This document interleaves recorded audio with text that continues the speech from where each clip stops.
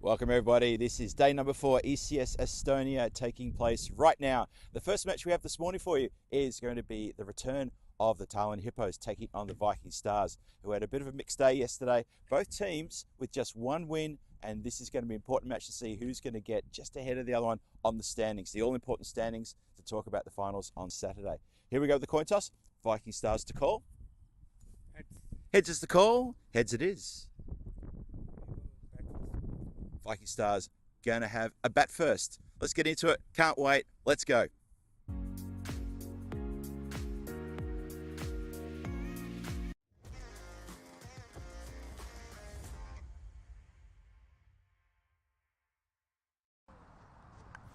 Good morning, ladies and gentlemen, girls and boys of all ages. Welcome to the Estonian National Rugby and Cricket Ground here in Tallinn. Phil G here for the European Cricket Network.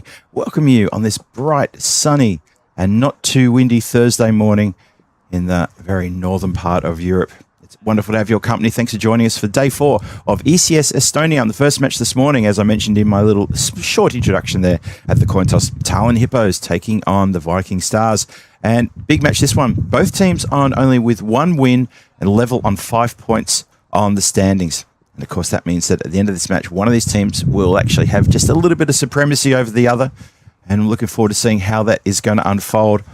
Very brisk conditions this morning. It's a bit cool. Some of the people who've got the short sleeve shirts on are probably thinking they wish they'd worn the long sleeve shirts. Umpires included, as the umpires are heading out into the centre right now. Just keeping an eye on the time. I think we're almost ticking over 2 minutes. Still got a few minutes before the umpires can go on. And it is going to be a great game. Thanks for joining us, everybody. It's wonderful to have your company here this morning. It's just ticked over 9:28. And just giving the thumbs up. And the umpires are walking out on the field. A very important match this morning. This is the last day for the Hippos to play the group stages. So Hippos have played 5 games already. They've got 3 games today. The Viking Stars also have 3 games, but they're going to be back tomorrow, so they get another little dip at trying to get points tomorrow. The Tartu Wolves are also in the house today. They're going to play the matches 2 and 3. 4 games coming your way, 4 very important games as well. As I mentioned, the Hippos will definitely want to be getting some points out of today, or else they will find themselves stuck on the bottom of the standings with no chance to make up any ground tomorrow, as they will not be playing tomorrow. They'll just have to sit somewhere in the team dugout, away somewhere in maybe a quiet location, someone's lounge, and watch the action unfold. Fingers crossed that they can still hang on to 4th place, or maybe even 3rd place with a couple of wins. They have a tough day today. They have to play the Viking Stars twice. They also have to play the Tartu Wolves. And you never know. You never know what can happen in cricket. There's a few ins and outs. There's a bit going on. So we will see. Sonic in the chat, just hopefully answered your question. Strikers not playing today. Stallions have already played their 8 games. And it's the other 3 who are going to be here today. Starting, of course, with the Tallinn Hippos, who are just getting to the line now, just a little bit slow out of the blocks. Umpires are going to probably have a word to them, say, come on, we've been out here for about a minute and a half. We need you out here as well. And they're making their way on the field now, which is good to see. The Viking Stars are out there. Umpires just giving the guard to the Viking Stars. And so an exciting day today. As I said before, you'll still hear the wind coming through the effects mic, and it's blowing through the shed here as well. But it's nowhere near as bad as it was yesterday. Yesterday, it was, well, everybody took a hammering. Officials, players, crew, everyone took a bit of a hammering yesterday. And I think we're all a bit thankful that it's nowhere near as bad as what it was yesterday. So, good morning to everybody. Hello to Rob Thompson. Hello to Johnny He. And hello to everybody out there. Hope you're having a wonderful morning.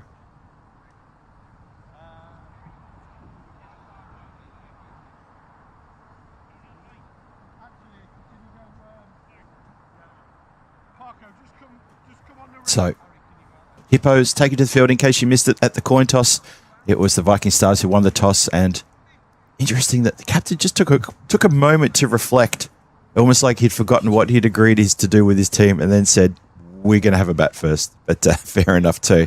And this is a good move for the Viking Stars. Look, they did bat first yesterday in their first game. They only managed to put on 115 against the Stallions, but they did defend that 115. I think a lot of people were quite surprised by that, including yours truly. So the games that came afterwards for Viking Stars, the batting was very different. And so they're going to look for a brisk start this morning as we start with the first ball being bowled. And TCAS delivers the first ball, and a nice bit of fielding there by KP. Big smile on his face. He's very happy with his work already this morning with that save. Second ball over the top of point, extra cover, and that's going to be punched away from the rope with a desperate dive. And this is quite a spongy field, so diving on the ground here doesn't usually end up with too many injuries, and that's run saved.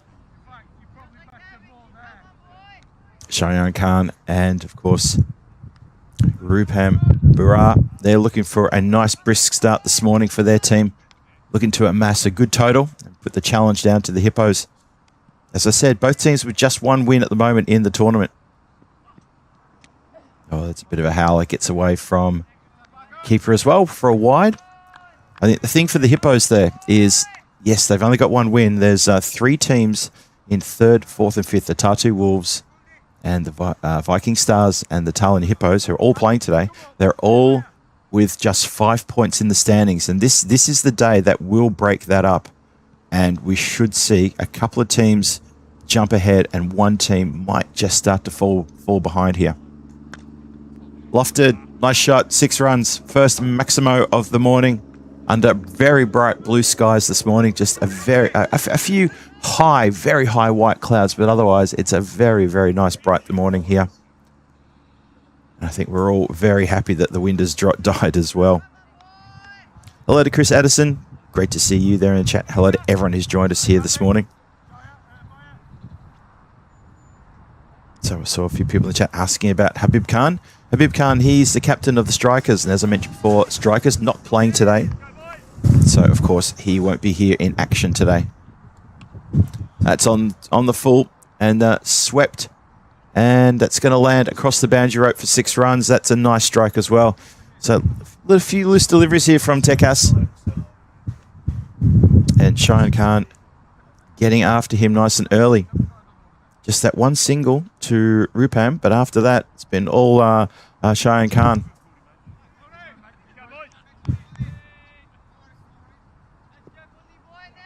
And Hippos trying to rev up the... a couple of the fielders just trying to rev up the team and saying, come on, boys, heads up, heads up.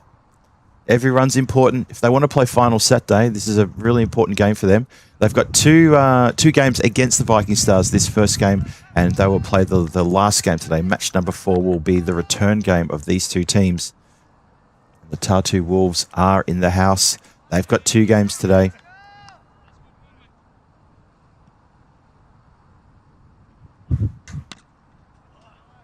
Oh, desperate stuff there.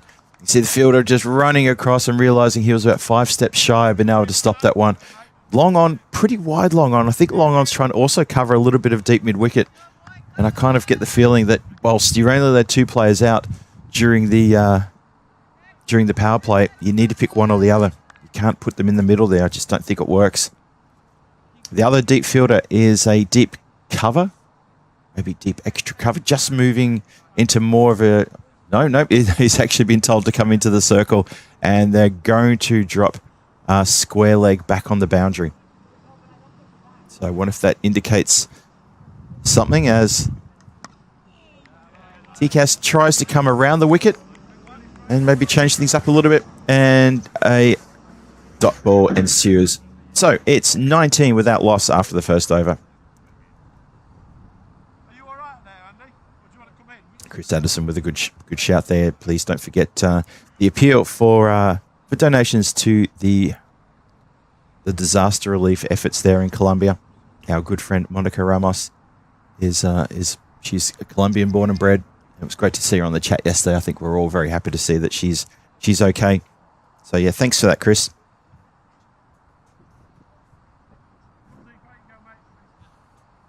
So brisk start there, 19 runs. Need to find a way to slow things down now. Harry Agarwal, he's got the ball. Very talented young individual.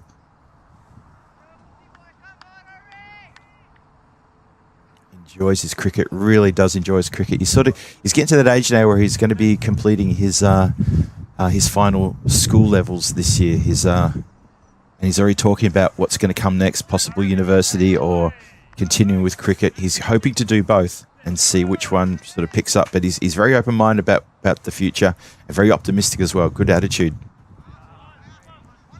Good start, full delivery. And clipped away to square leg. Well fielded too. Score moves up to 20.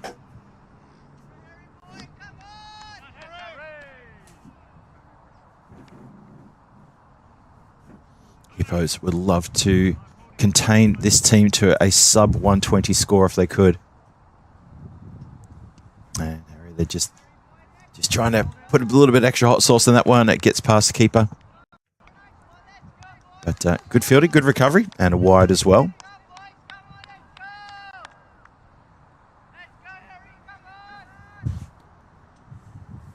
You can hear, I don't know if you can hear through the effects mic, there's a good bit of noise, a good bit of chat coming from the fielders. Getting right behind Harry. Almost cuts him in half. Great ball. Fantastic ball. Just had Cheyenne Khan in two minds what he wanted to do there. And that's exactly the kind of length you want to be persisting with. If you make it sort of too full, batter will get under it. But in that one, that's a bit of a change of mind delivery where the batter's thinking, is that going to be short enough to pull or should I get on the front foot? And in the end, it's too quick and almost cuts him in half. Well bowled. Does it again. It's a good length. I always say with length deliveries, in T10, sometimes it's the full ball, the Yorker that people tend to go for. But if you miss that Yorker, ends up being a full toss, and the batter's smart enough to get under it and quick enough, then you're going to find yourself in a bit of trouble. But that was a good length. A couple of dots in a row here. Oh, no ball. I think it might be a front foot no ball as well. So that's a bit disappointing. But some good signs here early for Harry. No ball plus the one pushes the score up to 23 without loss. And of course that means we have a free hit coming.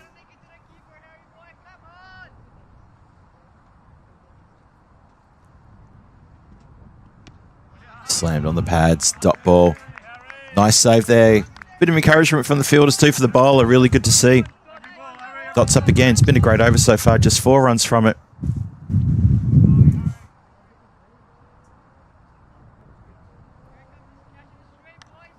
This is Barua, who is facing up to Ari. He had a pretty good day with the bat yesterday. He was responsible for almost getting the Viking Stars over the line on a couple of very big run chases with shots like that.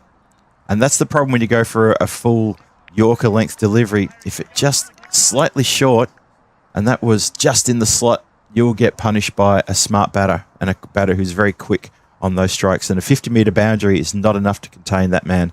And Rupam has put him over the rope for Maximo. He opens his boundaries account with that shot. So it was a good over. Still is a good over. 10 from it. One more to come to complete it.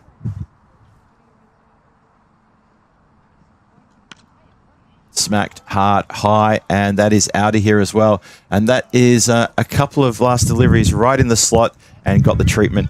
And that's a shame because that's ruined what was looking like to be a pretty good over from Agarwal. End of the second over, 35 for no loss. The Viking Stars off to a brisk start. Speaking of brisk starts, I think everybody here at the grounds had a brisk start. The brilliant blue skies, no clouds, or the very, very high clouds that they are. It was quite cool this morning. I reckon it's probably not even 12 degrees yet. I'm pretty sure it's very, very cool. I'll check my weather wall in just a moment and give you the update. The breeze is nowhere near as bad as yesterday. Yesterday it was a bit of a monster here yesterday. But there's always a persistent breeze here.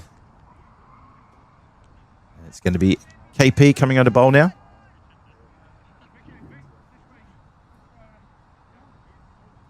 Big 9 wide on his back.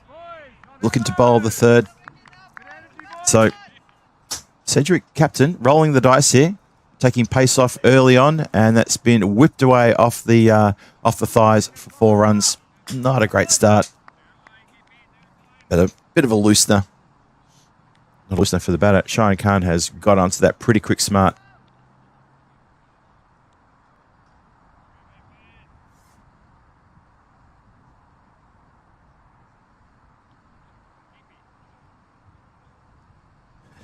DP in the chat is asking about the player comfort level. That's kind of where I was going with my weather wall. I often make that reference to the Tony Gregg weather wall, something which always confused me completely. The player comfort level, the random number that meant absolutely nothing. And that is a success there for KP. He's found a way to get through the defense and the offense of Cheyenne Khan, and he's clean bowled him. Quicker ball darts in, and success early there for the Hippos as they dismiss one of the openers. Khan has to go for 21 from 9 deliveries faced. He was looking pretty handy there, especially in the first over, really getting after things. So a bit of respite there from KP for the Hippos as they celebrate with a bit of a get around for that first wicket falling. KP is a bit of a character. Really nice guy too. I'm hoping might be able to get him on the comms with me later on today during match 3, but that's just between you and me, folks. That's just between you and me. Obviously, I want to find out about a lot more about Estonian cricket and about his role in the Estonian cricket. It's more than simply just playing for the Hippos. And in the third match, the Hippos are playing the Wolves, but apparently he's not needed for that match. He'll play in the last match. So I said, all right, well, why don't we get you on and I'll do a bit of an interview with you, and we'll also invite the chat to maybe ask a few questions as well. So hopefully I can get him on to have a chat about Estonian cricket, about his role within the Hippos, his role within the EKL as well, and what the future holds for Estonian cricket. Talk a bit about the juniors coming through as well, the success of the under-19s, and of course women's cricket as well. We'll have a chat about that. So fingers crossed I can get him on to comms later today, and that would be awesome. And also, now that he's taken a wicket, he'll have a bit to chat about as well. Always get a bit buoyant from that one. And follows up with a wide, unfortunately, to the new batter who's at the crease now. Rashidul Islam, who I thought batted really well in the late match yesterday in a very tough run chase. He was aggressive and he barely gave a chance away. So impressive.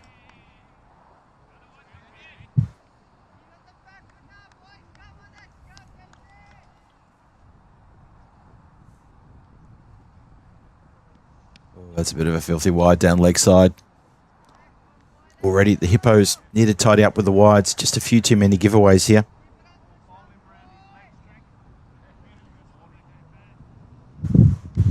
So 6 runs off the over. Got a wicket as well. Well, that 6 then doubles to 12 with that strike. Saw it, short ball, and a short ball gets punished in T10. That's kind of the rule when it comes to the bowling and the batting. And I think everyone can agree that that's exactly what happens, especially in the power play, when you've got 2 fielders out. One's at deep mid-wicket. The other one was at deep square, but it didn't make a difference. 50-metre boundary will not contain Rashidul. He is hitting the ball nicely today. Pops it around the corner, chase is on. Just the single. So good scoring here from the Viking Stars. It's a nice healthy start for them. They have lost 1 wicket, but still 48 for 1. And 1 more to come to complete the power play.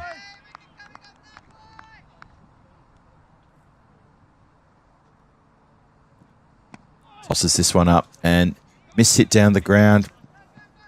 Sedgwick has to make a lot of ground to get across to cut that one off. They get through for a single. That'll finish the 3rd over.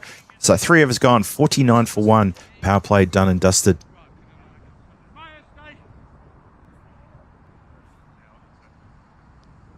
Good power play for the Viking Stars. Have lost a wicket, but otherwise I think it's they've taken advantage of just a few loose deliveries. Unfortunately for the Hippos, just a couple of wides, a couple of no balls as well. You'll be forgiven early on a crisp, very crisp Thursday morning for a few errant deliveries. And Captain Malcolm Sedgwick is going to continue with pace off, bring himself onto bowl. He's had some good success also in this tournament, picked up a few wickets. Let's see how he fares now. With the big hitting Rupam on strike, and also the field back now after the power play. Just me sit into the ground. Going to take a single. So, yeah, the field out, we have a deep square leg, deep mid-wicket, long on. Going around, no long off. However, regulation mid-off. And then you have a deep cover.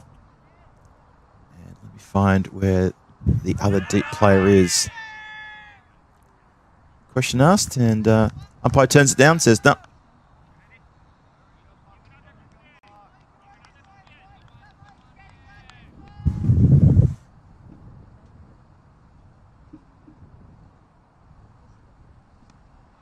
Tickled around the corner, straight to the player who fires in a throw very quickly, right from short fine leg. Well done, dot ball.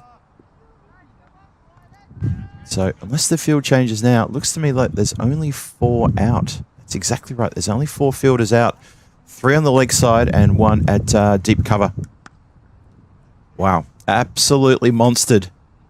That has gone downtown and then some. Look out, people in Tallinn, that's coming your way. That's a lovely strike. Had a lot of airtime and it goes a long way back for a Maximo. So put it in the slot and that's what happens.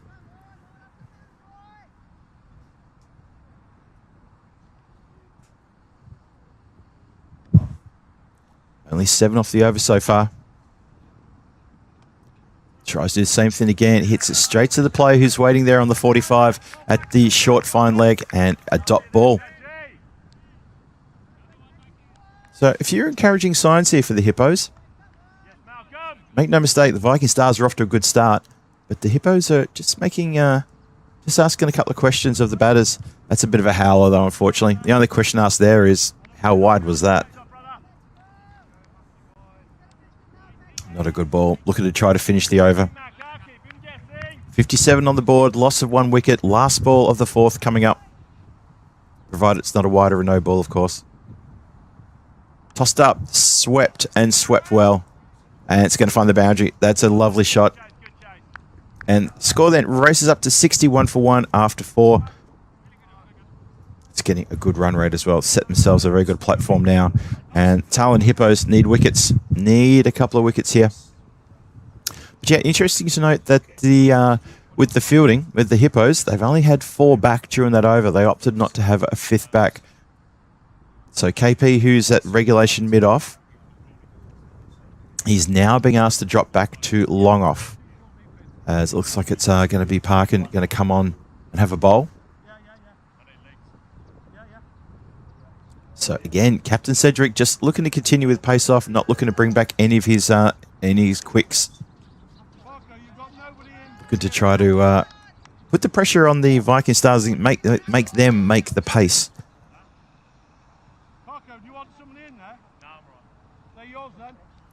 So let's have a look around the field and see what we got now. Yep, we've now got a ring of 5 in front, all in front of the wicket, deep on the boundary. And taken. Well bowled. Really well bowled. Bit cramped to play that shot. Tries to go a little bit aerial, gets a pat on the back for his trouble. But that is going to be the end of Rupam. Rupam looked a little bit out of sorts. It was a strange old in. He's 2 Maximos, but he's also chewed up a few dots as well. And he has to go on the 9th delivery face for only 16. And Hippo's going to be happy to see the back of him because you know he's a class act. He's a fast scorer as well.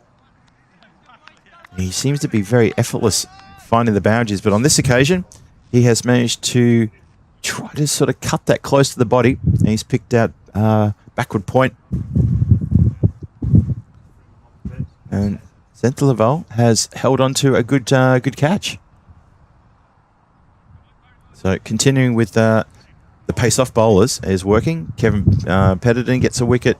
Parker now picks up a wicket as well. And it's 61 for 2 inside the 5th.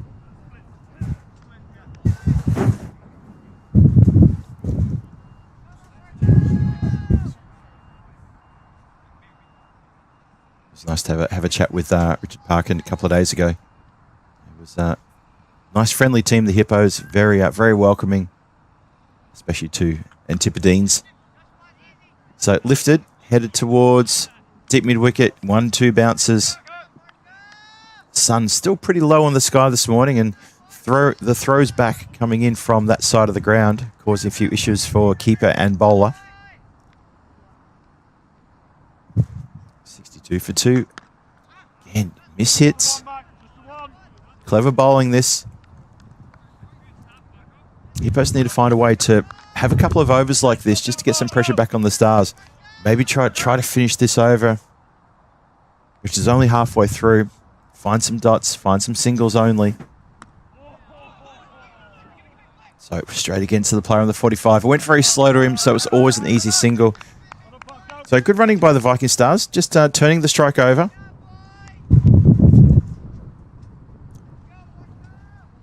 Ashudal is doing well. Ashore has just joined him. Goes to the big hoik. That's going to go straight to deep square. No problem. Good field placement then. Deep square, deep mid wicket, a long on, a long off, and deep cover. Nobody on the boundary behind the wickets though. Maybe something for the batters to think about if they want to sort of try to get a bit creative. Gives a charge and just pushes it. And another single. And that's the end of an excellent over from Parkin. 5 runs only, picks up a wicket with the first ball of the over, and it was only 5 singles all the way through that over. So well bowled. And the Hippos, yeah, they'll take a lot of encouragement from that that over. 66 for 2. Well done.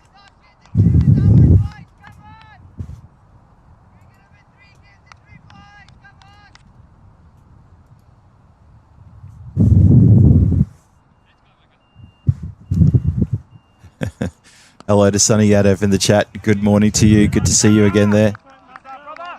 And yeah, the mods were straight onto that. I saw it as well, and the mods are straight onto it. So thank you for your comment about Suraj Verma. We will put him in the book.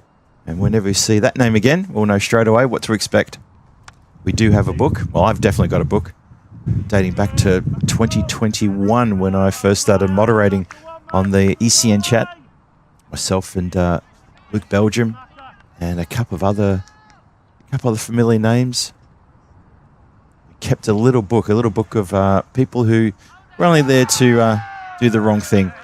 And that's a great bit of glove work and another wicket to one of the pace-off bowlers as Malcolm Sedgwick continues. And it's a nice bit of stumping work, good bit of glove work behind the stumps, and third wicket falls on 67. Viking Stars top order just coming a little unstuck here. Good work with Marco behind the stumps like that. And a very dangerous Rashidul Islam has to go.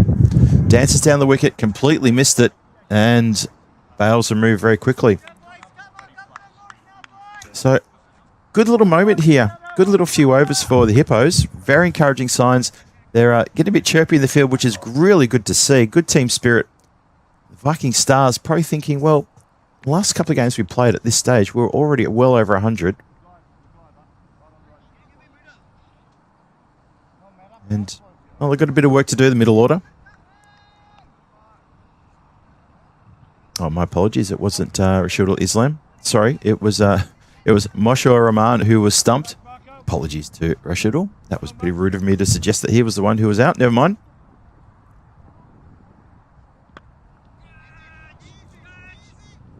Oh, that should have been 2 and 2.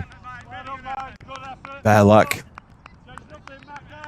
Just an extra step. That's all it was needed, an extra step. And that ball has slammed into the fingertips, and that's your wake-up call. That's the equivalent of an alarm clock right next to your head, that one. And almost the same thing again. A couple of fielders combined to stop that one getting to the boundary rope. Good work. Good over. Again, what's that? 4 runs from the over, a wicket, and 1 more to come to complete it. The Viking Stars are kind of stalled here. They've just hit 70 for 3. Last ball of the 6th coming up. It's collected the leg. It's going to go for a leg by unless there was a tickle with the bat. Watch the umpire. He says, no, Phil. That was all pad. 1 leg by to finish the over. 71 for 3. Good over. Good couple of overs put together there by the Hippos, giving their team a little bit to talk about in the field, which is really excellent. Very, very good indeed. Once again, hello to everyone in the chat. Hello to Nick the Brown Bear, who just joins us. Johnny, he's still in there as well. And also a shout out to Pradiksha Patil, who says, good commentary, give respect please, 100%. Thank you for that. We tried to do the right thing, so we only ask that everyone else does the right thing as well. So, anyway, thank you everyone for joining us.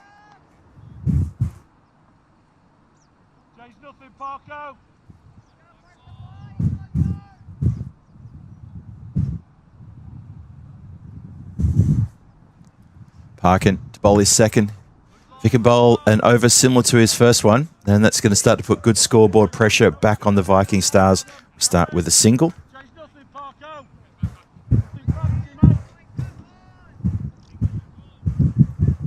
I saw a comment in the chat saying that Stu Hook is going to finish this game in a couple of overs. Unfortunately, he won't because he's not named in the side. And Parkin has been taken to the boundary for a Maximo. Just a bit too short. And the batter just a bit too good.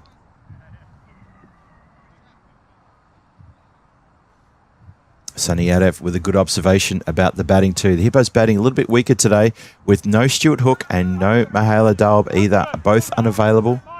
Both with work commitments that they were unable to get themselves out of. We'll see. Hopefully maybe Hook can turn up later today. That will be fingers crossed that he can do that. Smoked, and it does have legs. Just for a second, I thought maybe Hatridge might get some of that. He doesn't. It goes for another boundary. So back-to-back boundaries now. So the Viking Stars starting to step up again here, as they need to, with only 3.5 overs left. The score is 84 for 3. So a couple of big Maximos, and suddenly all things starting to come good again for the Stars. Goes again, and that's going to be a hat trick. But not for the bowler. Hat-trick for the batter. Nice strike in this one.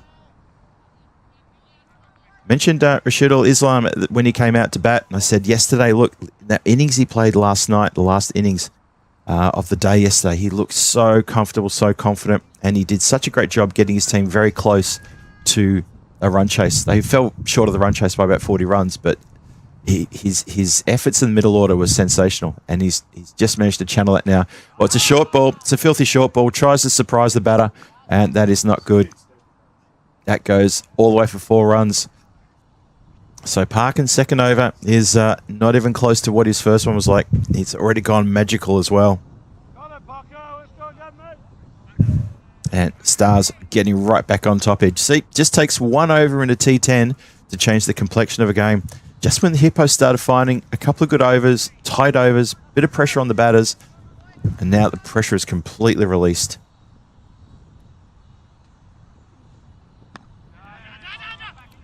Quick single into the covers, always on. Fielders on the circle, right back on their heels, not really walking in with the bowler either. Always a single there. That's going to complete the over. Ends up being 24 off the over. Fantastic over for the Viking Stars. Gets them storming along now. 95 for 3, 7 overs gone.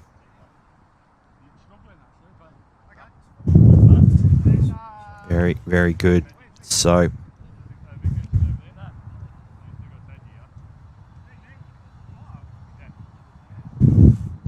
three overs to come. A few decisions to be made there by the captain. It's going to feel that, okay, that over was definitely not won by us. It was definitely won by the Stars. 24 runs. Best over of the morning so far. And he's going to turn to Tikas. And Tikas gets put out of the park with a lovely strike. As it hits something very hard and something that doesn't move with a loud thud. Heard all the way around the ground. That was quite a statement there. 100 up for the Viking Stars. Inside the 8th. So maybe not the same momentum that the Viking Stars had yesterday with the batting. I'm not talking about the first game where they only scored 115, but the second and third game they played yesterday, they were up into the hundreds by around about the 5th over. So a little bit slower. But this man, he is an absolute powerhouse. He brings up his 50 with the previous 6, and he goes beyond that now. So it was 50 off 18 with 6 sixes. He's now got 7 sixes. He's up to 56 now. So well played to him. Helps himself to another half century. And he's doing exactly what the Stars needed. It's now the case of, well, it's less than 3 overs to go. We are going to try to put everything out of the park. All pressure back on the bowler now. It's now coming around the wicket. Slight change of angle. Does cause the batter a few issues, and he cannot get underneath this one. And it looks like Dikas is going to switch back to over the wicket now.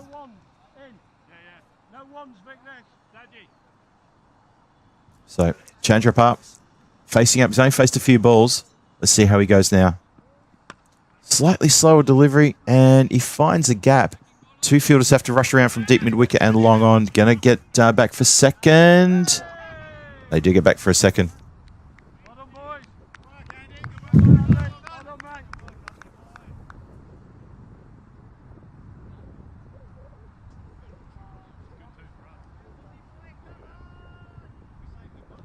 So, Hippos facing a score that's starting to grow now. It's 110 for 3.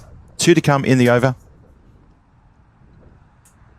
Some good running between the wickets. Some good lusty hitting there, especially from Rashidul. He's really starting to get his motor running.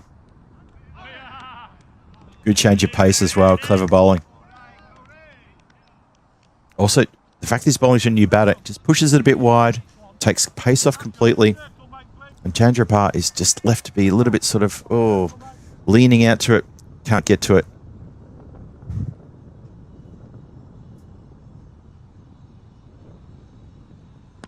Gets to this one, though. And that is going to carry the boundary rope and land probably about 10 metres in front of the comms shed. Comms/production shed. And a big Maximo. Good morning to Zahid, tuning in from the United States. Thank you for joining us this morning. Always good to see you there in the chat. 116 for 3, 8 overs gone, 2 more overs to come. Projected score is around about 140, 150, that kind of ballpark. And that's a pretty good ballpark to be in. And with the Hippos down a couple of their recognised batters, Mahela Dalb and Stuart Hook are the two that are missing, the two big names that are missing. You do get the feeling that the Hippos may struggle with this run chase.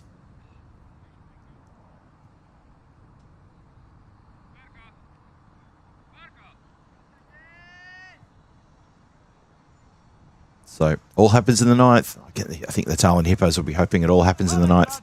I'd love to clean up a couple of wickets here. Let's see how we go. Shedel is facing. And here we go. Pushed for just one. Single is always on. Chandrapar set off very early. Thought for a moment maybe Shedel might even turn him back, looking to try to be the powerhouse in these last couple of overs. As Saji is on the bowl, as he's affectionately known, Saji. I could call him Sajith, but I'd rather go by the name that his team call him.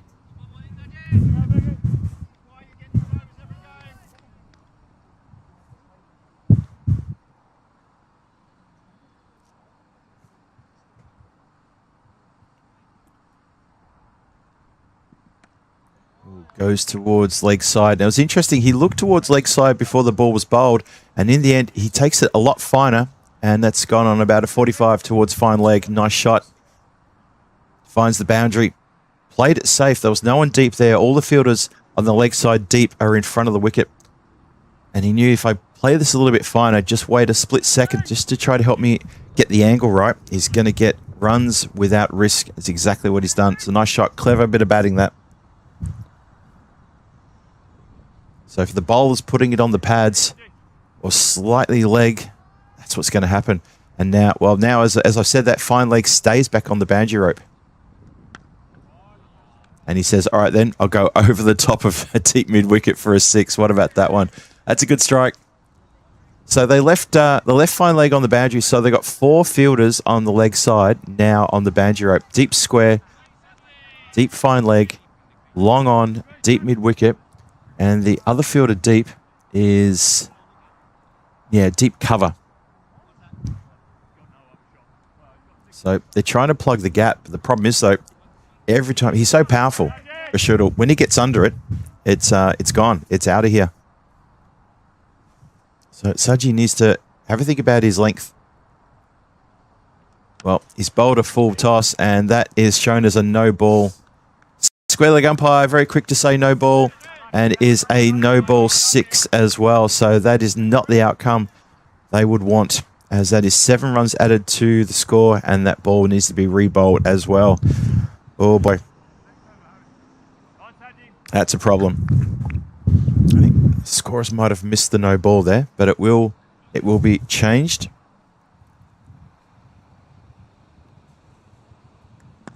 Hit up in the air. And look out, officials.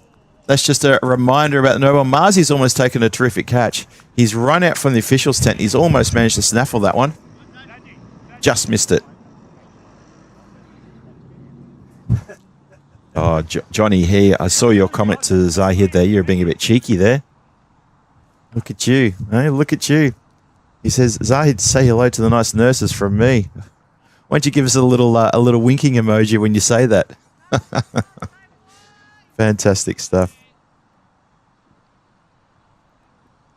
Well, if you're going to do that, make sure to say hello from me as well. Last ball of the ninth. And the Stars are marching here. They are looking very bright, as that is a 1 bounce just inside the rope for 4 runs. That is a huge over. It goes supersonic. It's a 31 run over, thanks pretty much to that no ball 6. Not a good over from Saji, and not a good over for the Hippos. So about 4 overs ago, Parkin was bowling really well. Cedric picked up a wicket and went for a sub 10 run over score. And how fast things have changed. The last couple of overs, it's just been pure carnage. And the Viking Stars are marching towards a very big total now.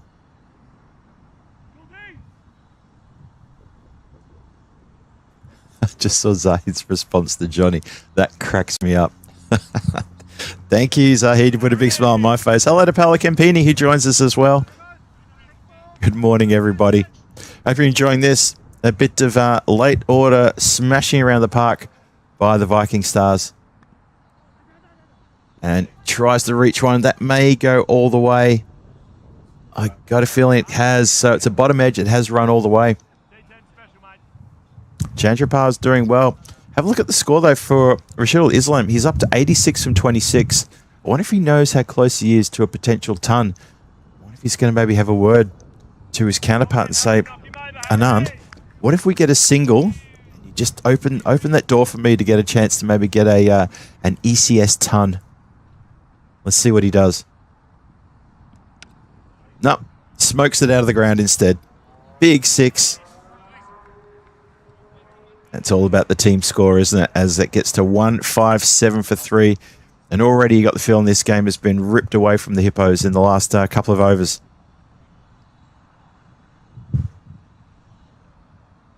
Yep, excellent batting. There's such aggression.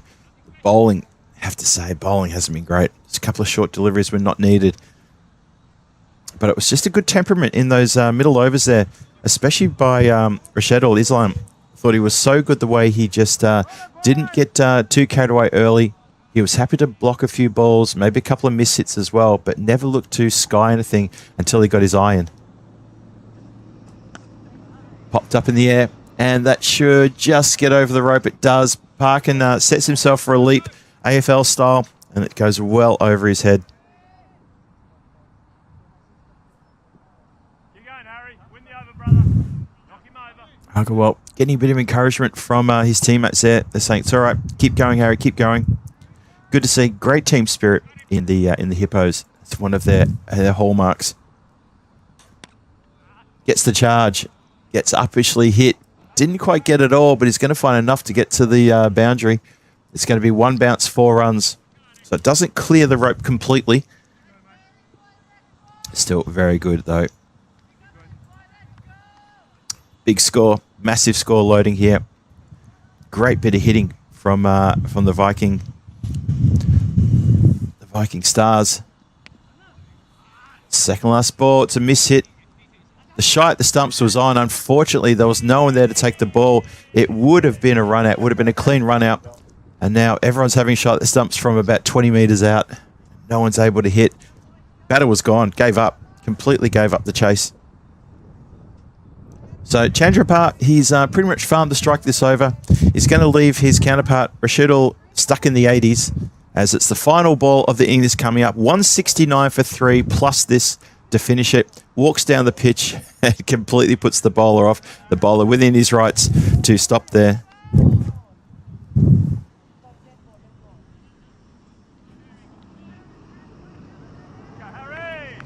Let's try that one more time. You can see that the batter just started walking down, and Ari, quite within his right, pulled out of the delivery. Let's try it one more time. Well, this has gone a long way in the air. Got a feeling it's going to clear the boundary rope.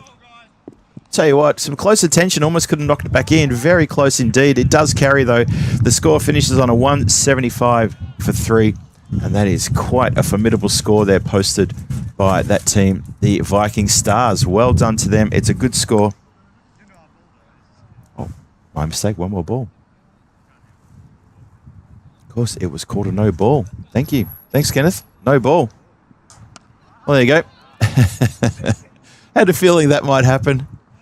And we do finish with a Maximo in the end anyway. So, well, there you go. A 176 turns into a 182. That is a mammoth score. And can you believe it's a 35 run over? It does go supersonic. Oh, commanding effort here in the second half of this innings. That's quite something, isn't it? Go back and have a look. After the 5th over, that was 66 for 2 after 5. 66 for 2 after 5. That's incredible. That was 68 for 3. Ended up 182 for 3. So 68 for 3 halfway through the 6th. Took them 4.5 overs to muscle along and pick up a further 124 runs. Crazy. Absolutely crazy. Yep, 118 runs in the last 4 overs. You're indeed correct. That is astonishing stuff there. The bowling just seemed to get a little bit short. Just missed it.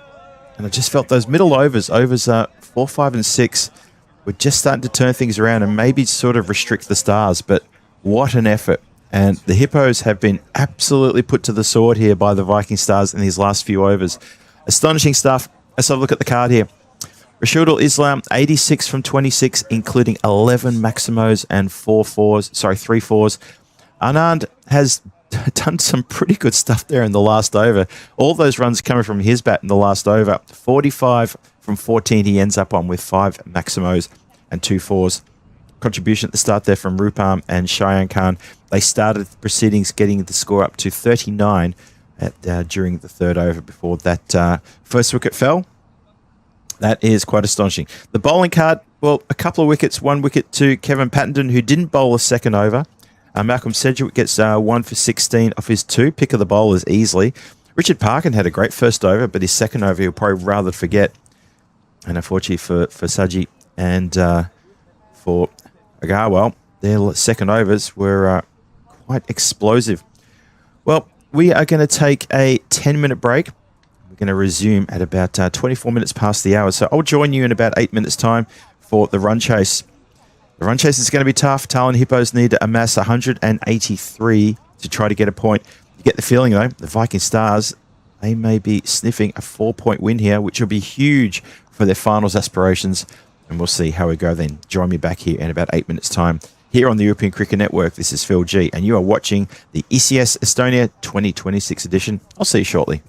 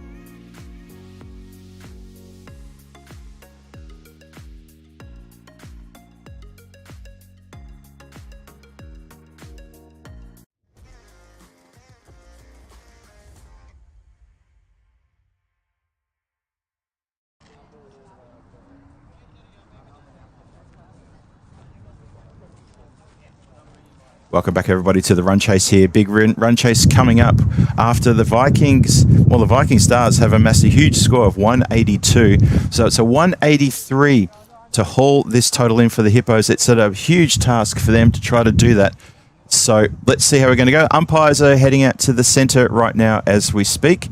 And the players are getting ready as well, giving the players and the umpires a thumbs up. And they can head out to the centre. Had a quick chat with the umpires as well just during the break, and they were saying that if they were allowed to, they'd wear earmuffs because the wind is quite cold in the ears. And yeah, not as bad as yesterday. That's the key. So massive score on the board of 182 for 3. The Hippos right up against it. When you have to challenge yourself to try to drag down a total like this, it's so tough to be consistent with your scoring. It's easy to say, well, you just need 18 runs and over. Yeah, but you got to do it for 10 overs. And it's tough. Not everyone can do it. International teams struggle to do it. Amateur teams struggle to do it. Everyone struggles to do it. There is sometimes the teams can do it, and that's why it's quite an amazing way of it happening. So anyway, it can happen. Let's see how they go. They need to get off to a good start. The power play is going to be super, super important.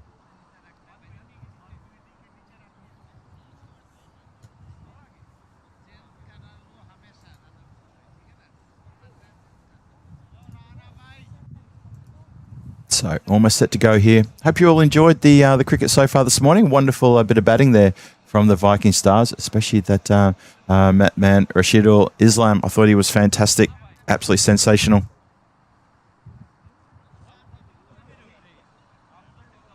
Johnny here says good morning to Dave Robson as well. Mars is returning my special little badge that I like to wear and use for the coin toss.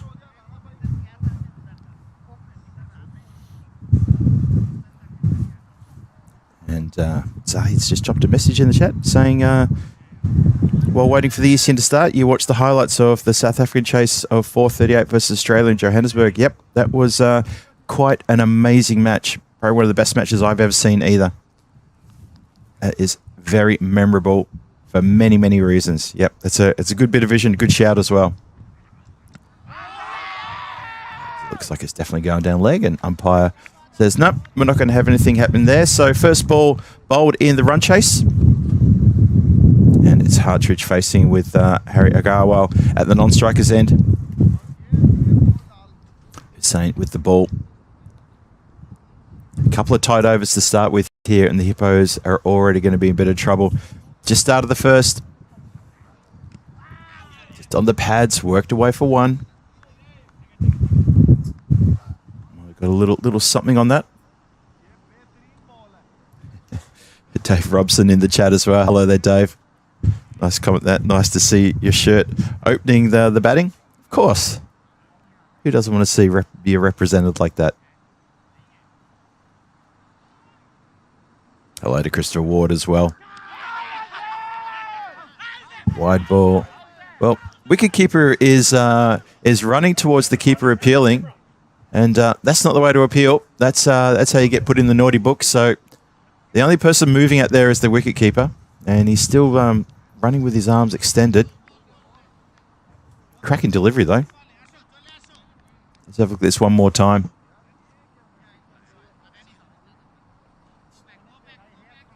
It's pretty wide down leg side. Don't think it got anything. I think wicketkeeper was maybe thinking of other things when he went for that very, very lengthy, long appeal. We'll never know. No appeal there, as it's a nice forward defence. Good solid start here for the Viking Stars. Good tight bowling. Good question there from Stu in the chat. Why is he appealing to square leg? Because probably the standing umpire turned him down. He thought, I'll get a second opinion on that, which is not on. It's not cool. It's not right. Nice shot that, though. Oh, a lovely strike. Harry sees one he likes, and he hits this one through the infield, slightly elevated, but he's picked the gap perfectly and punched it to the boundary rope for first boundary. First boundary for the Hippos. Opens their account. Nicely done. Yep, Zahid, you're absolutely right. That was a quite overzealous appeal there from the wicketkeeper, and To be perfectly honest, probably should know better than that.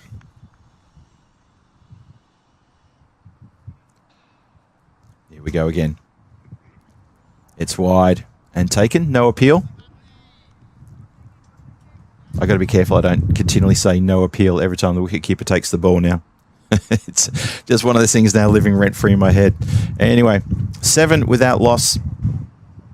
Tied over already, and that current run rate is just ticked up a little bit to 18.9. It's always going to be a tough run rate. Hippos need to make a good game out of this, though. They've got 3 games today. Elevated, and that's a really nice strike right in the slot and got the treatment. Hussein standing there mid-pitch with hands on hips, looking like a teapot, and that is a lovely strike. Put it right in the good spot, and any batter worth their salt would have done the same thing. Hippos move to 11 without loss now.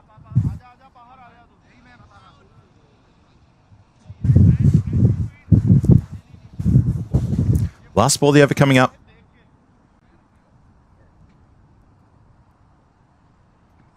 Tries to bang his short, and it's uppercut away for 4 runs again. That's a nice bit of batting there from Harry. And the Hippos then are going to move to 15 without loss after the first over.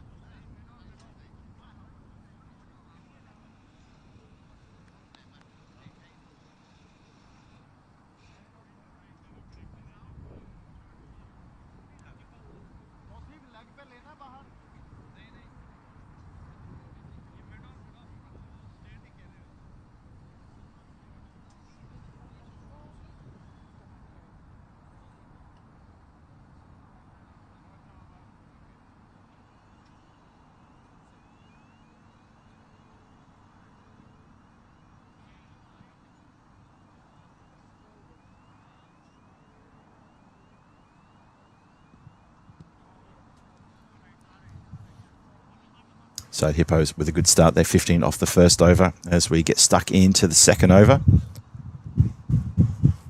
Tausif Akhtar with the distinctive orange boots. He had a bit of a back problem yesterday.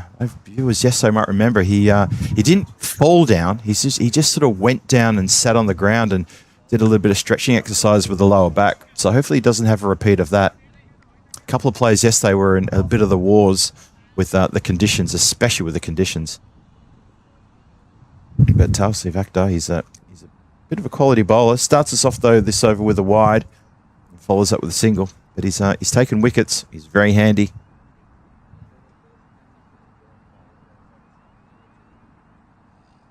But, yeah, Hippos looking to push things along here. Harry started well. Misses the leg side wide. Wanted it, though. Got a long off and a long on. Long off a lot straighter than the long on. Just to in front of our camera, a couple of steps to the left. And long on sort of halfway towards deep mid wicket. Sort of in that weird little zone sort of between the two places. We continue. And that is hit over the covers. Very strong over the covers. Struck that beautifully. Sounded good, looked good.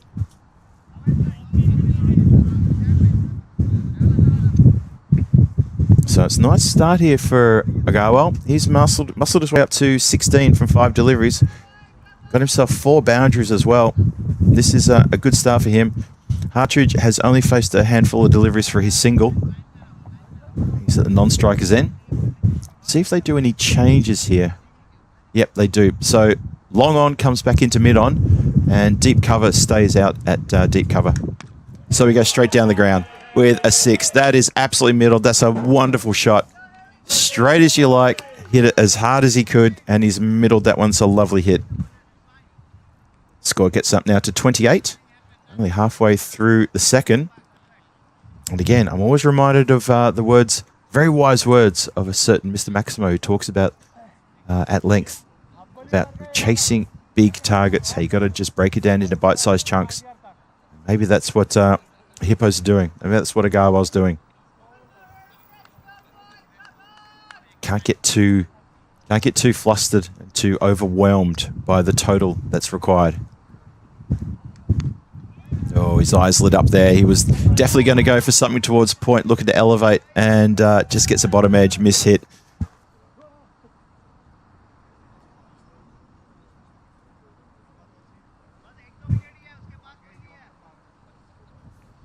Talsif charging in again. Oh, he's tried to bounce that one, and he's bounced it off the pitch.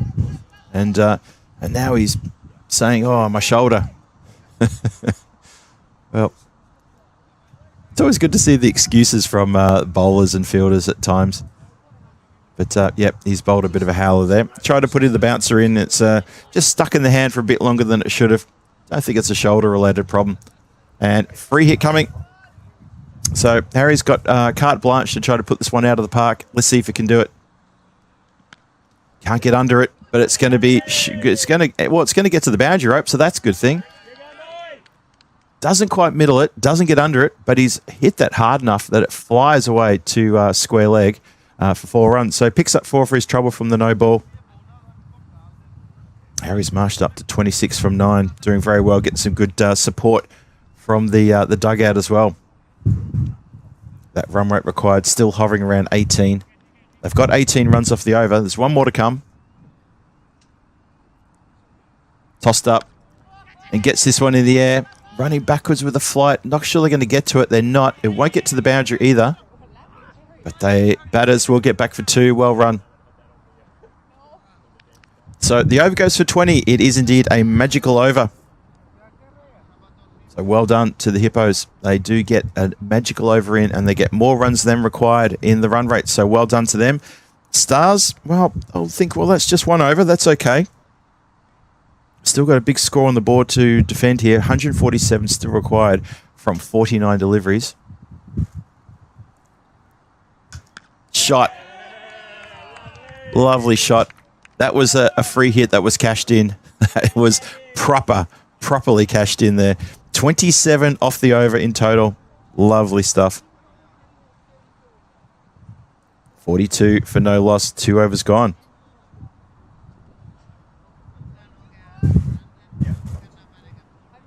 Campini saying looks like decent weather in Estonia. It's still breezy.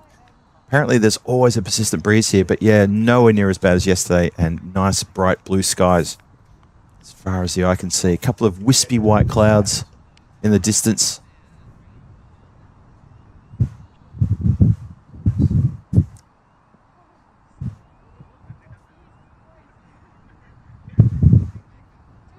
So we're going to start the 3rd over now. Last over the power play. 42 on the board. Good stuff from the Hippos. It's a brisk start. It's a good start in a big run chase. Cut. And he's found the gap. 4 runs. Simple as that. Just too wide and a bit too, well, put him up pretty much in the exact spot to make a good cut shot. And there he goes. Bang. 4. Good shot.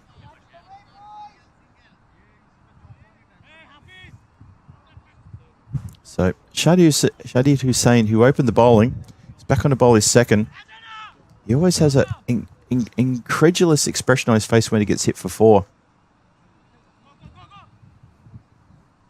So now, captain is moving the fielder from deep cover to deep point. And long off stays at long off just in front of the camera. And that is hit straight to the fielder.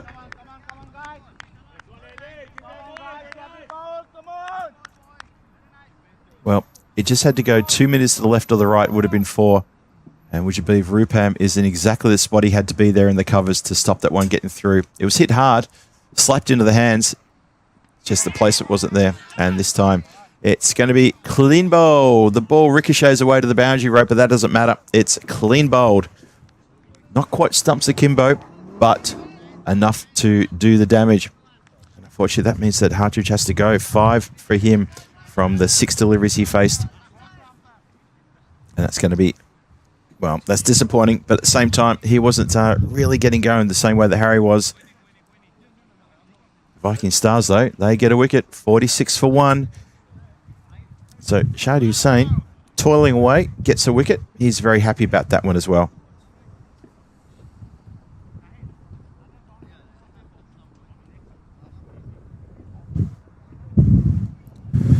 So wicketkeeper Marco Vake is coming in. He's been elevated up the order. I was looking to see who may come in next, but it's going to be Marco who's got the duties. Dave Robson, yep. Your last comment, 100% agree. It's a lot of weekend warriors and armchair experts out there.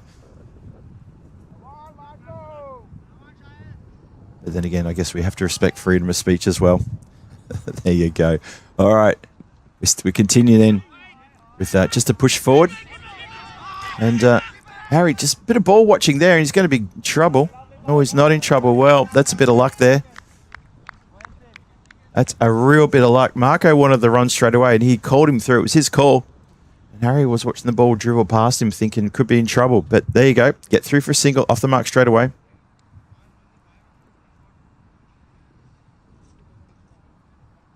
Oh, well, 34 from 11. See if we can add to that one. Oh, it's a wide ball. Don't have to worry about that.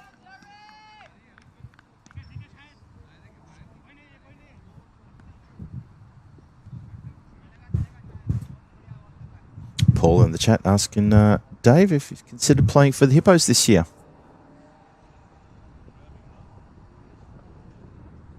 That's a good answer there, Dave. Understood completely. Oh, well, just with a forward defensive push, nothing really behind that one, but finds a single, and that's the important thing, keeping that strike turning over.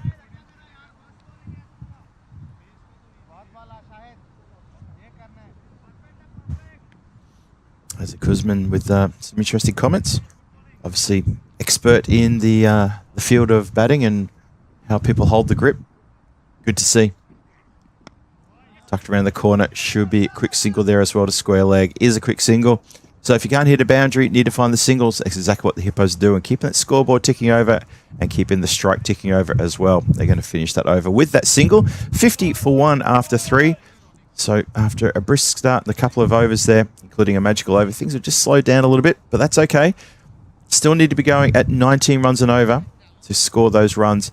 But I think more importantly, the Hippos putting up a good fight here at the top, keeping the Viking Stars guessing and keeping them at bay as well. 50 in the power play is not to be sneezed at. It's still pretty good.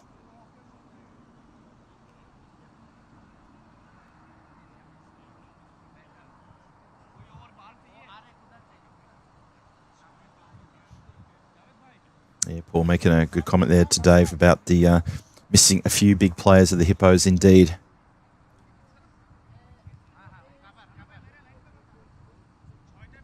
So 3 overs gone, power play done. Let's with the field. So they've got a wide long on, a very wideish, very squarish deep mid wicket. And persisting with the long off, deep cover and deep point. And a wide ball bowled there with the first one of the 4th over. So we've had 6 wide so far. Marco's got 2 from 2. Clubbed into the gap, and good bit of chase, good bit of running there from the fielders to get around to that. Thought it was going to be a bit of a close finish. In the end, they get back. Cheyenne Khan very fast across the ground there at long on, at a wide long on. As I say that, he's actually come back to almost like a regulation long on. Struck down the ground again. Going to be just another single.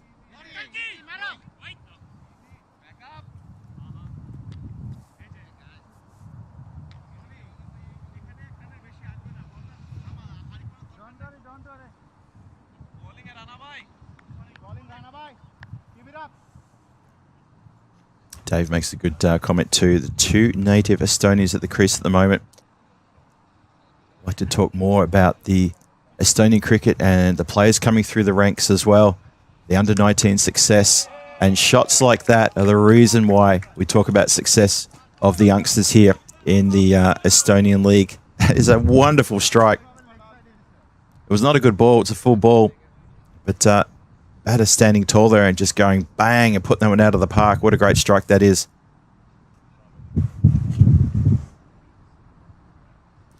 Looking forward to getting a special commentator into the comms box with me for the third match today. That'll be the Hippos taking on the Tartu Wolves, where we will get to talk a bit about the Estonian cricket scene, talk a bit about the youngsters coming through, the under-19s, the women's league, the women's team, talk about the past, present and future prospects of this EKL and Estonian cricket. I'm looking forward to that.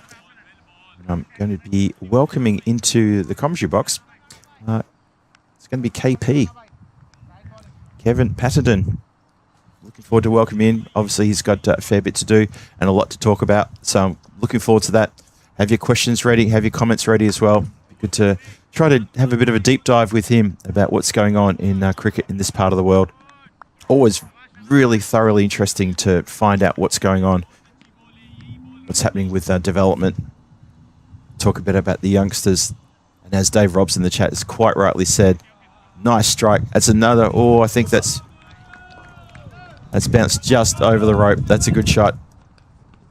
Yeah, as Dave says in the chat, it's so wonderful to have two native Estonians out there in the centre. It just makes such a difference, doesn't it? Always a thrill. So finishes with a Maximo. Nice shot. 18 runs off the over. Pretty much almost what they needed. They need to be going just over 19 at the moment. But 68 after one. Sorry, excuse me. 68 for one after four.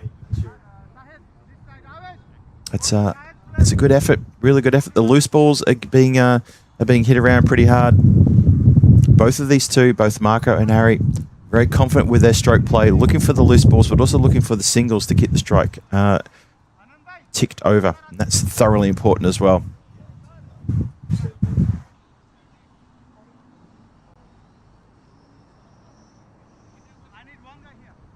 Hello to Darren Bailey tuning in from South Australia.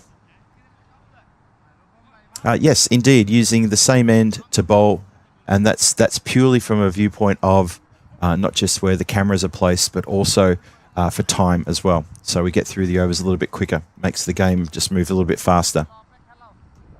But thanks for joining us, tuning in from South Australia, where it's overcast and 15 degrees. Well, it's sunny and about 15 degrees here. In fact, if it's 15 degrees, I think I might be lying to the tune of 1 or 2 degrees. With that wind, it definitely feels more like 12 degrees here at the moment. There's a few long sleeves out there in the centre as we look forward to starting the fifth over with 68 for one on the board. Dug out, sent down the ground just for a single.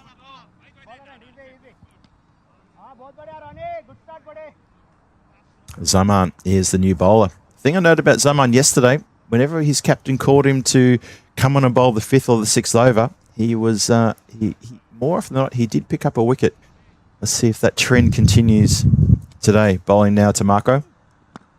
Marco elevates, doesn't try to hit it too hard, more just working the ball down the ground and just the one. Good throw back to the bowler. Could have been trouble if they tried for a second. So good bit of running there. Good morning to Julian Dawson as well. Hello to you.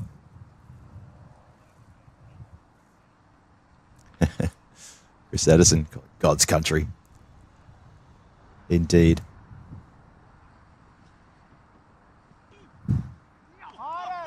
Swing and a miss. No appeal from the wicketkeeper on this occasion. Obviously referencing a very lengthy appeal from the wicketkeeper early on in the match. Oh, sorry, early on in this innings.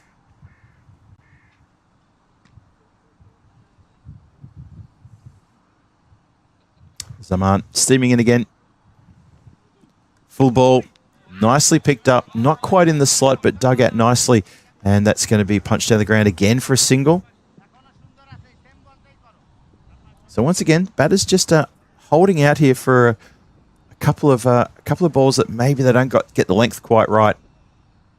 But they're getting set in their way now, and I'm liking the attitude here. It's well outside the line. Probably missing about 2 sets of stumps to the leg side there.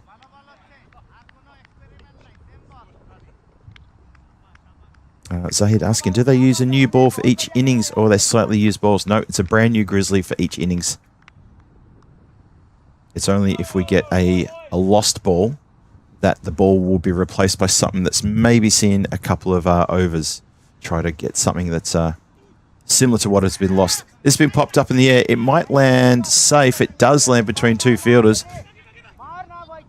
And taking a little bit of time to get the ball back in. And that's clever running. Good, clever, quick running between the wickets. And good, loud calling as well. There you go, kids. That's what should be done when you're running between the wickets. You call and you go. Your partner says go, you go. Good over, though. Zaman has only given away a handful of runs there, just 5 from it. So 5 overs gone, 73 for 1 on the board, still 110 to go. They've only got 30 deliveries to do it. Need to be scoring at 22 runs and over. The game, look, the game has pretty much slipped away from the Hippos at this point. But I think there's a lot here to play for still for the Hippos. And as I said, I'm liking what I see.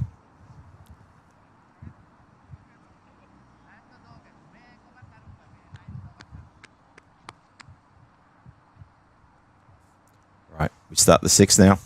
It's going to be Cheyenne Khan.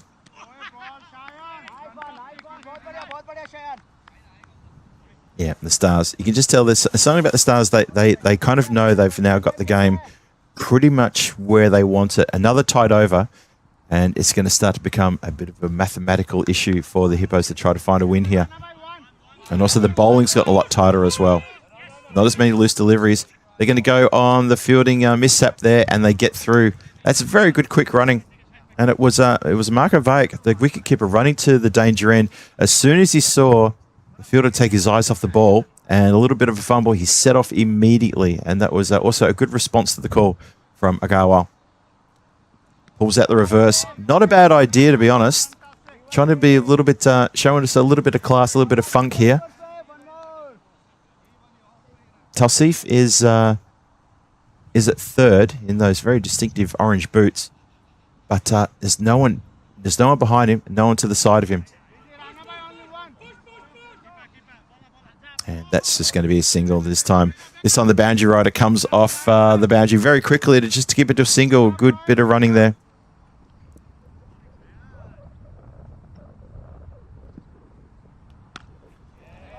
Shot. Unloads everything behind that one and pumps it across the boundary line for a big Maximo. Wonderful strike there from Marko. He marches up to 25 from 10. Harry Agarwal's going well too. He's got 42 for 21. These two have put on a good partnership. Came together with a score on 46. So this is a really good partnership. It's a 36-run partnership. And they've done this in, what, 3 overs and a bit. But it's also just about steadying things and taking responsibility at the top order.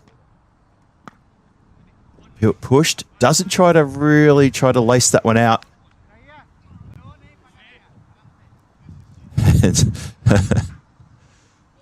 That was interesting over there with Marko just trying to get into his ground and just gave the bowl a little bit of let me in please, and then they give each other a little high five and mutual respect, so it's all good.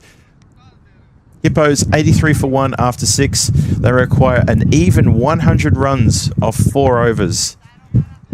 Going to be tough. But these two, it's good to see them batting together. 2 native Estonians as well, as Dave Robson has dubbed them, and he's absolutely correct. It's wonderful to see this partnership, these 2 youngsters doing really, really well. I guess everyone to me is a youngster, isn't it? I must be the oldest person within about 100 miles of this place. Oh, Phil. Shot. 6 runs. Marko has absolutely pumped that one out of the ground for another 6. So the motor's starting to run quite nicely here. The partnership is picking up nicely. A couple of boundaries in the last few deliveries as well. Puts a little bit of extra confidence into the step of the batters. And the Hippos dugout also yelling out some good comments as well. Getting right behind their batters here.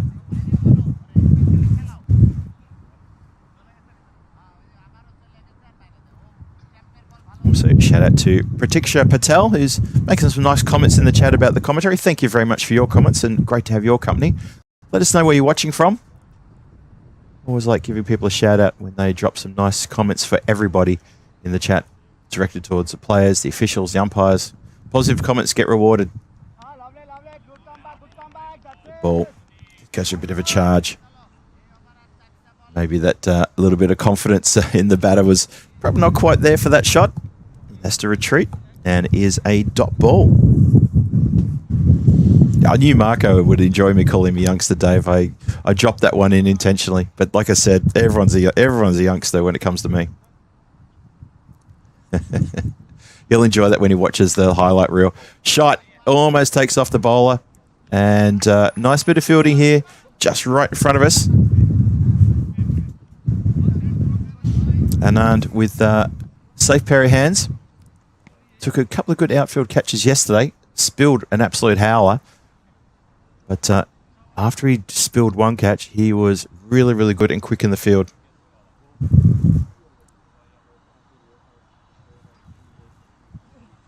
Zaman continuing. Yet to have a wicket. Great ball. Just a good delivery. That's almost like a wicket-taking ball, that one there. Doesn't find an edge, doesn't find the stumps. Well bowled.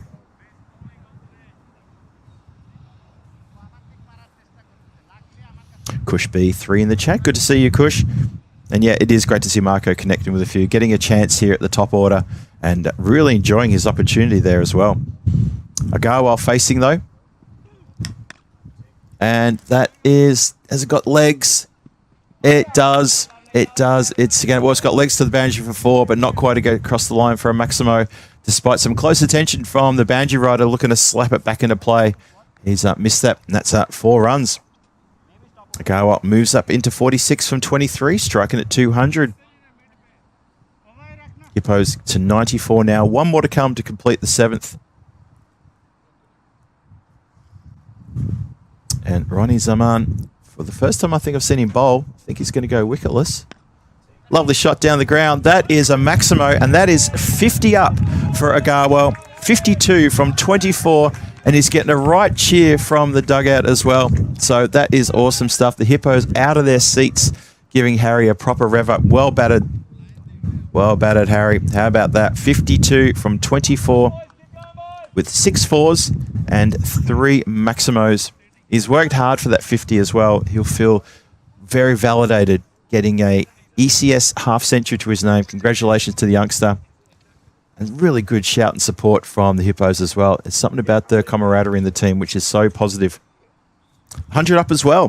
100 up, 100 for 1, 7 overs gone. Still 83 runs away from where they need to get to. The run rate required is through the roof. But it's just enjoyable to watch these two getting about their business. And now Marco tries to pump this one towards deep mid-wicket. Oh, they're going to have to get on their skates here. They do. They get back for 2. Excellent running. That's really good running.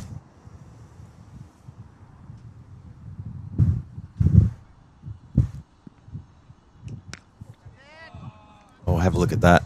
That is smoked out of the park for a big 6. Just reading Dave's comment there. And Dave Robson, who was heavily involved in Estonian cricket, and I love his expert little comments, and I really appreciated his umpiring this week.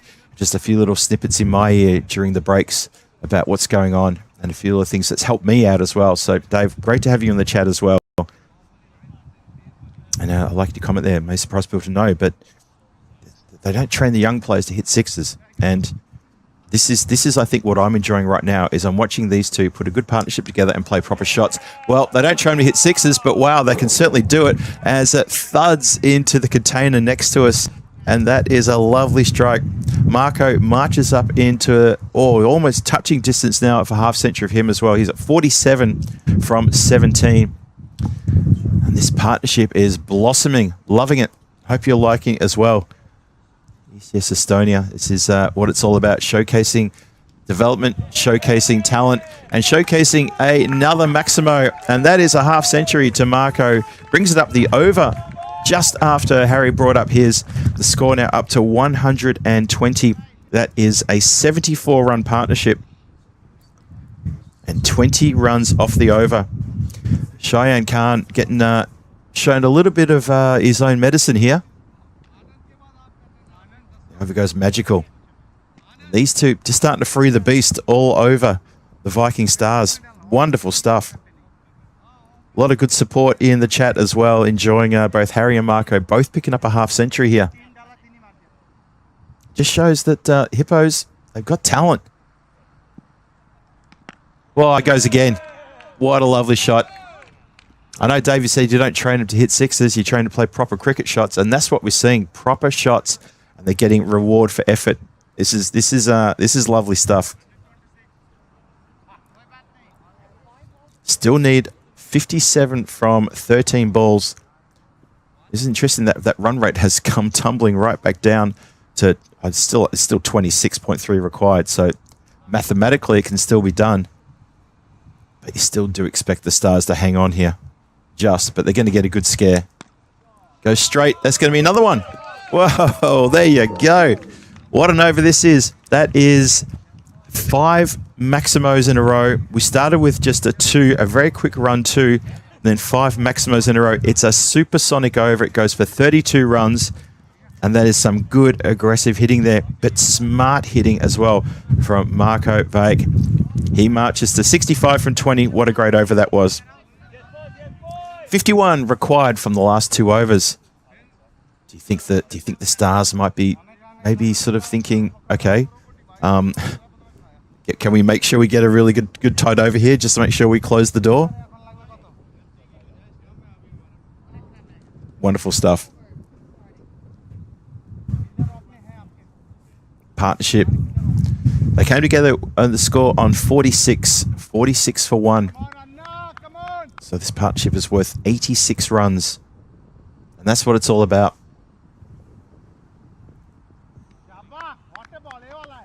Good first up delivery at the start of the ninth.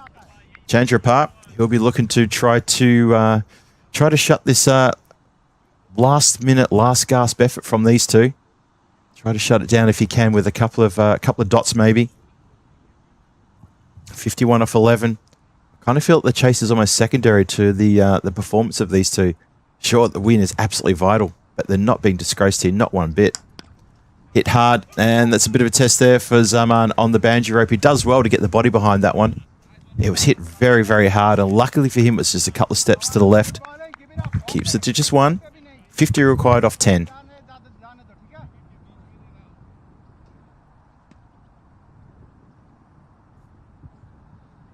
$133 for 1 in the ninth. Clubbed, and that's going to be for deep cover. Comes off the banjo rope and just the single.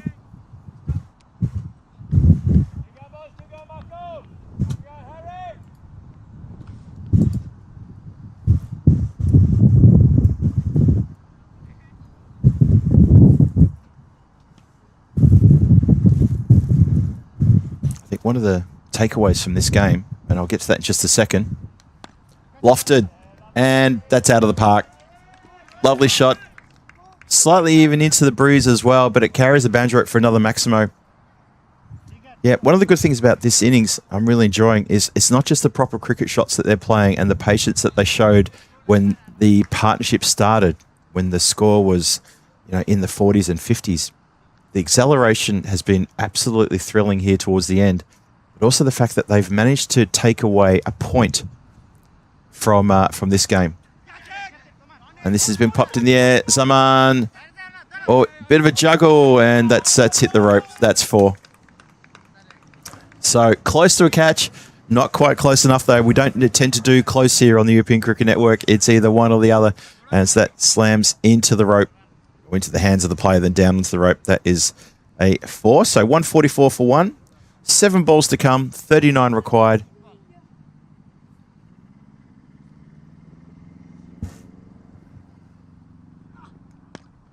Shot coming down towards the hut. Oh, I can't believe I missed that. One bounce and into my hand. Can you believe it? He's managed to get it through the target. That's a bit like something from Star Wars. The target is only 2 meters wide, the thermal exhaust port. The target here is, 40 centimeters wide and about 1 meter tall, and I've almost cleanly grabbed that one. Never mind. It would have come flying straight in. So it was a lovely straight drive. 150 up for after 9 overs. 150 for 1 for after 9. And the Hippos, well, they're not only just taken a point away from the Viking Stars. Viking Stars looking to get the 3 points here if they can defend 33 runs in the last over. But also, bless you. but also they've taken a point away from the game as well. So it's not going to be a 4-point win to the Viking Stars, who might have thought at some point during the innings break, well, we've got 183. We're playing against the Hippos. We should be considering that we might get a 4-point win here. And it's not going to happen. Oh, despair on the face of Marco as he's managed to get an edge, and it's just gone away for a single. And the despair was simply him thinking, I so wanted a boundary there. Positive attitude. Absolute positive attitude there. Good work on the boundary rope here. Keeps it to just one. And that's a good tight first 2 deliveries there from Rashidul Islam. Goes inside out. And is that going to carry the boundary rope? No, not even close. Goes a lot squarer than I first thought. I thought it was coming a bit more towards cover. And it goes a lot squarer, but they're going to get through for another couple there. This partnership is now over 100, by the way, too. It's now worth 108 runs. Sensational partnership. Great bit of batting from these two. Goes down the ground one more time. Good fielding there from Zaman again. Is that a bit of work to do? The throw is good, I think. Oh, right next to the stumps. I think he's home. Oh, I think he's gotten home. Oh, Agarwal dives and he makes his ground. Desperate stuff here. 156 for 1. 2 more balls to come. They're 27 runs astray of the target required, but this has been a terrific run chase, and this has been a fantastic partnership between these two. Goes cross bat, gets a single out towards deep mid wicket. Not sure there'll be 2 there. And there won't be 2. So barring any wide or no ball, it's going to be last ball coming up. Pulls out the reverse and gets it past Torsifu. Got a bit confused by the spin there. They're not going to try for a second. It's a single off the last ball. And that is the game done and dusted. And the Viking Stars players, and wicketkeeper especially, got across to the 2 batters, gave them both a really, really good little a smile and a pat on the back and said, well played, well batted. 158 for 1 after 10, and they can hold their heads high. That is a very, very good effort indeed. Close the window here now that the game's finished and I don't have any more Grizzlies trying to come into the box. First Grizzly we've had almost would have bounced. It bounced just in front of the window, and it came up and it almost came into the box. Kenneth and I almost had a third person in here. Anyway, what a partnership. What a fantastic effort that was from the Hippos to get to 158 for 1, chasing a target of 183. The win will go to the Viking Stars. Of course it does. It's end up being a 25-run victory there. And that is good for them. So they get 3 points out of this, and that's going to help their chances to play on Saturday in the finals to no end. It's going to be a very good boost for them. For the Hippos, they'll take 1 point out of this. Have a look at the batting card as well. So Andrew Hartridge at the top there, 5 from 6 deliveries, including a 4. He was the first casualty, and we lost him when the score was 46 for 1, only halfway through the 3rd over. But after that, it was all down to Harry Agarwal and Marco Vague. And look at that, 71 and 72 respectively. Harry's 71 off 31 deliveries, 7 fours and 5 maximos. And Marco really put the foot down early. And he just actually, when he did put the accelerator down, he really looked impressive. He was hitting the ball to all parts of the ground. And he had 9 maximos in his 72 off 25 balls. These two have put together a fantastic 112-run partnership in 7 overs, 7.5 overs. So congratulations to those two for a fantastic innings. Unfortunately for the Hippos, it's not going to be enough to get them all the points. They get 1 point out of this. Viking Stars will get 3 points. But that was exciting stuff. And thank you very much to everyone in the chat who enjoyed that. And the top score, of course, goes to Marco just by 1. Just pipped Harry by 1 run there. But 71 for Harry. That is fantastic stuff. I think I could just reading your comment, Dave, I think it's probably the best score in the ECS for both those two on the European Cricket Network. So what a game. Hopefully the next game will be just as exciting. I'm pretty sure it will be. It's going to be the return of the Tartu Wolves. They're going to take on the Viking Stars. That's coming up next on the network. That's at 1:30 the hour. So we've got a bit of a break here for about 24 minutes. We'll be back in 20 minutes to introduce you to that match. I'm looking forward to that one as well. And the return of the Tartu Wolves. We'll see how they go. And news from the toss is that the Viking Stars won the toss and elected to bat. And that is the next match coming your way, match 14. That's coming up on the European Cricket Network. This is Phil G. You're watching the European Cricket Network, and this is the ECS Estonia. And we're going to be back in a few moments' time. I'll see you then. Don't go too far.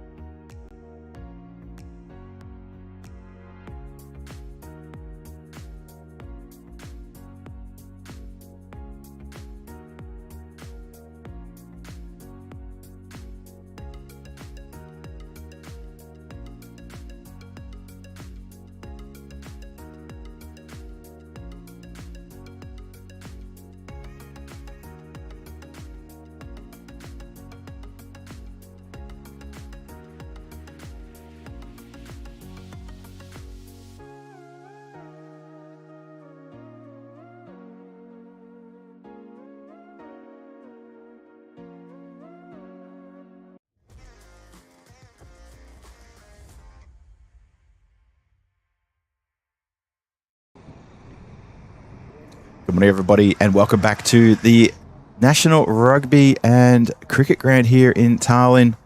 Wonderful to have your company again here on the European Cricket Network. This is ECS Estonia. It's day number 4, and next match coming your way on the cards is another big match. It's match 14. It's the Tartu Wolves taking on the Viking Stars, and that's scheduled to start very shortly in about 2 minutes' time. Let's call it, say, 2 minutes' time.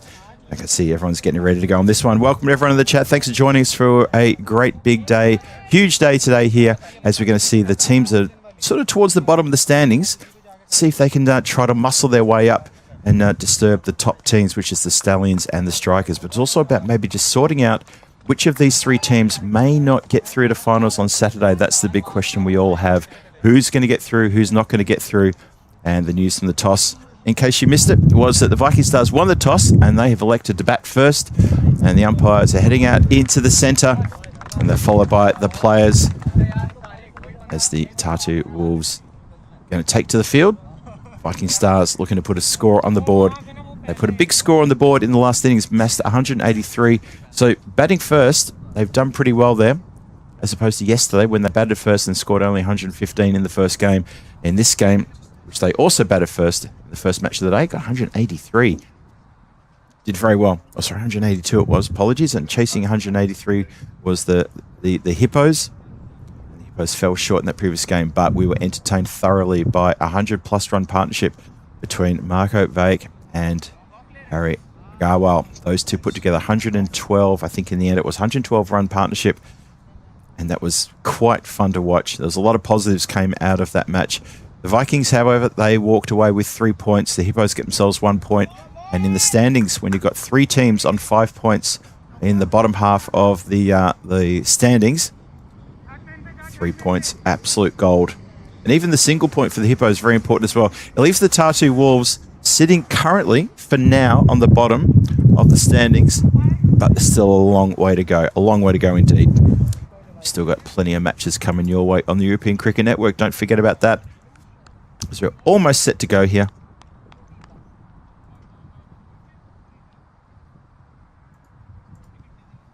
So players are ready. Just waiting for the umpire, waiting for that clock to tick over as it does right now. And we're going to start. Full delivery. Punched out into the covers and a quick single to start things off. So bowling. Who are getting off strike. And interesting to note with a bit of a change in the batting. Change in the top order. Cheyenne Khan drops down the order. And Rashidul Islam is being rewarded for some of his fantastic efforts with the bat. And he's been asked to open the batting against the Wolves. Let's have a look and see if that's a successful ploy by the captain. Well, doesn't quite get all of that one. It's going to be 1 bounce, 4 runs. But still happy with that. Will be the Viking Stars, and they open up their boundary count with that shot. Hello to everyone in the chat. Thanks for joining us. Wonderful to see you all. Johnny here. Rob Thompson there as well. Zahid sticking around with us as well. Good to see you too, Kev. And Scotty from the European Network Supporters Club of Australia joins us too. Yeah, the wind's still blowing here, Scotty. Still blowing a bit of a gale, but nowhere near as bad as yesterday. And there's a genuine appreciation from everybody here that it's nothing like yesterday, but still a bit of a breeze there. And hello to Chris Addison as well. I definitely saw you in the chat. And I had a little personal moment during that game too. Finally, a grizzly tried to get into the shed here. It bounced right in front. It was Agarwal smacked one down the ground. It bounced over the rope for 6 runs, and then on the first bounce, it basically, I had to put my hand out of the window to stop it from coming into the comms box. It would have gone straight through comms and production, would have invaded our little cubby hole here. Unfortunately, I didn't manage to grip it cleanly, which is a shame. It's a bit weak for me. First opportunity, and I missed it. Thing is, I was saying to Kenneth here, who was pushing all the buttons here, doing a great job as our production manager, if I'd just stood to the side and let the ball go through the window, because the window was wide open, it would have gone through the window, it would have gone straight out the back through the doorway. And anyone who's seen my video on the Spanish squad, on our little club we've got there, you'll see that the windows and the back door are perfectly aligned. that ball would have probably would have bounced on the bike path and gone across the road. Could have been a danger to the cars. Anyway, personal moment for me, but not so much for anyone else. Swing and a miss. As the Viking Stars look to try to notch up another few points here. Make sure they can try and lock in third place in the standings. Maybe even sort of give a bit of a shake to the tree. Stallions, remember, have played all their games. Strikers have got games tomorrow. But you can go to ecn.cricket and have a look at the standings. See all the good information there about what's happening and what can possibly happen. I'm going to click it over to the standings now. The sound of the wind coming through the effects. Mike, apologies for that. Talk through that in just a moment. Full ball. Nice Yorker. Just outside the off and punched down the ground for a single. So the Stallions currently top of the standings right now on 17 points. Tallinn Strikers in second place, but they've got 3 games still to play, and they've got 16 points. The Stars in third place, and they have got, well, this game, and they've still got a few games to go. I'll get to that exactly in a moment with their lovely Maximo. Nice strike down the ground. 6 runs. So the Stars are playing their 5th game right now, and they'll have another game today, and they've got a couple of games tomorrow. So they've got a chance to shake things up a little bit if they can get some wins under their belts. The Hippos, they have played 6 games. They got 2 games today. They're playing the Wolves after this. Then they have the return match at the end of the day against the Viking Stars. And they're on 6 points in 4th place. And the Wolves, well, they've played the least amount of games. And that means they've got to play the most amount of games next. And they are on 5 points on the bottom of the standings. So ecn.cricket, have a look at the events. Click on the ECS Estonia, and you'll find the standings details all there, all locked and loaded. And of course, this time tomorrow, it'll probably look a lot different. And tomorrow evening, we will know exactly which team is not going to get through to final Saturday. So 5 teams, and then on Friday, we'll know which team drops off. And then Saturday, well, by Friday night, we'll be able to tell you exactly what's going to happen in the finals with the Eliminator, and then Q1 taking place on Saturday. So that's what we're playing for. But the Stallions and Strikers already locked into Saturday action. That's pretty much assured now. Tries a short ball, and it's easily negotiated around the corner. Very fine, and gets past fine leg for 4 runs. Doesn't try to elevate, just helps it on its way, and using the pace of the bowler as well. So I think currently, on the strength of how many games are left for each team, you have to say with the Hippos, with only 2 games left, only 1 win they've had, and 5 losses, sitting with 6 points. Yeah, if they can't get a win of the next 2 games, it could be a little bit tough for them.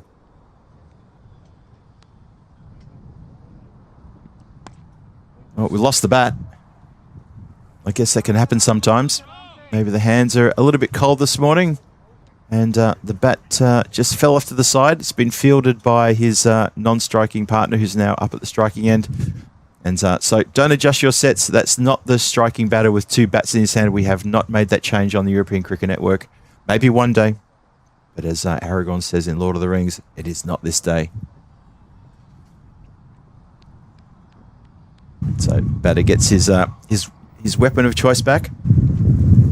There's that Rashidul Islam who lost his bat. And, well, Rupam has lost the ball out of the park. Has absolutely smoked that one into the next village with a wonderful strike. Big hit. Really big hit.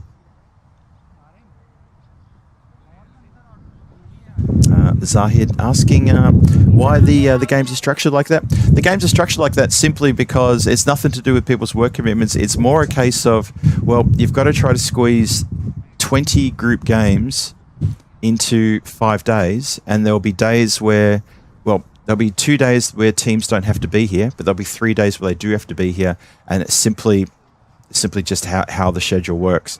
So Stallions played all their games in the first 3 days, and the Wolves play all their 3 games in the last three days. That's just how it works. It just changes. Obviously, all teams, it's pretty unfair to get all teams at the ground on the same day, because then you would have a situation of maybe one team might play 3 games, another team might play just the 1 game. So it's about trying to make it as level a playing field as possible. But there's always going to be teams which will then have to play more games towards the back end of the group stage.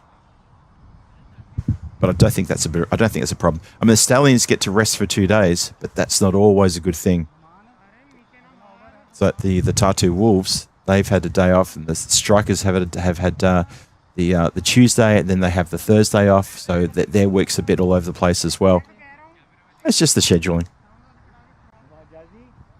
At the end of tomorrow, all teams would have played 8 games. No team would have played 4 games in a day, and every team would have to have played 3 games on 2 occasions and 2 games on 1 occasion, and that's the evenness of the schedule. So hopefully that's answered the question for you. Thanks for asking, though. Hope that makes sense.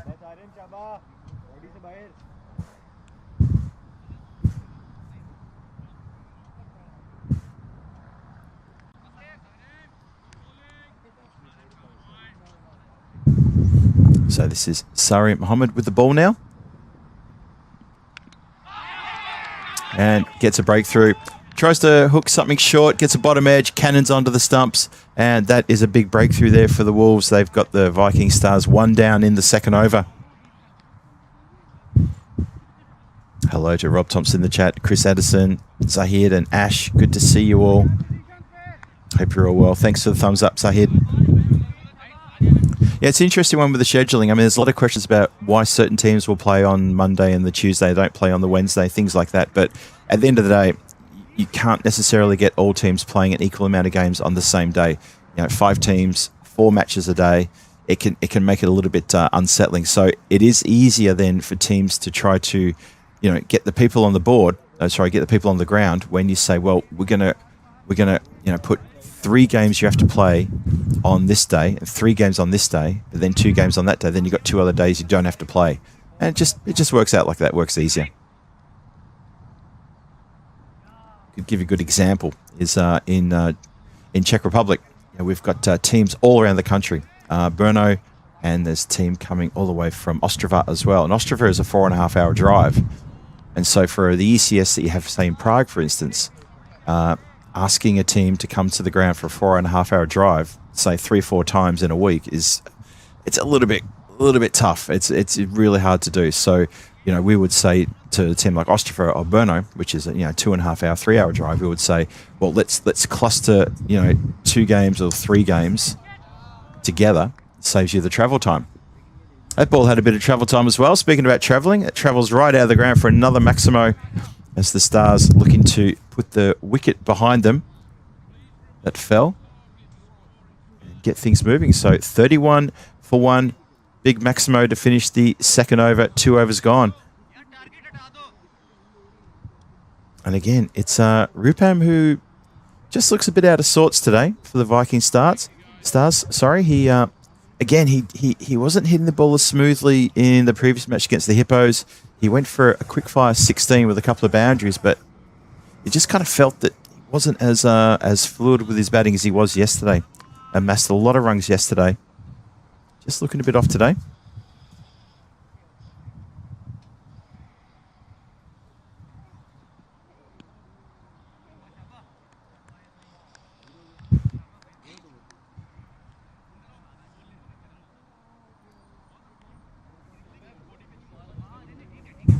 Two for 1 with that wide.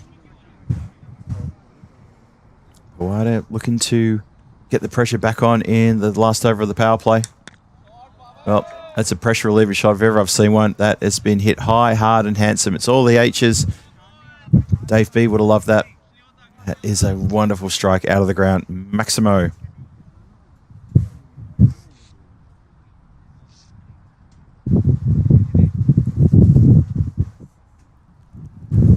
Just going to wait for the pill to come back. We've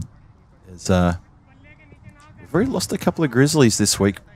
Not as many, though, as some series. So that's good. So to the side, to deep mid-wicket, just beyond there, there's a big sort of open area. Not as big and wide as it is, you can see on the camera, sort of towards where the rugby posts are and where the nets are. Not as sort of open like that, but still it's quite open. It's quite a fair way to go to get to the property boundary. And it's quite flat. So we don't have too many lost balls there. We've only had 1 hit that has gone over, or maybe 2 that's gone over the commentary box, like over commentary and production, and has skipped right the way across the road. That happened yesterday. Nice shot. Driven out square towards point boundary. Hits the rope. 4 runs. Lovely shot. Doesn't try to ever hit it. Doesn't try to elevate. Just content to just push it down. And, some instructions being shouted out to the batters here from someone very close to comms and close to the microphone. Always a pleasure.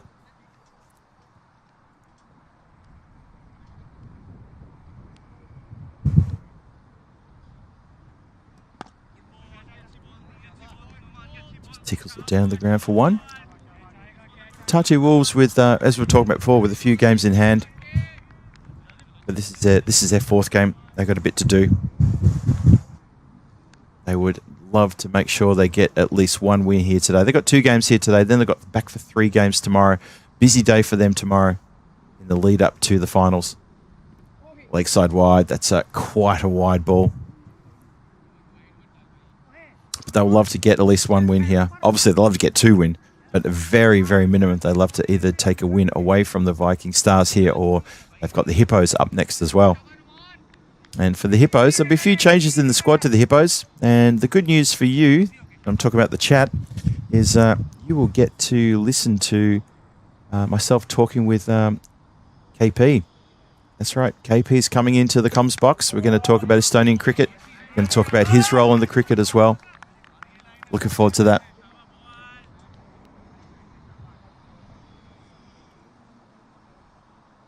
That's, of course, not the KP you're thinking, but Kevin Petterden, who played in the first game, but he's not playing in the 3rd game. So we had a bit of a chat, and we said, yep, let's get you in to talk about Estonian cricket, add a little bit of extra colour to the Hippos game, but also just add a bit of colour to the Estonian cricket scene as well. Talk about where they've come from, where they are, and where they're going. Talk about the World Cup qualifiers that took place last month.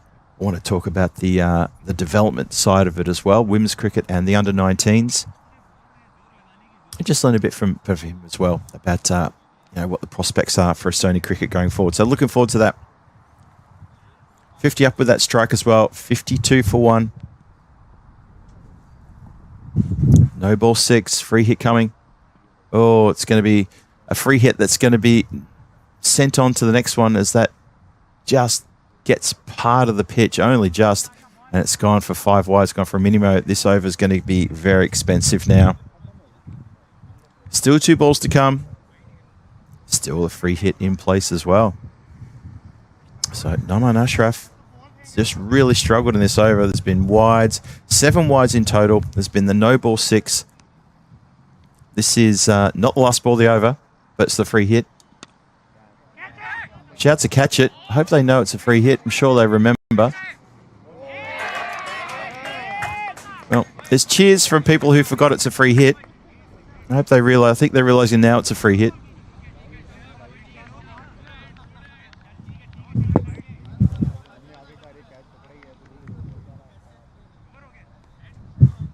So the free hit's not cashed in. 27 off the over. And umpires coming together here. Just I'm not a good lip reader. Just a quick conversation. Maybe it was just a confirmation that there was maybe 1 to come. I'm not sure what the confirmation was. But anyway, it is indeed 1 to come. That's how I see it. And here it comes. Naman Ashraf. Nice shot. On the pads, flicked beautifully for 4 runs. And that means the over does indeed go supersonic. It's a 31-run over. And the Viking Stars have marched up to 62 for 1. 3 overs gone. Power play done and dusted. So that over was responsible for half the score right there. Tartu Wolves just taking their eye off the prize here for a moment. Not a good over at all for them. Just saw a big smiling face of Stefan Gooch walk past the comms box. Give me a thumbs up. Always a pleasure to see him here at the ground. Obviously, the Hippos are really missing him, but it's good to see him here at the ground. And I'm sure the chat will know that name as soon as I say it. But yep, he's just walked past the back of the comms box.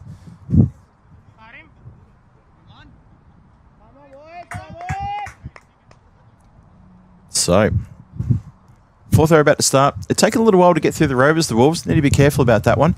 That might have also been something maybe the umpires talked about. The fact that with 3 overs been bowled, it's taken 17 minutes to bowl 3 overs. And this has been pushed into the covers and no run there. As Sattar comes on to bowl and starts us off with the dot. Anurag Singh asking, will Stephen Gooch play today? Well, that remains to be seen. I haven't seen the squads yet. Good bit of work on the boundary line there and a powerful throw in that sort of overshoots where it had to go. But get some generous applause.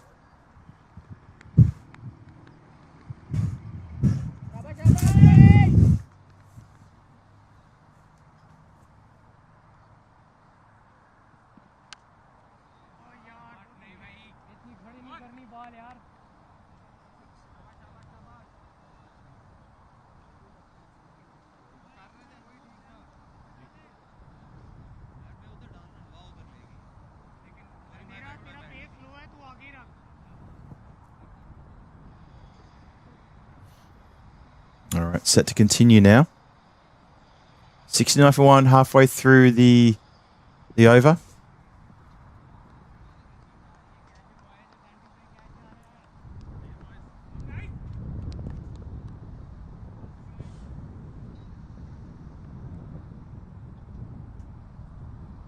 Oh, picked up beautifully over the head of the player who just started to walk in from square of the boundary rope and realises that's a bit too hard, a bit too hot to handle. So it's another 6 back-to-back boundaries here.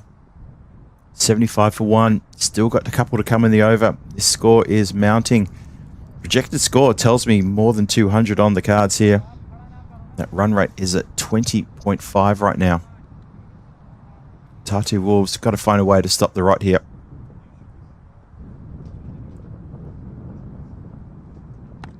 Well, puts everything behind this one. Hasn't got the legs. And it's a good catch taken there. Really good catch taken by deep mid-wicket who comes in and holds onto it.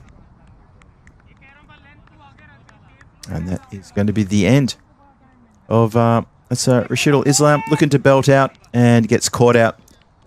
So for him, not a bad effort though. He sticks around for 3.5 overs and it gets 37 for 13 deliveries with only 4 fours and 3 maximos. So slightly off what he did in the previous innings. But I think the idea of elevating him up the order, it just gave the Viking Stars a bit of extra push. And I think that's really, really important. So the run rate's looking healthy thanks to his partnership and his opening efforts. 75 for 2 though, with 1 more to come to complete the 4th.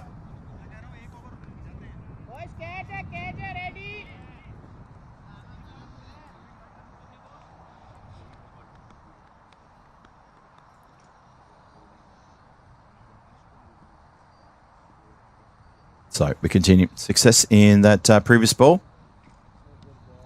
And we finished the over with a dot. A watchful leave by the new batter at the crease. Chandrapar, he says, no, I'm going to watch that one go through. We'll finish the over. 75 for 2 after 4. 13 runs from the over.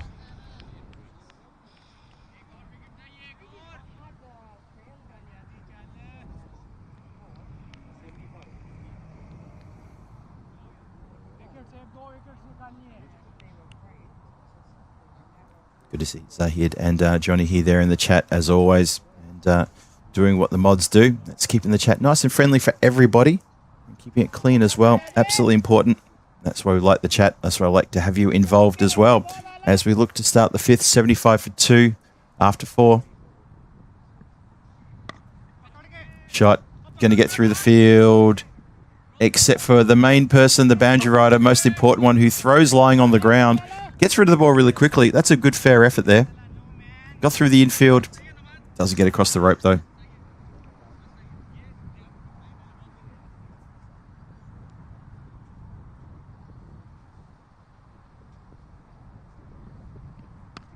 Ooh, tries to muscle this one uppishly. Gets a bottom edge. Goes into the ground. Good signs here, though, for the Viking Stars. They look like a very aggressive batting team, which is, you know, really what you need in T10. Of course, it's what you need. And, yeah, the scoring rate is really good for them. It was just that one match yesterday. The first game we saw them play yesterday where they only managed to get 115 runs. And I thought, well, you know, they need to go a bit better than that. And they're doing pretty well now.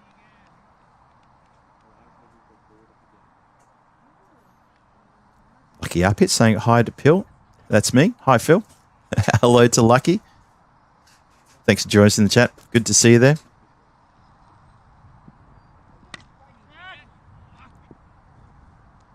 Always good to see you in the chat there, Lucky Arpit1234. Called your name a few times this week, so thanks for joining us again here on the European Cricket Network. 79 for 2. Stars just getting a little bit bogged down here. Well, wide's going to help things along though. So since the wicket, haven't had a boundary. These two maybe just being a little bit cautious. It's just the middle overs, so there's no need for any panic. And we've seen some pretty good quick scoring here already this morning. Well, it tries to elevate here, and the ball certainly has elevated as it goes backwards. Nice little chase there from third. Just the single. 81 for 2 now on the board. Yeah, Shahin Khan, just kind of feel he hasn't had much of the strike, really. Let's see if he can cash in on some opportunities now. Goes cross bat down the ground. There is a fielder down there, of course. And long on keeps it just one. So since the wicket fell, it's been a little bit of a struggle with the runs. That's also down to the Wolves. The bowling's got a bit better. The fielding has picked up a little notch as well. Just everything's gone up a little bit of a level here. It's good to see. Full, and that's not good. Well, just as I praised the bowling, look at that. That's a bit of a Gundy ball, and it gets the treatment, and it's popped out of the ground for 6 runs. Score up now to 94 for 2. Sorry, excuse me, I got ahead of the score there. 88 for 2, 5 overs gone, and that's not a bad run rate though. It's still going at 17.6, 13 runs off that over. From here on, you expect the Viking Stars, expect this middle order to power up. Score of 170 definitely on the cards. Shahin Khan, he's got 17 from 9. Chandrapar's just joined him. He's got 8 from 4.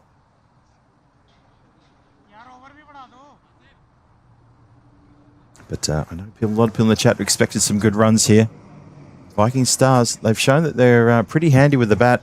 However, they've lost 2 of their biggest hitters. Rupam and Rashidul, they've got the history so far in this tournament of getting probably the most runs in the team. But they're already back in the shed.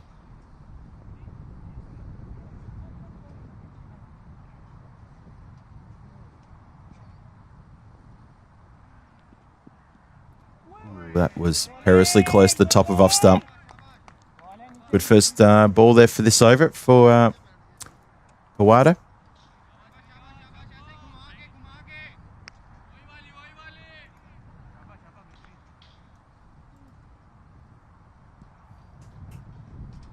In again. Oh, chance to shot at the stumps. No good there.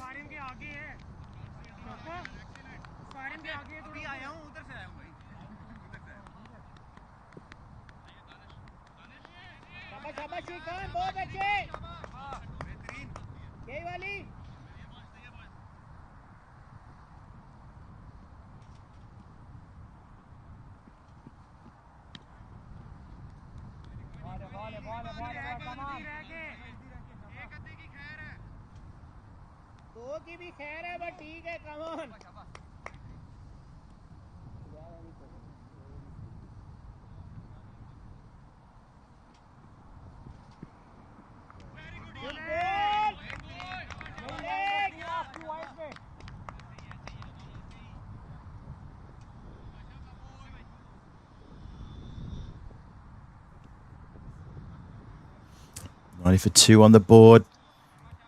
Still another good tide over coming. Just a couple of runs from it so far. Oh, this could be trouble. No, it's going to get away. And just back for the 1. So, again, boundaries really dried up. So, in the last... Let's have a quick look at the over by over situation here. I got a funny feeling that's been just that one Maximo in the last... almost 2 overs, maybe 2 and a bit overs. So this is a really good fight back from the Tartu Wolves. Oh man, there's one more. So there's one more. As soon as I mention it, they hit another boundary. So it goes for 4 runs though. Maybe just stop talking about the... I'm sure the Viking Stars will be saying, Phil, keep talking about boundaries. As soon as you say it, we hit it.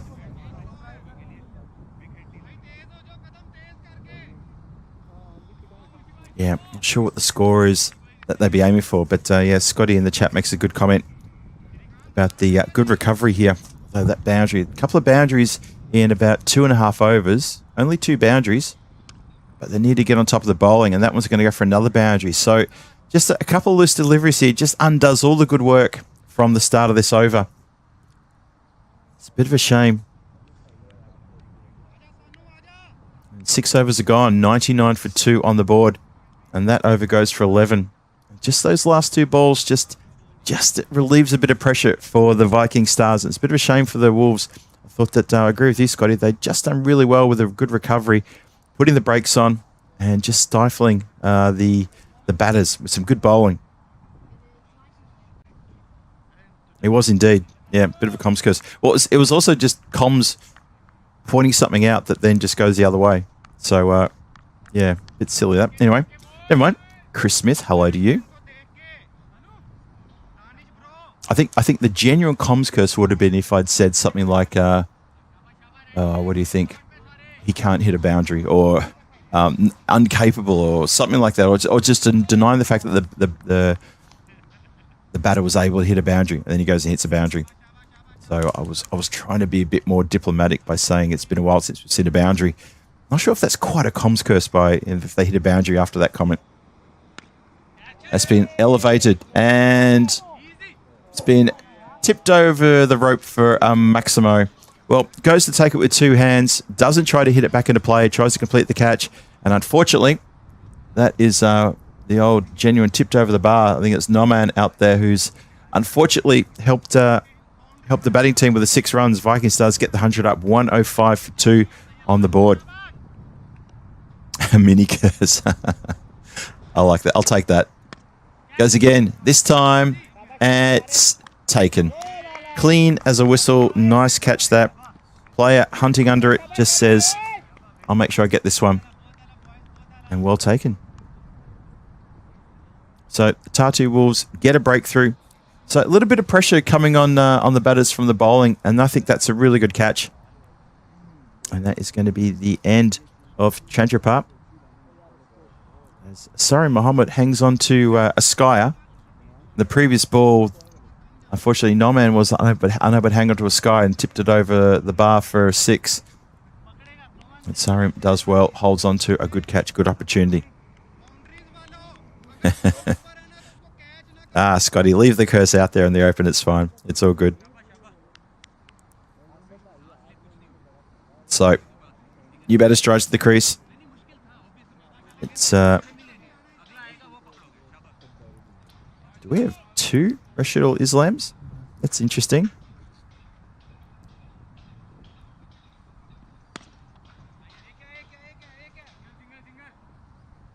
No, it should be Moshor Rahman who's out there.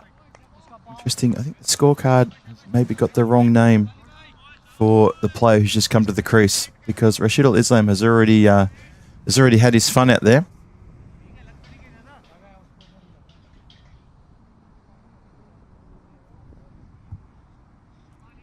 Does look like the figure of Moshor out there. So just waiting for the nod to go. And here we go. Out towards square. Quick single is on. Ooh. Tell you what, there was just a moment there. If the throw had been better, and if the keeper had have maybe got it not on the ground like that, I'm not sure Moshor would have gotten home in time. Profit Share Work is asking, the last ECN outfield was very fast. The one in Switzerland you're talking about. Yeah, 2 very different grounds. Nice shot, 6 runs. Straight and flat and really well hit. Hit through the line. So yeah, Profit Share Work. Thanks for your comment. You're saying the ground a pretty good than the last ECN, the one that you were talking about, the one we played in Switzerland. The ground in Switzerland was a lot harder, drier, and nowhere near as green. That's not because of the lack of rain that was in Switzerland. In this part of the world, there's a lot more rain, a lot more opportunities for the grounds to get a good drenching, and this ground does drain quite well. It's got a slight concave shape to it, so it does drain pretty well. 7 overs gone, 113 for 3 on the board. Shahan Khan is still there. He came in at first drop. Faced 14 deliveries for his 27.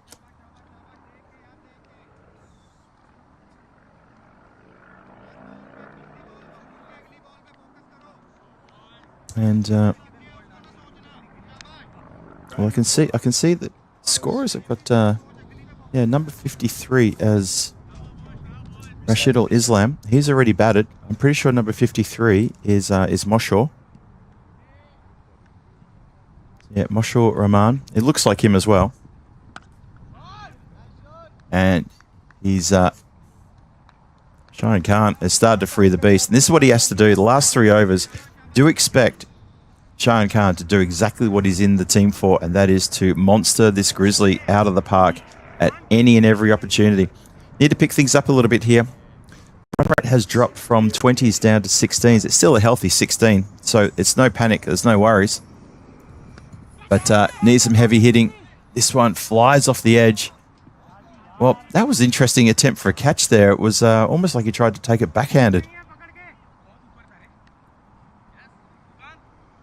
Astonishing stuff.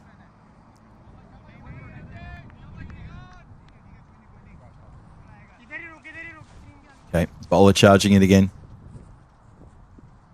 Oh, has to reach for that one, and that's going to tease the play. No, it's going to pull up well inside the rope, actually.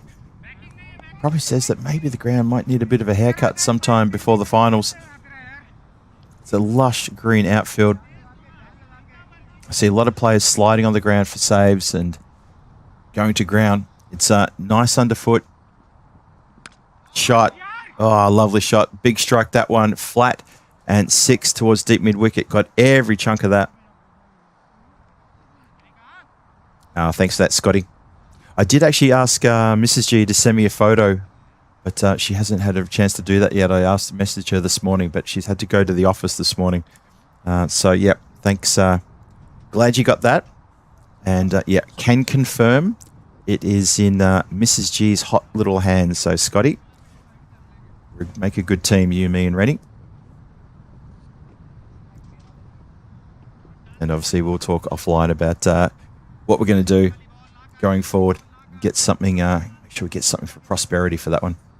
I'm still thinking like some sort of FaceTime knock on the door kind of thing, but we'll talk about it offline.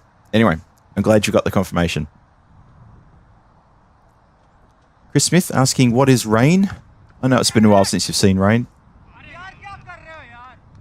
Another big shot for 6 there. So the boundaries starting to mount up here in these final overs, and a good little rush of blood for the Viking Stars. Looking to muscle that score into the 160s if they can, and set a very difficult target for the Tartu Wolves. I tell you what's really funny, Chris Smith, is when you ask him what is rain, I'm so used to English people saying, well, what is the sun? And now you ask him what is the rain. It's interesting how times have changed a little bit. And believe me, you have my sympathies. I know what it's like to be suffering with no rain for a long time. I mean, the great drought that happened in Australia, or is it still happening? I know every time I hear a different story about the drought from starting 1970 is still going. Crossbat style, and Maximo, another lusty hit there. This over has gone for 27 runs. It's gone magical. It's a big over with 4 sixes in that over. Shahan Khan, he's belted himself to 52 as well. 52 off 19 deliveries. There was a couple of comments in the chat earlier, probably about 2 overs ago, saying Shahan Khan, he should retire. It's just too slow. Well, there you go. Cop that. He's not too slow. He's hitting the ball beautifully. Just picking his moment and getting his team up to 140 for 3 with 2 full overs to go. And I think that is pretty good timing from him to come good at the right time. Not both batters have to go hard at the same time. It's always good to have maybe a designated hitter, but obviously if the loose ball's there, get after it. So we're going to start the 9th. All happens in the 9th. Offshore, Rahman on strike.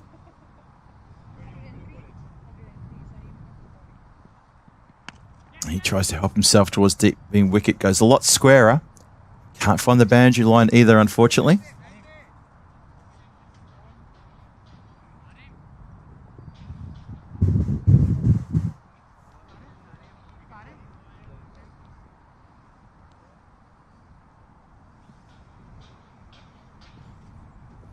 Ball in again. Tries to bang it in short. And, oh, the bounce. I'll tell you what, that's a terrific bit of fielding. Did not know the bounce was going to suddenly perform an old classic Tortuga there, and good anticipation from the fielder running around to make sure that doesn't get over his head. Anyone shorter, like me, would have had all sorts of trouble. That's Mohammed Jawad patrolling the boundary at that deep mid-wicket area. Well done. Gives the charge. Moshaw misses the lot. So a much better over here. Only a handful of runs so far. 2 runs from the first 3 balls. Sari Muhammad is bowling really well here.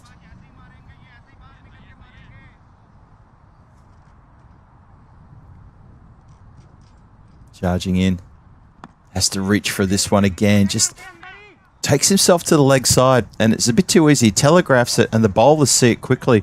All they have to do is just push the ball slightly wide of the off stump, and he's going to struggle to reach it. He'll never middle it.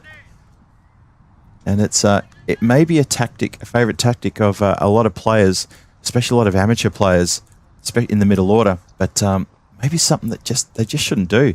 Stand your ground. Like that. And that goes like a rocket. Couple of bounces, across the boundary rope, 4 runs. Just stand your ground and then get into it. Hello to Ray Tipping. Good to see you, Ray. Good to see everyone in the chat. Been some very, very good numbers watching today. It's been wonderful to have all your company wherever watching from around the world. Thank you for joining us on the European Cricket Network. We hope you're enjoying this wonderful Thursday, day 4 of this ECS Estonia. Remember, this is day 4 of 6 days, which means, of course, that tomorrow is the last day of the group stages, and then we've got finals on Saturday. Well, this has gone a long way in the air. Catching opportunity. And he's run a step too far. Maybe 3 steps too far. But you know what? It's more about just saving the runs and saving boundaries than wickets in the last over, the last 2 overs. So it's 148 for 3 after 9. Only 8 runs in the 9th. That's pretty good considering there was a bit of carnage in the previous few overs. So well done. Tartu Wolves trying to find a way to keep the score under a 160. Could be tough. I think a lot of people in the chat are talking about a 160. I would expect 160 in a bit, to be honest. But it also depends on what the bowler wants to do. And that's what it's all about. Sanu Marji, he's got 1 for 14. He's going to come on and bowl the last. So 148 for 3. Where's the score going to end up? What is a good score, do you think, for the Viking Stars? And what sort of score? The Tartu Wolves, well, do you think they're already upset the fact that it's a 140? Here we go. It's an edge. Just take the single. Moshaw on strike.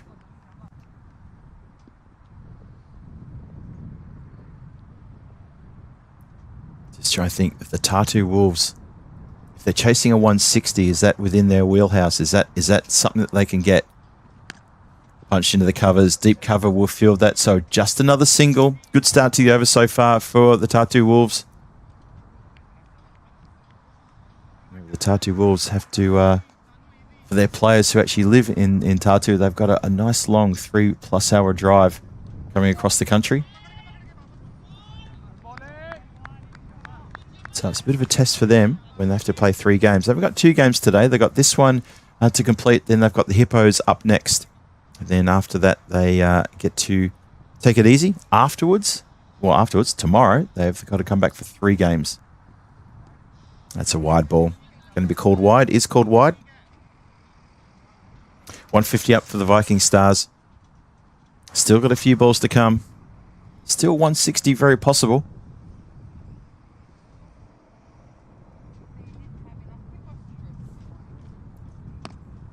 Good bowling by Sanu. Really good bowling.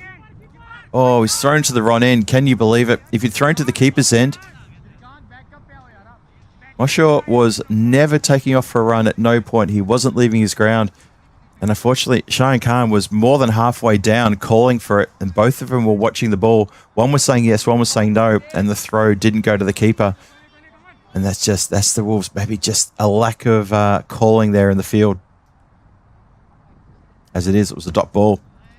Well, there you go. That's the one blemish in the over. Picked up and put across the boundary rope for 6 runs. So 3 runs off the first few balls. And then that 5th ball just gets punched out of the ground.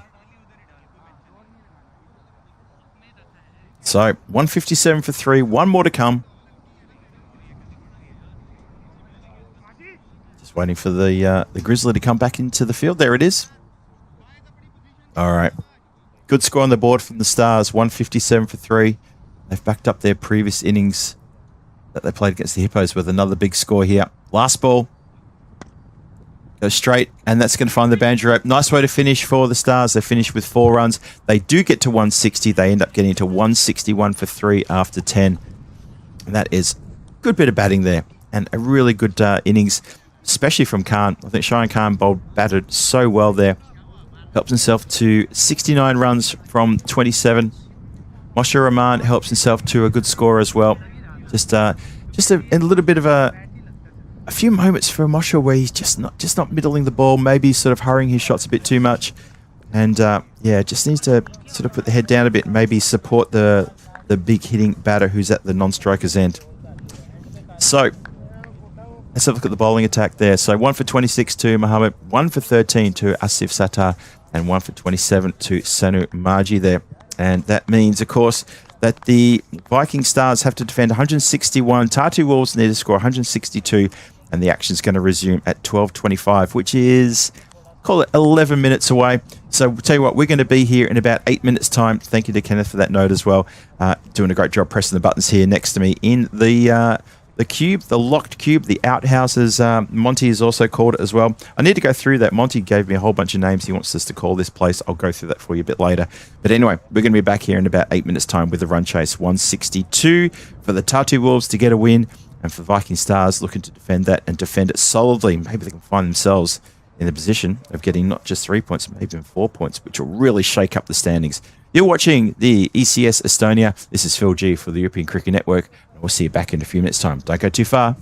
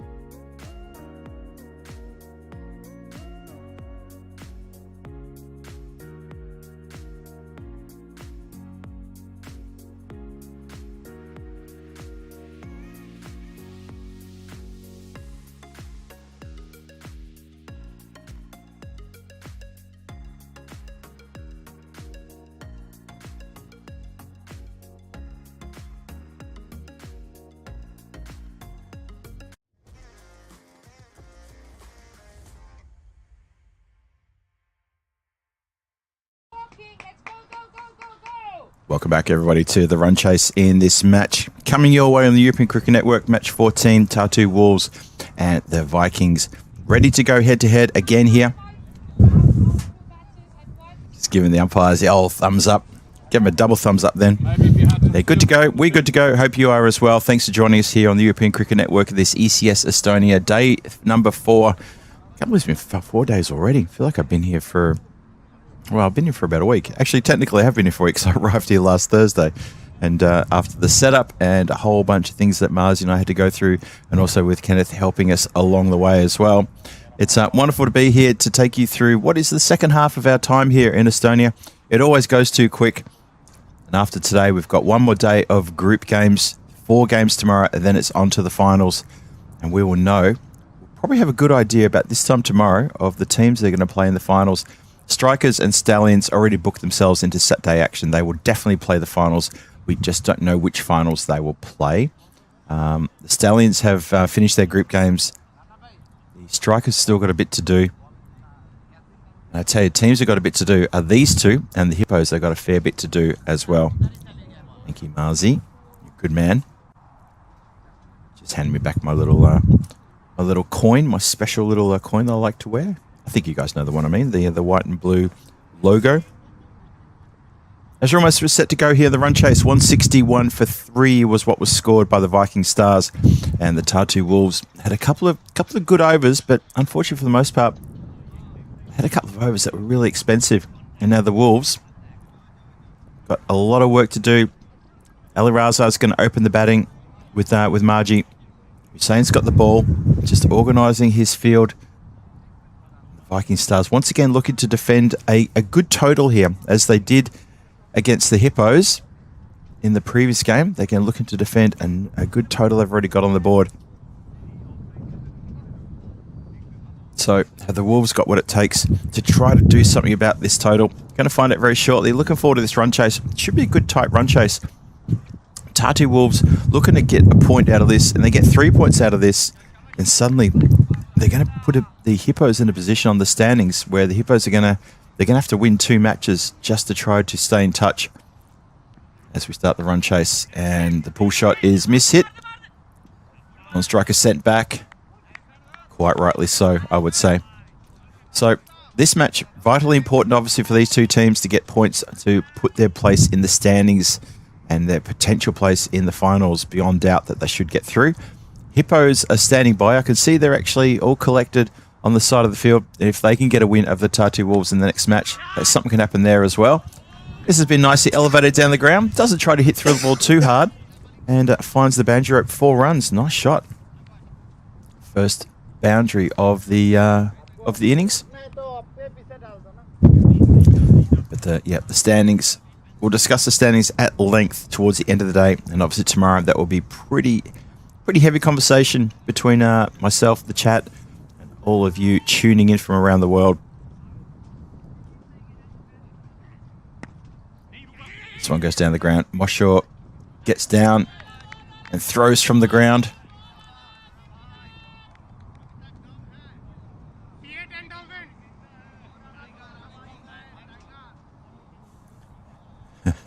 Just watching some of the mods in the chat. You guys are amazing with the conversations you come up with. And yeah, Johnny and Ray both lamenting the fact that in the 20s the hair started going. It happens. That's just one of those things. That's life. That's what it is to be a young man in your 20s. The hair starts going. Chris Addison's stunned. Rob Thompson doesn't want to talk about it. Oh dear, that's hilarious. I think it is one of those things, and it didn't strike me until probably sometime in my 40s, probably my late 30s, when I realized all of my friends and every other person I knew was struggling in that department except me. I realized that I'm so lucky. Sorry, that sounds like I'm rubbing in. I'm not. Ray tipping indeed. Yeah, today, gone tomorrow. Oh dear. Tartu Wolves up to 8. No loss yet. Viking Stars looking for an early breakthrough here. Last ball, the first over coming up. And this has been elevated, and it's going to go over the rope just for a second there. Went long on, shuffling around to his right, and then ended up stepping on the line and way over it as well. Nice one, Ray. I haven't heard that phrase before. Grass never grows in a busy street. Johnny He saying it's all down to the genes. Okay. I'm sure you meant genes, Genes. I'm not going to be one of those spelling freaks who has a go, but I always think it's funny when the wrong genes is spelled. But I know exactly what you mean, of course. Yes. Here today, gone tomorrow. Nice one. All right. First over's done. 14 on the board with that Maximo at the end there. Tartu Wolves chasing a big score. Need to be going at 16s, so got a lot of work to do here. That's going to help things with another boundary. Lands just in front of the comms area once again. And it comes to a stop. Unlike in the first match this morning, where that shot down the ground from Harry Agarwal almost came into the comms box. Stopped by yours truly, who put out the hand. And said, "You shall not pass."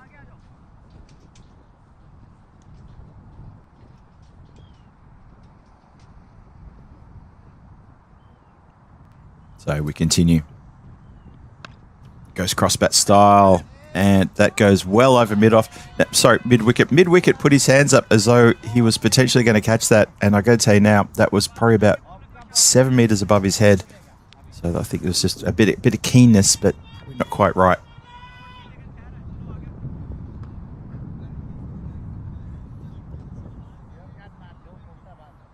Chandrapar, they're getting after him here. Couple of good hits in the last few moments for the Tartu Wolves, getting that run rate really bustling and hustling and bustling, moving along.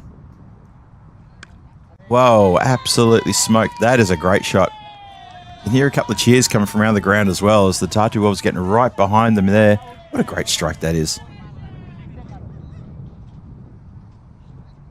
See in the foreground there. That's Moshe Rahman in the foreground, the big 5-3 on his back. Just giving some helpful hints and suggestions.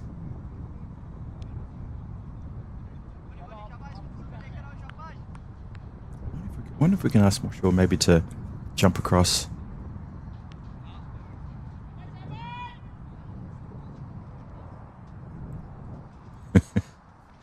We're in the comms box. Kenneth and I working on the comm cam. We love to give you a little bit of something as a wide ball is bowled, but it's just not keen to look towards us, unfortunately. Should I hold it? What if that'll work if we do it like this? That's an interesting comm cam. How do you think that works? Oh dear, that's another big hit. So the runs are coming thick and fast here. Hey, have a look at that. Are we live? Okay, so that's an interesting way of doing it, isn't it? Like this, sort of me holding it, sort of like Alas Poor Yorick. We knew him well. No, what is it? To be or not to be? It's like I feel like I'm doing a play, a Shakespeare play, holding it like this. Anyway, okay, interesting. We'll try and place this on the wall rather than me holding it like this, but that's a start. That's a start. So we do have Comcam, and hoping to get this up and running maybe for Peacock Friday. Thanks for that, Kenneth. That's awesome. Yeah. All right. Can I just leave it there for now?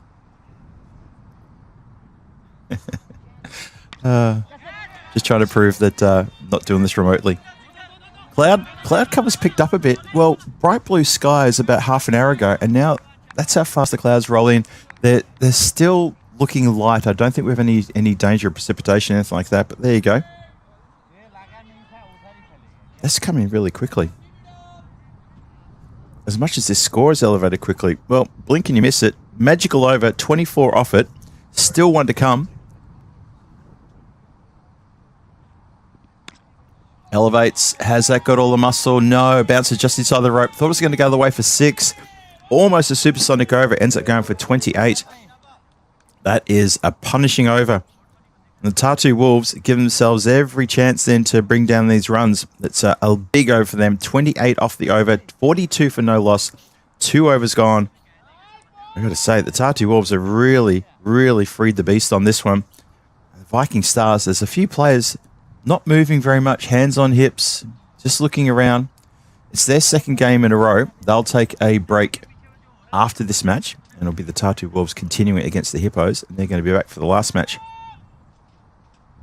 Hello there, Rob Thompson. You obviously enjoyed the moment of Comcam. We'll try to get that one done and dusted. Into the covers. Good back up there by the long off. Mashore gets a throw in. That's a pretty good effort. Oh, it was close. It was close. It was a very good effort as well.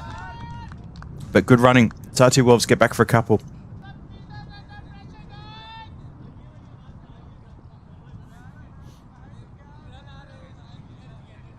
People in the chat talking about chase or no chase, defend and that. Just ask that people in the chat just to play nice, please. I like to keep the tone friendly in the chat.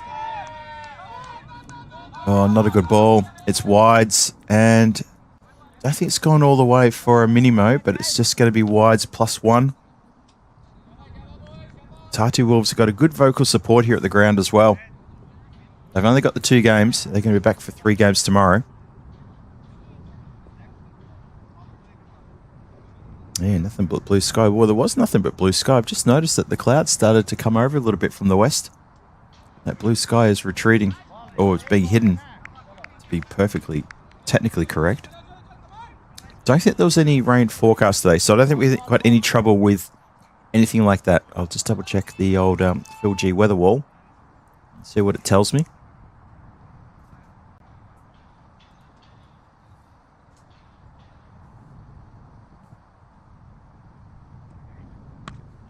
Good delivery, nice and full. Just been pushed towards the midwick area for a single. Yeah, so there's a 2% chance of something, and the something would be rain, but only a 2% chance. So I think we're going to be absolutely fine here. But the wind has picked up a little bit. Got him. It's a full banger and straight on the stumps. And Tartu Wolves lose their wicket. Yep, just a case of you miss, I hit. Hello to Helix who joins us as well. Good time for you to join us, Helix. So 47 for 1.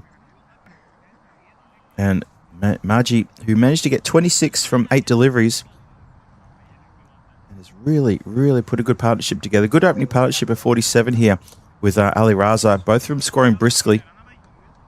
But Sonny Margie, it was just started to get into good touch here. Got bogged down a little bit in this over. Well, both players got bogged down, and then wicket falls. Sonny marches off. And we'll see if that's going to spark up the Viking Stars. They've sort of gone a little bit quiet there.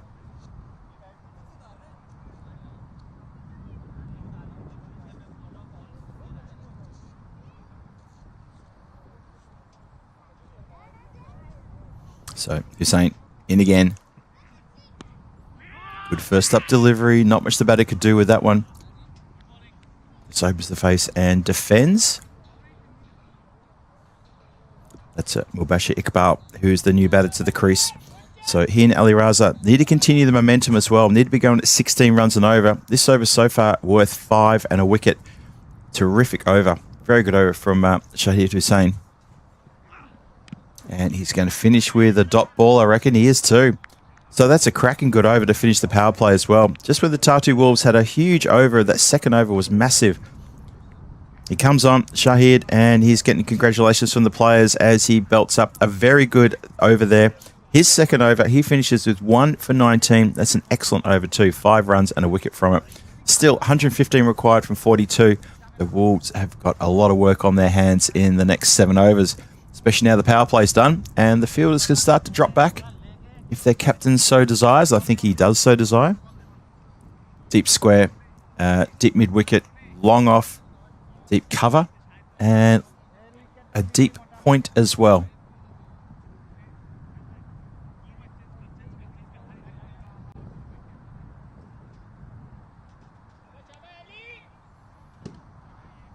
So, 47 for 1. After 3.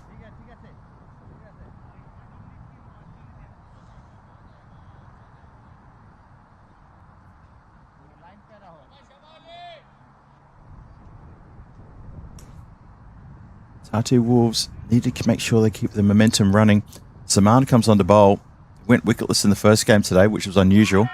Starts us off with the dot ball, honing in on leg stump.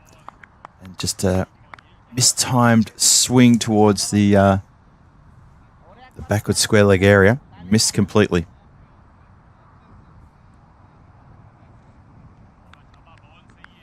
Yeah, saw that comment from Ray Tipping there. Yeah, we've had that's Moshe Rahman. He is fielding next to the camera a few times. Obviously, standing in front of the camera. Hopefully, he'll do the right thing. Step to the side if we give him a poke. Rob, our roving cameraman, is down there getting some great shots for us as well. One of the volunteers at the ground who looked after us this week. They've been absolute gold. Might have to give him that stick that you're talking about there, Ray.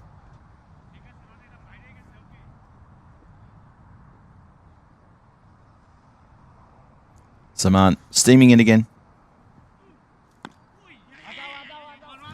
It's coming down the ground. You can see Moshe just running in front of the cameraman just one more time. That's the problem. I mean, we have the cameras low down on the ground, as you know.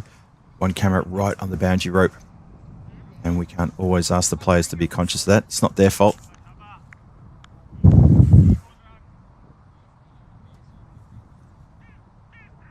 Annoying little flies gotten on my window now. Why are there flies in Estonia? Shouldn't be here. It's an Estonian fly for sure. And nice shot for 4 runs. Gets it very square. And the player at deep square just wasn't quick enough to run across to that one. 53 for 1. Halfway through the 4th. Still needing over 100 runs. So the run chase still well and truly on. Only 1 wicket down. But you get the feeling this is nice, evenly poised. A couple of tight overs, and it could be trouble, but that run rate at 16.8 required. If it starts climbing beyond that, and that's trouble for the batters. Tartu Wolves, they're about 1 big over away from getting their noses in front here. Tries to go cross bat and going to find the boundary rope. 1 bounce across the line. Again, helping the cause, helping things along. Oh, I think I've managed to get that fly out of here. Well done, Phil.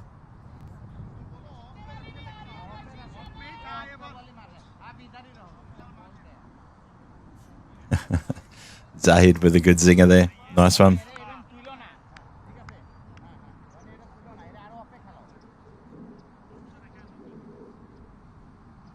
So, just resetting now. Tapped away for a single. Got to be a quick single, and it is. Sort of in that weird time of the game where the players are sort of just knuckling down. They don't want to lose another wicket. But then again, they know they've got to get runs.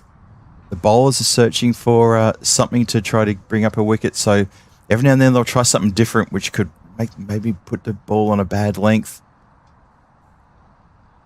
Very important game for both these two teams. Wolves, I feel this is really important for Wolves. They need to make sure they get a win here. Last thing they want to do is to come here to the ground, play 2 games and walk away winless. Stars have already got 1 win. For today, that is. 1 win. And it'd be so important for their campaign to get 3 big wins today, which could happen. You never know.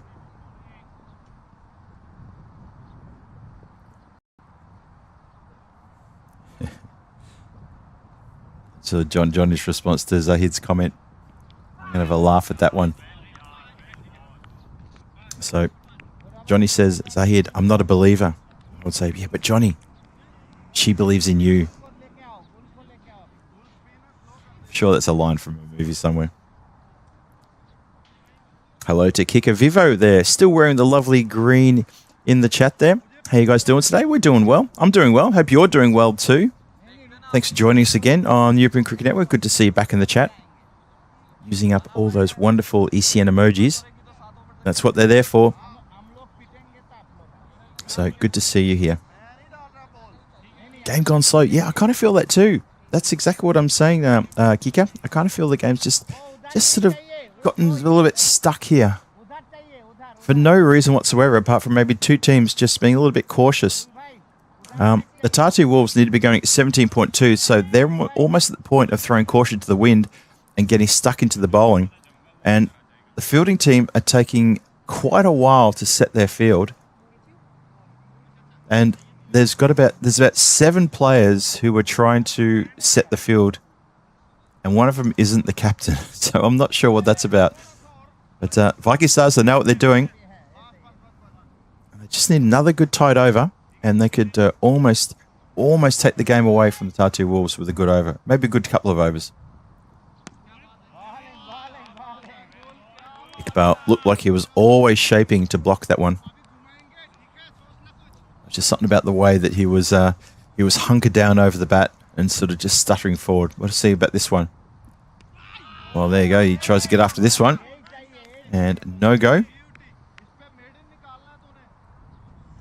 And wicketkeeper's indicating... So he's telling deep square to go to deep backwards square now. Interesting. And it's played out through the covers. That's going to find the boundary. Nice shot. Good placement. Once you get it past the cover, there's no way long off was going to get to that one. Nicely hit.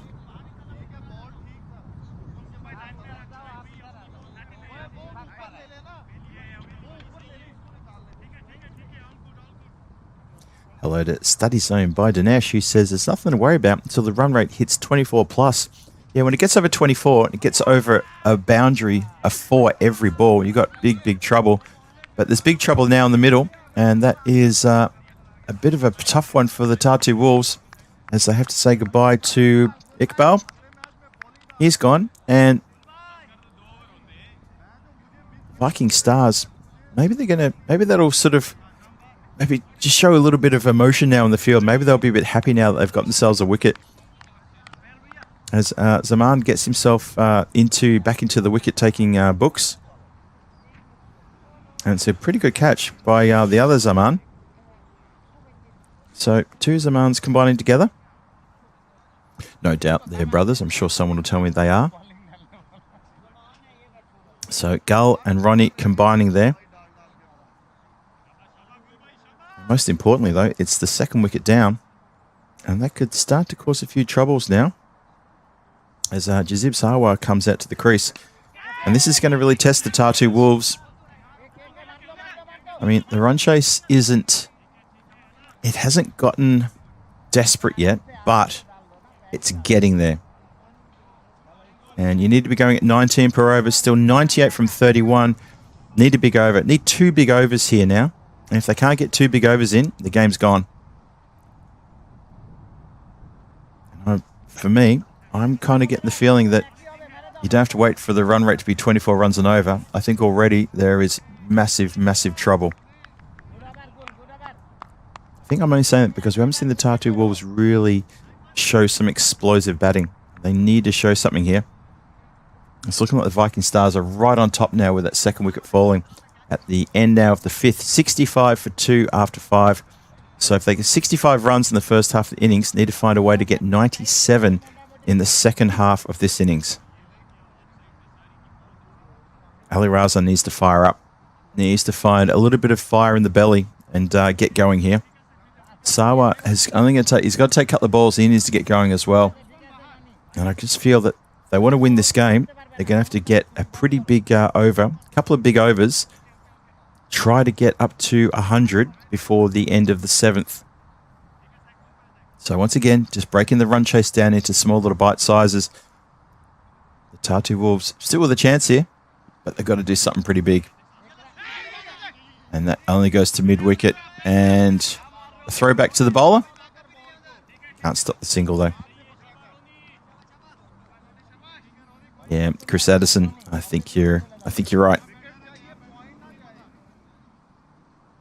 Yeah, so this is the catch, and good comment there in the chat too from Sunny Yadav, and he's absolutely right. You know, missing certain players is always going to sting, and because we play the ECS during the week, there are players who have work commitments and they have other commitments as well. Could be related to family, could be related to anything. Because it's during the week, not just on weekends, we do have that issue. However, we play the finals on Saturday, so for the teams who get into the finals, you kind of hope that they bring the best squad that they can possibly muster and make the finals day an explosive day T10 cricket. Hit hard, and it's gone into the hands and straight back out again. And that is a pretty poor attempt at catching. A little bit too casual there. It's Shine Khan who's fielding there. just gone straight in and straight out. He doesn't look too fussed. I think if I was his captain, I'd be probably a little bit disappointed.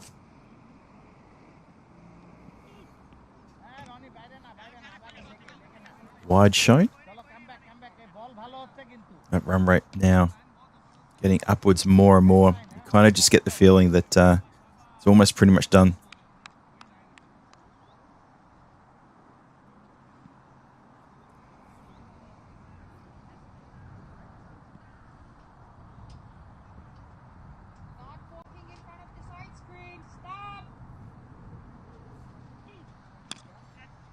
And over the infield. Cheyenne can't get to it either. It's gone to the boundary for 4. A couple of the Viking stars are a little bit frustrated. I'm just watching the body language of a couple of the boundary riders, and hats coming off, and a few oohs and ahs, a few oh no's. So a little bit disappointed here, but that's the first boundary for a little while, so I don't think there's anything to panic about here. I think the Viking stars are well in control of this game.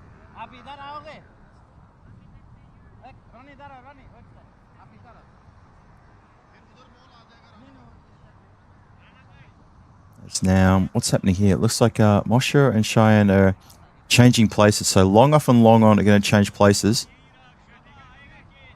And Cheyenne is coming into, well, he's actually coming to a field position straight down the ground.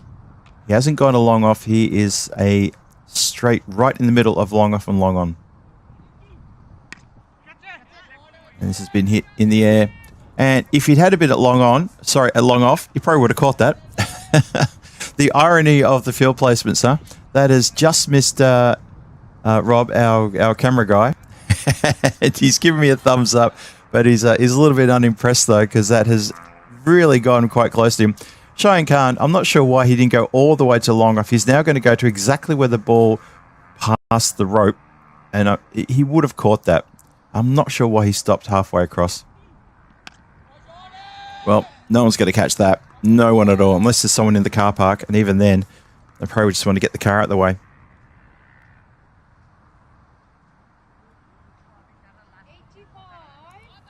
So, a couple of boundaries now. Look at that. 3, 4, 6, and 6 off the last 3 balls. So, is this the kind of momentum needed? You're absolutely right, it is. Finishes the 6th over, and it's 85 for 2 after 6. 77 needed off 24. Next over, absolutely huge. It's got to be a massive over, this next one. They need to find a way to get it right down to into the 50s. Need it off the last 3, or they're never going to get close. So, all to play for. A lot of pressure on the bowler as well, not just the batters.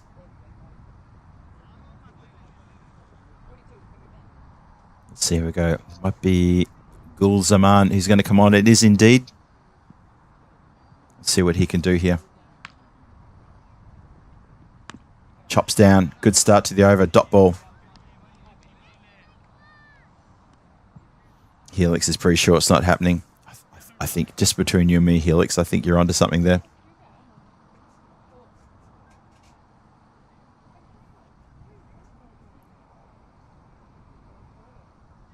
Tossed up and outside the off stump for a wide ball. Have that one again, please. Ali Raza, I said before, he needs to find something here. Opening in the top order, 22 from 15. He's gotten bogged down here.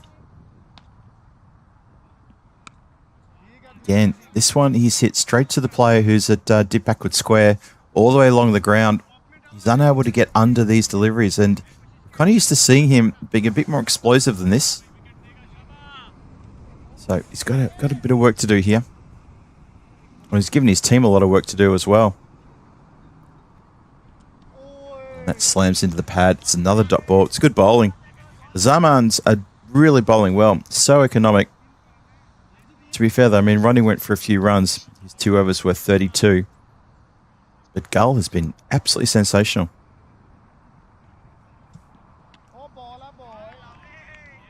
Another dot ball. This game... So the run rate required is 22.5, and for me, that is pretty much done and dusted. It's very hard to go at 22 runs and over for 3 overs, let alone even 1. Well, this one's going to be pumped out of the ground for 6. That's going to help the cause. But just every time they hit one big towering 6, they're not following up with enough more. I'm worried that the Wolves are going to be probably end up about 20 or 30 runs shy of where they need to get to. They can still do it. They got the talent. They just need to execute the plan. Sawa finds the boundary. See if we can go back to back here. Doesn't. Almost gets an edge as well. Ends the over. It's 8 runs off the over. Needed to go at 20, and it's 8 off the over only. And with only 3 overs to go, with 93 for 2 on the board, still needing 69 runs off the 3 overs. It's at 23 runs per over. It's going to be tough. Not impossible, but it's really going to be tough. It's an excellent over.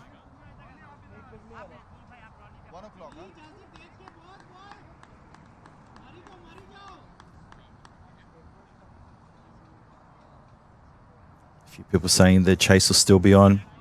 Some other people not too sure about the chase. Captain America just posting laughing emojis because he found something funny. It's always good to have Captain America in the chat.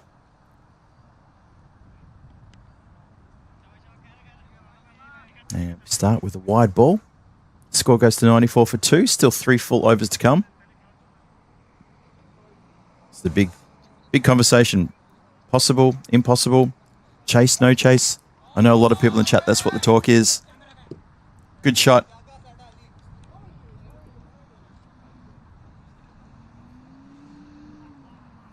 So 6 runs to keep the things going. That's going to get the Wolves up to the ton.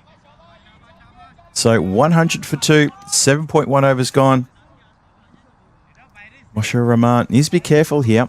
He has been hit pretty hard by some of the batters in this competition so far. And he needs to be really, really careful here.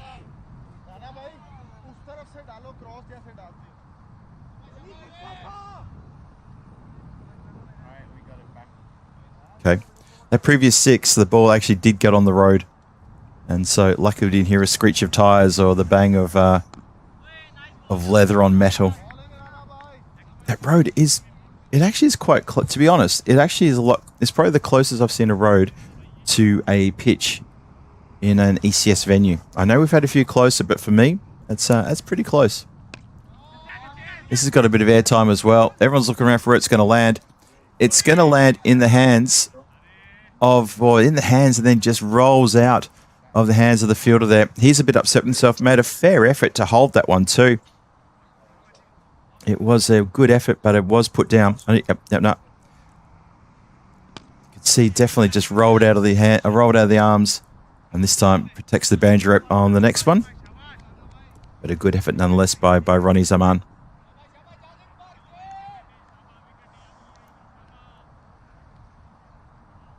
Oh.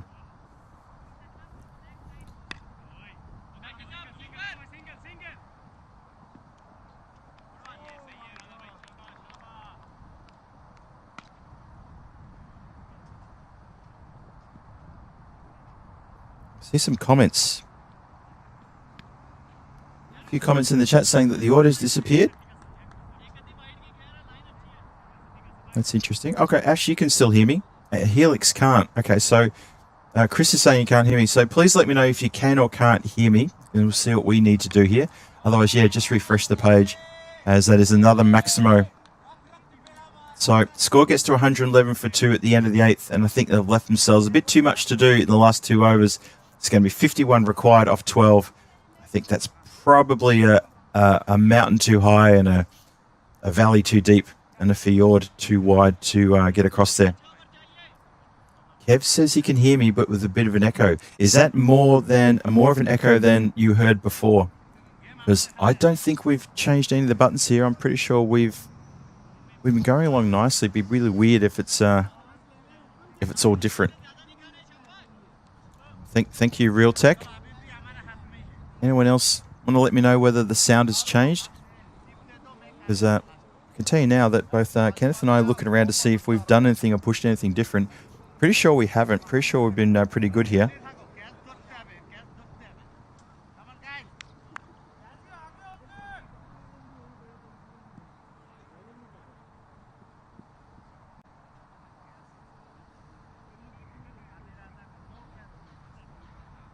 Anyway, let us know. And we'll see if we can fix that for you. But hopefully it's all good. Yep. Kenneth is telling me it's all good. Thank you for that. And this has been picked up and put across the boundary rope for 6 runs. So a bit of rush of blood here in the 9th. But it might be a little bit too late. Helix is saying also more of an echo as well. Okay. Not sure where the echo's coming from. Haven't really changed it. If anything, I've actually even closed the window in front of me. If I open it again, it's probably going to get the sound of the rushing wind.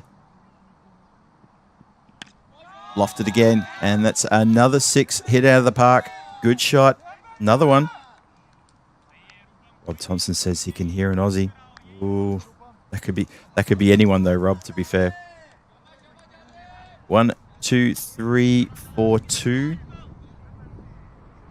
I don't think you can lose 3 wickets in a row to get a 1, 2, 3, 4, 5. But it is 123 for 2. So 39 required off 10. Couple more Maximos. Tartu Wolves will start to believe. That's going to be 1, 2, 3 bounces across the route, 4 runs. So a good start to the 9th. It's currently 16 off the over. Interesting times. Chris Addison's looking for an echo. Did you find one, Chris? So I want to know, did you actually find one? Big pressure on the bowler. This is Barua, who said with his batting he seemed a little bit off. Interested in throwing the ball to him in the 9th. This over was absolutely vital to make sure it was a tight over. Just seems to be a bit off colour today. Maybe it was up a bit late last night. Don't want to cast any aspersions. That's a much better delivery though. The good full Yorker and dot ball. And that dot ball might even be enough to seal the deal here now. 35 required from 8.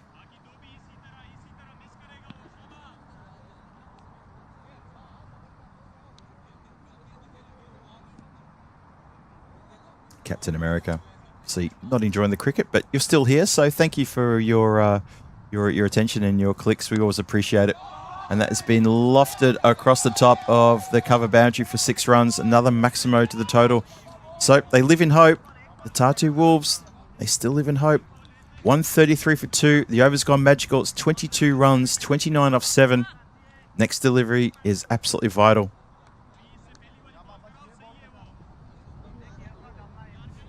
PK, always put a smile on my face with those sorts of comments.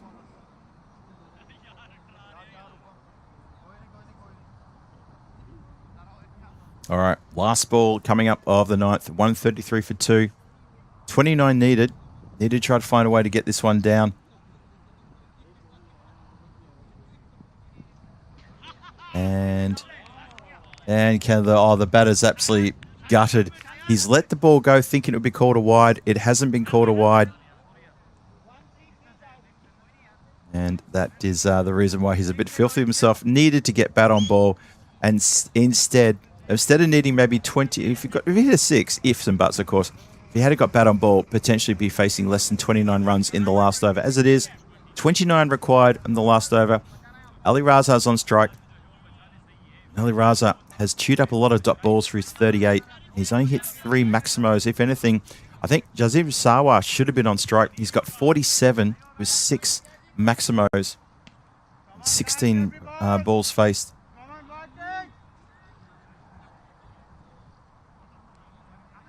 What's going on here?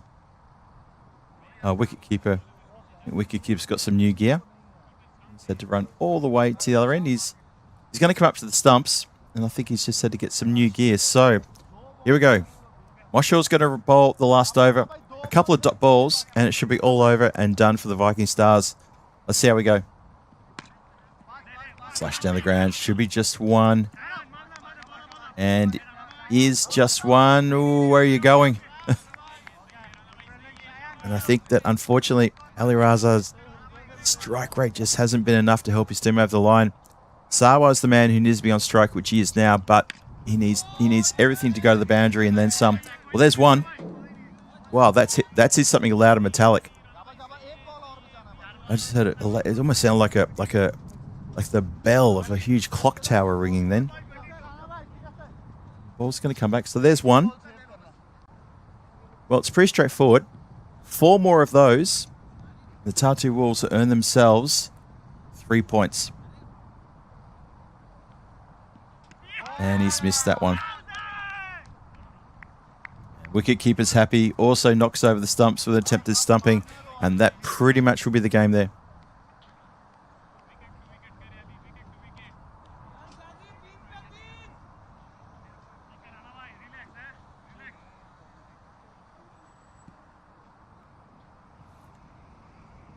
So, 3 to come.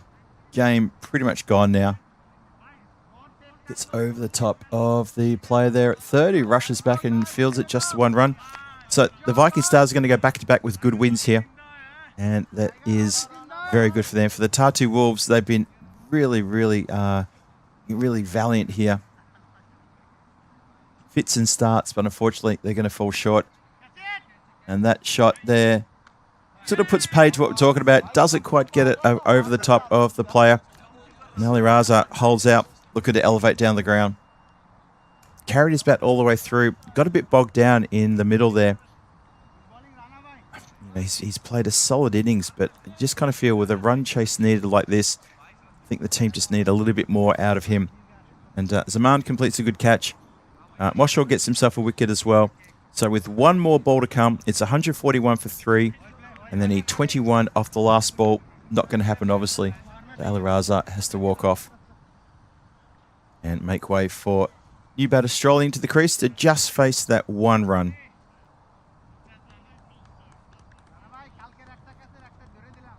Sorry, face that 1 ball. Might get 1 run. But yeah, 21 required. And so it's going to be a good win, a very good win to the Viking Stars. Posted a good score on the board, and they've defended it well. A couple of nervy moments there. Good start for the Tartu Wolves, so a bit for them to cheer about. This has been struck down the ground. It will be 4. I don't think anyone's too fussed about that. I might run out and grab the ball. No one else is getting after it. 145 for 3 after 10. So it's not too bad. It's a 17-run win, which is probably a lot closer than maybe a lot of people thought it was going to be. But a 17-run win it is. The Viking Stars who notch up a good win. Their second win of the day. And the Stars have done themselves every bit of favour to make sure they're now well and truly holding down 3rd position in the standings. You never know. With another win, they might even potentially upset the 2 teams above them. That remains to be seen. Have a look at the run chase then. Jazib Sawar, that 54, not out. Well done to him. Gets himself an ECS half-century off 19 deliveries with 7 maximos in there as well. It's a shame you couldn't farm more of the strike towards the end. Ali Raza with a 39 from 23. Took a bit of a time to get there, but still good contribution from him and good solid performance to carry his bat almost all the way through. Sanu Maji also opened the batting with Ali Raza, 26 from 8 deliveries. Unfortunately for Mubasher, Iqbal didn't really bother the scores too much. A little cameo 13, but he did take a while to get there. So the Wolves fall short, but the Wolves have got 20 minutes now to lick their wounds and come back hard against the Hippos. The next match coming your way on the European Cricket Network. We're starting that one at 1:30 in about 22 minutes' time. So looking forward to that one. I'll be here at about... I'll be here in about 15, 16 minutes to introduce you to that game, and we'll kick things off with that 3rd match. Looking forward to your company. Thanks for joining us during that match. Hopefully the rest of the afternoon games will be just as exciting. 2 more matches to come today. Next match is going to be Tartu Wolves and the Hippos. Look forward to seeing you back here. This is the European Cricket Network. Phil G here, introducing you to and taking you through the ECS Estonia 2026 edition. We'll see you shortly.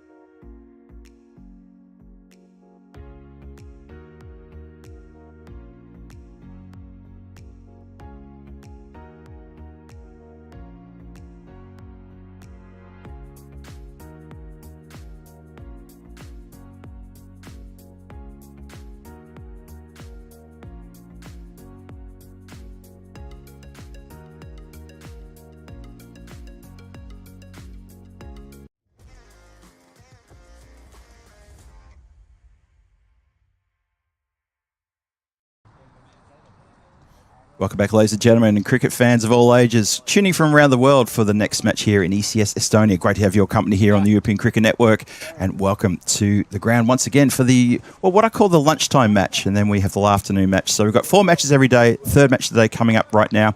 This is match number 15. It's the Tallinn Hippos taking on the Tartu Wolves. Bit of a do-or-die match here for the Tallinn Hippos. They've got a bit to do here in this game, and the Tartu Wolves have just come off a loss from the team from the Viking Stars. So we're almost set to go. I think the umpires are out in the centre. They've got the cool coats on as well, which is good to see, because I think conditions out there, with that wind picking up, it does get a little bit warm, and a bit of extra cloud cover coming across in the last 2 hours as well. But conditions quite cool out there. It's a lovely lush green surface. A lot of people in the chat have really been enjoying the coverage here and loving the green ground, especially compared to last week when we were in Switzerland, which was a little bit baked in the sun there. But yeah, lovely coverage here, and good forest views as well as the players head out to the centre. So a couple of changes in the Tallinn Hippos lineup as well. Stuart Hook is into the side. He's available for this game. And also a surprise there, Hala Dalb is also available into the team. And that is a big couple of ins for them. And remember, those two put together a fantastic partnership back on, when was it, back on Monday, and saw their team for a big win over this team. So if they can get back-to-back wins over Tartu Wolves, that'll be huge. The Tartu Wolves, they don't have too many changes, maybe just a couple of little changes. No, Jazib Sawa wearing the captaincy band for this game. Maybe a couple of ins and outs there, but look, they've got a bit to do. They came pretty close. They did come quite close to a win in the previous match against the Viking Stars, who are going to take a well-deserved break, but we're going to see them in the next match coming up after this on the last match of the day. And looking forward to this game. As I said, bit of a tough one, a tricky one for the Hippos. Almost a bit of a do or die. We're going to see how we go. We're locked in the cabin. We've managed to pull down the shades, the protective shades, and it's actually not too bad in here. I think temperature-wise, it's okay. It's pretty good. And after the first over, I'm going to bring in a very special guest to have a chat with you all and have a chat with me about Estonian cricket. Answer all of your questions. So get your questions about Estonian cricket, and anything you'd like to know about the current situation and how things are going here and the prospects of the future, well, I'm going to introduce you very shortly to the person who's got all the knowledge there. I'm looking forward to having that chat. But for now, we're just getting set. The umpires are just making sure all their ducks in a row. It's just ticking towards half past. We've got the green light. First ball of the over, struck on the pad. Definitely going down. Stifled appeal. And a nice little quick way to get things going. Off and running there. So, interesting game. As I said, the Tartu Wolves would love to try to get more points, because on the standings, it's pretty much now almost between Tartu Wolves and the Tallinn Hippos. So, who is going to miss out on Saturday finals action? If you want to look at the standings, go to E10.cricket. You want to go to the event. All the information there about the standings. It's going to tell you the story about the teams that potentially might miss out. So far at the moment, Hippos are in a bit of stride. The player. So quickly, let's have a look at the standings very quickly. The Stars then have managed to pick themselves up with another win. They're on to 11 points. And the Tartu Wolves, well, they've got 4 wins. They've got 4 whole games to play, 3 after this one. They've got a chance to improve their position. And the Tallinn Hippos have only got a couple of games to play. They've got the 2 late games today. They need to get points out of that to be part of the conversation for Saturday Finals Day. Got him. Wow, there you go. Stumps Akimbo. They're down on the ground as flat as a tack and staring into the sky. The batter is just cannot believe he's done this. And oh dear, that is not a cracking good start at all. And unfortunately for Stu, he's had to go for a third ball duck. Excuse me, second ball duck. It was the second ball. Oh no. Oh, Hippos, what's going on? That's a teeth drying moment where you sort of draw the breath in and go, ouch, that's going to sting. I tell you what, I'm not going to wait till the end of the first over. I'm going to turn to my special guest, who is, it's KP. It's not Kevin Peterson. Everyone can just calm down. It's not Kevin Peterson. It is actually Kevin Patterson. And Kevin, it's wonderful to have you in here with me. So thank you very much for taking time out. And firstly, thank you. And how are you? Yeah, I'm very good. And thanks for inviting me in, Phil. Kevin Peterson, if only. I tell you a little funny story about that. I once did some summarising for a Pakistan v India game, and it was on YouTube. Yeah. And they'd got it a week before advertised, and it said special guest Kevin Peterson. that was completely wrong. They were so disappointed when it was Kevin Patton, clearly. But So you walked in and they sort of said, "Hi, Kevin Peterson, we're expecting him. Could you please step to the side?" You've put a bit of weight on since we last saw you, mate. But That's brilliant. Okay. All right. Let's see Mahalo Dal facing his first ball. And he says, push that one to the point, gets off the mark straight away. The shy is a good throw. It hits. Asking the question, umpire is unmoved. Says no. He scurried home okay. So Hartridge got on his bike there, had to pedal hard. I think a hearts in the mouths there for the Hippos just after a few moments there. And it's 2 for 1, and we're still inside the first over. And people wondering why I've brought Kevin into the chat, into the comms box. Well, the main reason is because I would love to have a chat with you about Estonian cricket and your involvement in the federation, what the league's doing. You know, these are all things we like to know. And also the chat, open it up to the chat. Any questions you've got about Estonian cricket or about what's going on about cricket in this part of the world, you've got the right person to try to help you with that. So let's start with what your role is in the league, in the federation. yeah, I'm currently national team manager.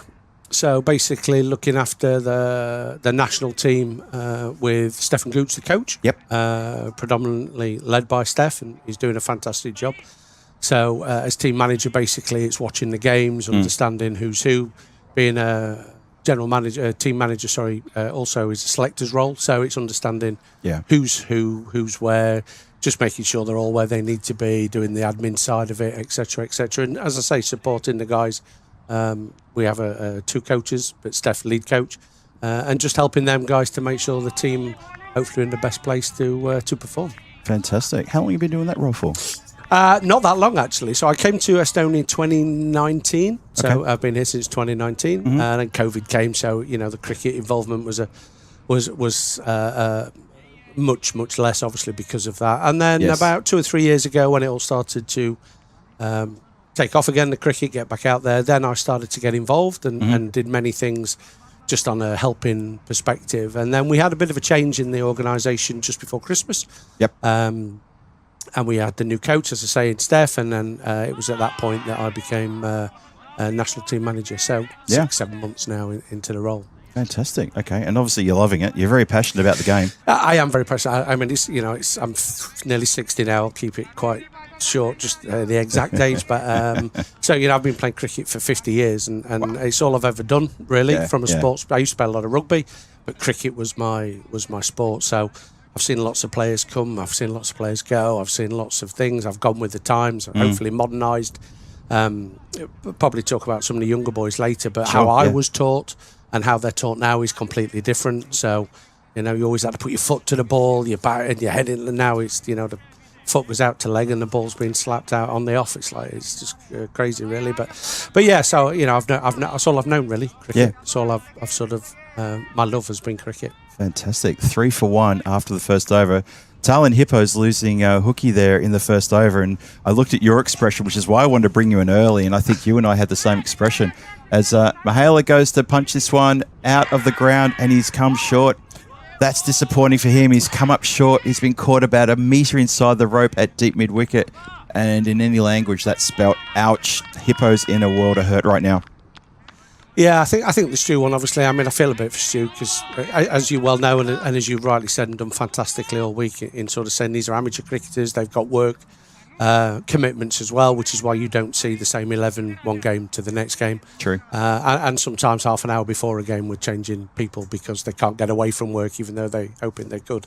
And Stu's got a really busy week at work this week, and so he's tried to fix it in. So I felt for Stu there. I felt really for him because first ball duck. I think his last game, trying to fit a game in, and then 3-ball duck today. Yep. And aside from that, he's a big loss to the team. He's leading run scorer in Estonian cricket, as you That's probably true. know. Yes. So he's well respected, national team member of the squad. And people look up to him. But the good thing is, and obviously brought Mahalo back in as well. That was he's done well this week as well, and he's gone very early. But I think from the previous game, we just show we do have more talent in there. Harry and Marco were fantastic in that last game. Put on a 150 partnership or whatever it was, and so we still have depth. They're playing in this game. So let's see. And it's a crazy game, this T10. It can all change in a couple of overs. So still hope. It can indeed. You're absolutely right. You've hit the nail on the head. This is the thing about T10, which I think why we've got such a wide and great audience. it's the pendulum swings several times during an innings. A big over for the bowling team just can destroy a batting team.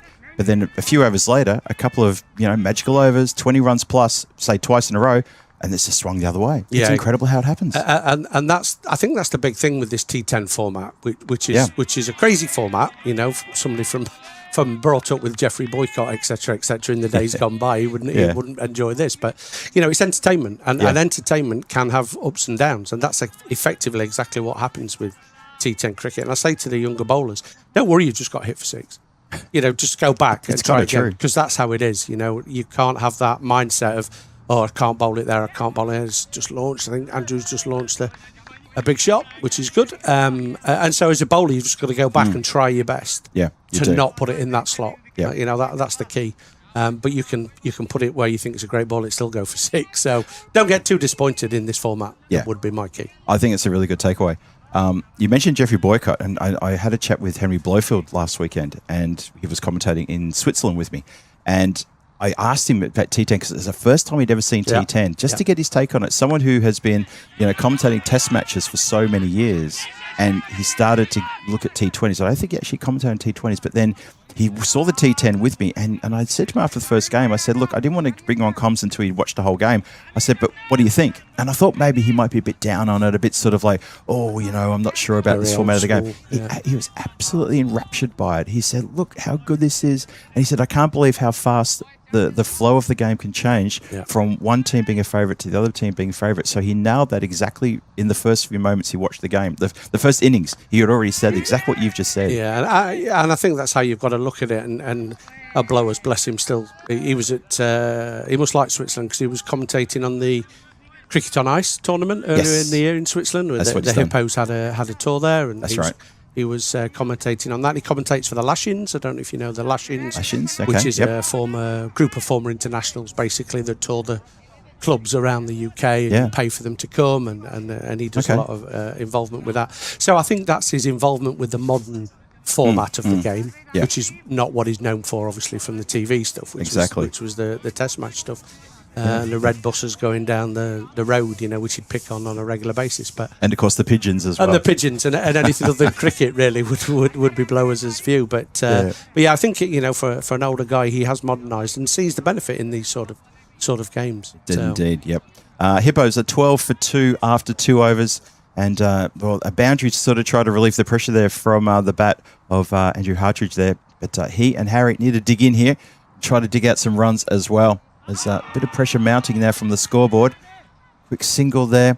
I've got to say, just on the back of also what you said about yesterday's game with, the game earlier today with Harry and Marco. Yeah. That partnership was worth 112 runs. It took 7 overs to get there, but that surely for the Hippos, for you people spectating, I'm talking about the dugout where you were in, that must have been such an encouraging sign to see that kind of partnership. 2 Estonian nationals doing that. Exactly that. A former international wicketkeeper, Marco. So took some time out at the minute. He's got 2 young children and working, so he's out the loop at the minute. Bless him. And then Harry coming in on the other end as one of the very new players into the national side. Probably got 5 caps now after the Denmark World Cup qualifier. But we were saying, actually sat there, there were so many positives out of that game, and you could say we didn't win it, so what's positive about it? If you look at how we have played, we haven't looked anything like a T10 side. In the earlier games. It's a fair comment. Yep. If we're to be brutally honest about it, we just haven't looked like a T10 side. We're playing too technically correct, maybe, or just not taking that risk. But that innings between those two was an absolute pleasure. And so from a cricket perspective, that was huge. That was a great success. We've fallen 30 short or whatever it was in the end, there or thereabouts. Yep. But to watch those two, to see them play those shots. And I think it's because, as the week's gone on, we've started to adapt. These guys play, so Andrew, Marco doesn't play much now, but plays T10. Okay. Harry doesn't play much other than 40, 50 over cricket. He plays majority over in England. That's right. In the Manchester, Cheshire leagues. And so I think it was an adaptation, and I think we saw it today. Might be too late. Let's see. Bottom of the league. Let's win these next 2 games and see where it goes. But it was an absolute pleasure to watch that innings. I thought it was. There was a really good bit of noise coming from the Hippos. And I had a chance to have a good chat with Harry a couple of days ago. He actually, funny enough, joined Stefan and Meta and came over to ours to have dinner with us. Oh, nice. Obviously, Stefan being ex-ECN crew Yeah, and Meta as well, of course. Yeah. And just talking about that and about like the feel of the Hippo squad, they strike me as a unit which is probably a little bit more vocal and a bit more, just shows a bit more camaraderie than I've seen in the others, who maybe take the game a bit more seriously. Remind me of my days playing back in Prague for the Barbarians, where we were more of a social club, and then we started getting a bit more serious. But firstly and foremostly, good friends, enjoying cricket, doing what we love. And for us, I think it's vitally important.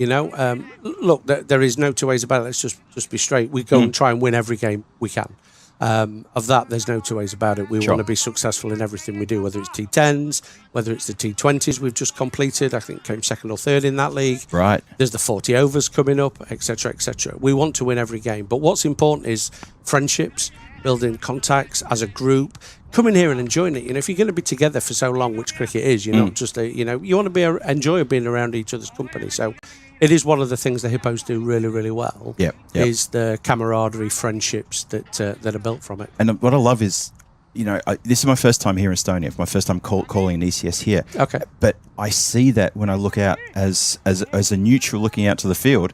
This is the first thing I've seen in only a handful of days. I can see, look at the Hippos, look at the way they're interacting with each other, look at the way they get behind each other, and okay, catch, put down, right? The next one, you're going to catch the next one, and there's no, it's other teams don't necessarily do that, and I really love that about the Hippos so far. It's good to see. Yeah, and I think again from a realistic perspective, there's a slight culture differences as well with lots of teams and the Hippos.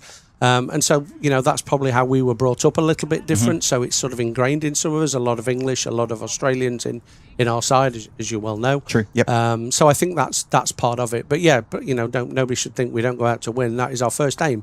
But there's always a positive to take from it. And that for there is being a good team together as well. Fantastic. I love that. Hey, just in case you missed it, after the power play, 26 for 2. Tartu Wolves on top here, but don't worry about the Hippos. They're going to find something here. Harry's going along nicely. He's got 8 from 5.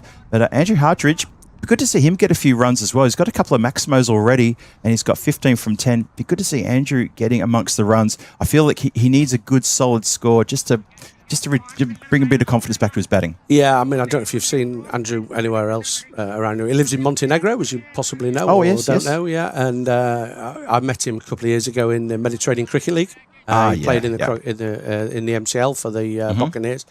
And make no bones about it, he hits a big ball. He's a big lad. He's a solid lad, and he can absolutely. There's one coming your way. Going to fall short. That's going to fall into the hands of, good effort. 2 players could have raffled it. And you know what? I got to say, the player who was running in from the covers probably should have been the one to call for that one and call it, because the player coming off the Bandurip had further to run. Yeah. And in the end, it's going to be grassed. And probably, I'm not sure who would have called it. We had got the window shut, so we couldn't even hear a call. And to be fair, there's too many times that sort of sky catch, there's no call anyway. It does happen. Again, I think it's one of the big things that hopefully you'll hear with the Hippos. Again, some of the basics: call, be strong, be committed, go for it, and then the other one knows. If you drop it, you drop it. Nobody's trying, means to drop a catch, but at least put that call in. That's true. The basics, as you say. Yeah. Speaking of the basics, during that previous match with the Hippos taking on the Vikings, Dave Robson jumped in the chat. And he said a couple of things which I was sort of echoing as well about that innings. We won't sort of talk much about the innings, that wonderful partnership again too much, but the two were playing proper cricket shots. Yeah. They weren't being rash, and even said, we don't necessarily teach them how to hit sixes, but look at the confidence growing in them. And this is what I was saying as well, that you can see their confidence growing, which is why Marco, the second half of his innings, he was so fluid with his hitting for 6 and to the boundaries. It looked good. And so whatever the coaches are doing, that's such a good sign. Spot on, and I'm glad you noticed that, because we do try and say you don't have to smash every ball. Keep your shape, keep your head still. Yep. Again, some of the basics as people will know. Yep. And if you can time it, it will go further timed than it will trying to slug it. Exactly. So, and that's ended up what Marco did in that innings. Yes. Some leisurely shots to view, but we're going as far as any other ball has been hit here That's exactly all right. week, because they were correct shots from the correct position. Doesn't necessarily win your T10 tournaments. But it was interesting and a pleasure to watch. Yeah, proper cricket shots. Proper cricket shots being dispatched. Yep. And a score of 150 in a T10, I think that's what probably makes that partnership and those two innings quality. You know, 71 and 72, both going neck and neck the whole way through it. You could tell they were complementing each other, and it was really good. There's a shot down the ground for 4 runs. Looks like Harry's starting to warm up a bit. Yep, Harry's starting to find form. He's hit a Maximo, and then he follows it up with another boundary. So maybe that's the moment where he gets his engine firing. We'll keep one eye on that while we continue this conversation. Again, thank you so much for joining me today, KP. And if anyone's got questions in the chat, load them up. We're going to talk now a bit about Estonian cricket. Talk to me about the World Cup qualifiers that have just passed. I know there's a couple of, Harry just mentioned his name a couple of times, but tell me about some of the other players who really stood tall for Estonia. Yeah, absolutely. And Harry definitely was one of them, and his brother, Rohan, who's not here. But so Harry's 17 now, Rohan's 19 or 20, I can't remember it off the top of my head. But if I can just backtrack a little bit before Denmark, we had quite a big change within the association towards the end of the year. So ultimately, we only really had 6 or 7 months to prepare, and we've tried to change things or do things slightly differently and what we think is more elite sport aimed. So look, it's not elite sport, but if we can get into that mindset, you're representing your country, you're playing at the highest level at the moment for this associate nation, let's at least get that mindset in place. Let's try and get those all those things ticked off. So it was a big change for us over the last 6 months before we went to Denmark. Right. And we went pretty confident. You know, we had a tough schedule. See this ball if you there we go, Andrew. Andrew's put this one up in the air and well taken on the boundary line. Really well taken. Just need a little bit more meat behind that shot. And you can see exactly what was trying to do that, and maybe sort of take a bit of a lend from Harry's book, who knocked 3 boundaries in the last 3 balls that he faced. But the 3rd wicket does fall at the start of the 5th, and that's a bit disappointing for Andrew. Just starting to get going too. He amassed, 18 off 12, call it 18 off 13, with obviously the wicket falling there. And you know what? He was only about a metre away from getting another 6, and he'll be gutted about that one as he trudges off. And another wicket falls. Is the partnership then? Is this Marco and Harry? It is indeed. This could be the one. Yeah. So we had some changes. It was a bit difficult. We'd got some. What we've managed to do is get some young blood coming into the group now, which is really important for us. So very important. We've talked about Harry, 17, Rohan, his brother, 19, seen Henry just turned 16. So it's good to have these guys in there now. And we had a really tough schedule, if we're to be brutally honest. We still felt confident that we could do well. We were the only team that played Wednesday, Thursday, Friday. Now, again, you might think that doesn't sound too tough, but they're amateur cricketers, 20 overs. It's ICC regulated, so you have to be at certain times. You have to be on the bus. That's right. You have to be here. You've got to do what they say. Yep. So you can't just have a lay-in and all those sort of things that you probably think you would do if it was a normal game, which is fine, by the way. You know what the rules are, and you try and adapt to them. But our first game was against Denmark, which was the favourites for the group. Our second game was against Norway. They're both much higher ranked than we are. True. Yep. And the first game we ended up being, let's be brutal about it, 7 runs, 5 wickets within 3 overs. Yeah. Chasing 180. I do remember that, yes. So we came off at halfway thinking 180, that's really good in a 20 over against the highest ranked team in the competition and the favourites. So, we fielded really well. We bowled really well. We were really pleased with that. But they blew us away in the first 3 overs. It's as simple as that, if anybody saw it or anybody knows about it. And we struggled to recover a little bit from that. We did go on. We did see the 20 overs out. Let's take all the positives out of it we can. We did get to 70 or 80 runs. It did mean certain, Steph had to sort of stick in a bit rather than playing his fluent game, which you wouldn't have chosen. Rohan suffered a mild concussion, so he went to take a catch. Coincidentally, funny story, he went to take a catch which he grabbed. It was a fantastic catch. Yeah. And going back to the conversation we were just having, him and his brother virtually collided in taking it, and Harry kneed him in the back of the head. Ouch. We never had him for the rest of the tournament because he now got mild concussion. So the ICC are saying that's it. 30 days you can't play cricket. Yes. And so look, the positive, we kept them to 180. We battled really hard, having been 7 for 5, and saw the 20 overs out. But it did knock us definitely. And then we were back against Norway. Fell just short against Norway. Again. A couple of things didn't go our way, and I'm not making excuses here. That can happen in cricket.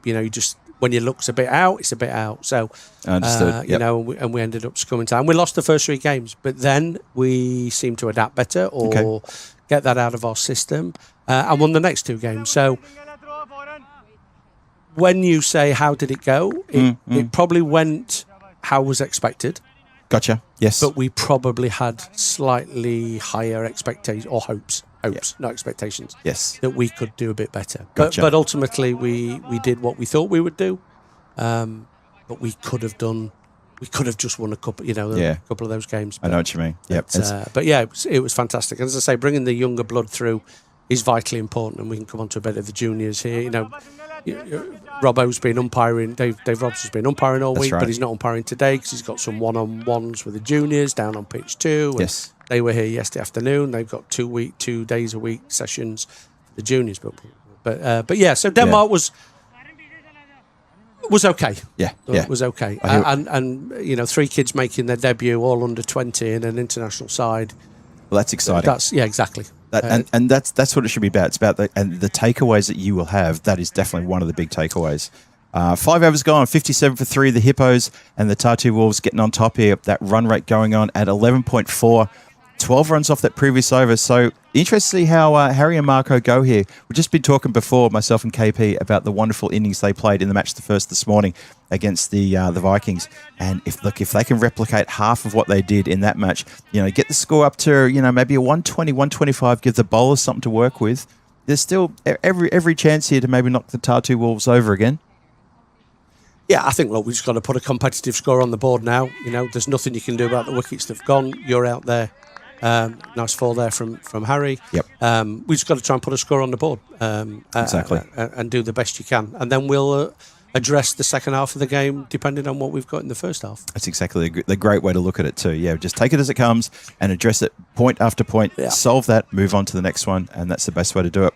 Estonian cricket, the situation with Estonian cricket, can you sort of lean in a bit more about the under-19s, the development side of how things are going? What are the plans are going forward? Yeah, well, you know, obviously the more youngsters we can get involved, the better for the whole country and for the national team moving forward. And even, you know, just this week you've got Harry, you've got Henry, Meyer, who's playing for the Hippos. He's in the under-19s.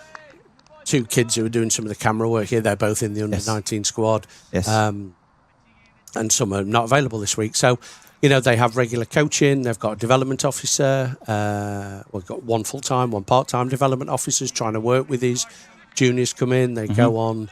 They went to Austria and Finland last year, I think it was, off the top of my head, on a couple of tours. Been to Austria again this year. So there's opportunities there for them. And they are the future. It's as simple as that.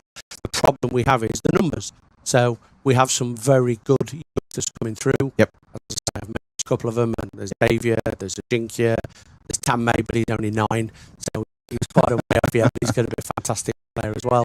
But it's the numbers, you know, and we have to try and grow the numbers of children participating in cricket in Estonia. Again, as it won't come as a shock to anybody in most European countries, I suppose, it's not a very well-known sport here in Estonia.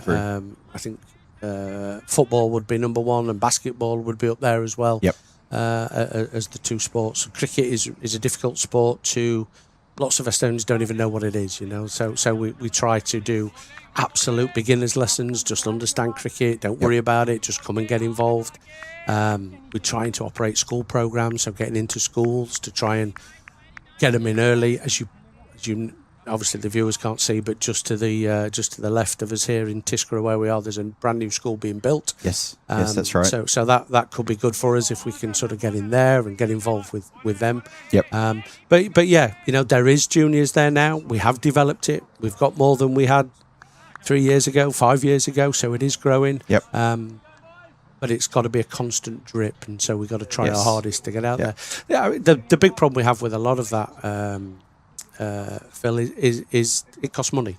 You know, nobody's going to give up all their time for free. Lots and lots of people in the EKL do lots of things for free. You know, they love cricket. You've mentioned Stewie Hook before. You know, probably not one of the most important people in EK Health's history for all the effort and time Totally, yes. and effort he's put in, a former president, Yep. etc., etc. And there's lots of people helping, but they can't help on everything. So funding becomes a very important part. But hopefully we've got some sponsors who get involved. Yep. Always on the lookout for companies and organisations to associate themselves with a growing sport. We're part of the Estonia Olympic Committee now, so Excellent. that helps being involved in that. Yep. We do get some funding, small amounts, but some funding from ICC. But majority is left for us to try and generate. Try and really. find it yourselves. Yeah, and it's difficult, but Yep. there's plenty of opportunities out there. Yeah, there are. And you know what, it's funny listening to you talking about these sort of problems that you run into with the sponsorship and I guess grassroots cricket is something that's very hard to sort of try to sow those seeds here in Europe, in mainland Europe, simply because, as you say, there's football, there's basketball, there's so many other sports which are much bigger up the scale.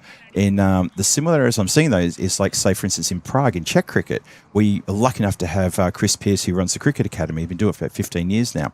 And he's now very proudly got around about 1,500 kids in schools playing cricket at that young age, the under 10s, under 12s, and they're learning the skills very early. So it's taken a long time to sow those seeds. And that's going to be the same, I guess, for here in Estonia, just to try to get that momentum going. Yeah, exactly that, and that's why we try to run the schools program. I think I heard a stat that said there's about 2,500 children Taken. Just pause for effect while the catch was taken. Thank you for that. I couldn't see it out of the corner of my eye, but that's the end of Marco. He goes to go downtown there, KP, and he's been caught for 12 off 7 deliveries. And that's another catch right in front of our roving cameraman. That is, of course, Rob, our wonderful volunteer, one of the youngsters you were just talking about. And it's now 73 for 4, halfway through the 7th. Yeah. So yes, just sorry to carry on that point. I think I heard a stat that said, with the schools program, there's about 2,500 children we're introducing to cricket, which sounds fantastic. Right, you think, wow, that's great. From a standing start, cricket was never something. Yep. Marco, who's just come out, one of the a pure Estonian who plays national cricket. Kalle Vislapu, who's not here this week, again, an out and out Estonian who plays for the national team. Yep. Henry's Estonian, Harry's Estonian. So we are growing. We've got more Estonians now, pure Estonians in the squad than we've had before, and 2,500 in schools is fantastic. The difficulty then is getting them from the schools programs here to the nets, which is a fantastic, as you can see down there, 3-lane net session that's down there. But it's then getting them to commit to that. Yes. In the schools, the parents aren't necessarily involved because it's a school. It's in the school. It's part of their school day. Yep. Parents haven't got to pick them up, run them around, drop them off, etc., etc. Yep. If you're asking kids to come here, which we're just on the outskirts of Tallinn, as you probably explained already. Yep. But that then involves either buses or it involves parents. And as cricket isn't a sport the parents even are aware of, again, it becomes difficult to get that commitment after the schools program to be more here. It's something which I'm very familiar with, coming from, again, a similar country, very similar in that respect of the mindset of both the parents and also the youngsters as well. We've had parents approaching us, even coming to the field to watch the game. That's a lovely strike for a big Maximo there. What a great strike. Harry's marched into 44. We'll keep an eye on that score, because if he gets a half century, there's going to be a lot of noise here, and I want to be able to hear that noise. The parents of some of the people we've got playing, the youngsters we have playing in Prague, we try to engage them about their chat, and they say, well, cricket, when we first heard cricket, our first thought was, well, we can't afford a horse. Where are we going to put the horse? Do you rent them out to us? How do we do it? And would you believe it? It has indeed been caught behind. Well, that's a shame. Agarwal has to go for 44 from 17. He's belted 3 Maximos and 4 4s in that innings as well. On the cusp of another ECN half century, unfortunately, he's fallen. Tardy Wolves giving themselves a bit of a handshake all round. And I reckon a bit of a breather, a sigh of relief for them, because he was just starting to get that engine firing again. And considering what he did this morning, I think the Wolves will be happy to see he's back. 80 for 5, 7 overs gone, still 3 overs to come, 18 deliveries to come, to try to get that total up towards 100, maybe 110 if they can get there. So that sort of comment about the horses, it's sort of typified to us. Yeah, they don't get cricket. They hear cricket, they think croquet, they think mallet, and then they take it to polo. So that's how they link it from cricket to a horse. Yeah. And it's quite unusual that they've gone in one moment. Yeah, and I think that's the difficulty. You know, we, as I say, it's really good that we have all these children, like the guy in the Czech Republic. It's fantastic in schools. Yeah. Part of me says somehow we should educate the parents. So maybe we should try a different approach slightly. You know, in sort of educating parents what it is, give the kids something to take home. You know, it's a low cost entry to sport. Yes. You know, we have gear. You don't have to come buy anything. Just come and see if you like it first. You know, so. And then you'll love it once you get involved in it. That happened to me 50 years ago anyway. So I'm assuming that's still the case. But you know, maybe that's something we should think. And we're always, I think he's dispatched Parko. Yeah, there you go. Is that his first ball? That's Parko's second ball. And he's absolutely walloped that one. Yeah, he came in with the previous wicket that fell, and he's put that one out of the park towards the deep mid wicket left-hander. And the strike gets up to 86 for 5. So, you know, so maybe we should just send the kids home saying with a leaflet to explain cricket to the parents, basically. And we're now trying to start some, so predominantly in Tallinn. So we only have this one ground, as you know, although it has 2 pitches on it at the moment. Pitch 1 we're playing on today, and then there's the rugby pitch in between, and then the pitch 2 over in on the other side. But that's our only ground. This is it, yes. Yeah, Tallinn being the main place in Estonia, I get that.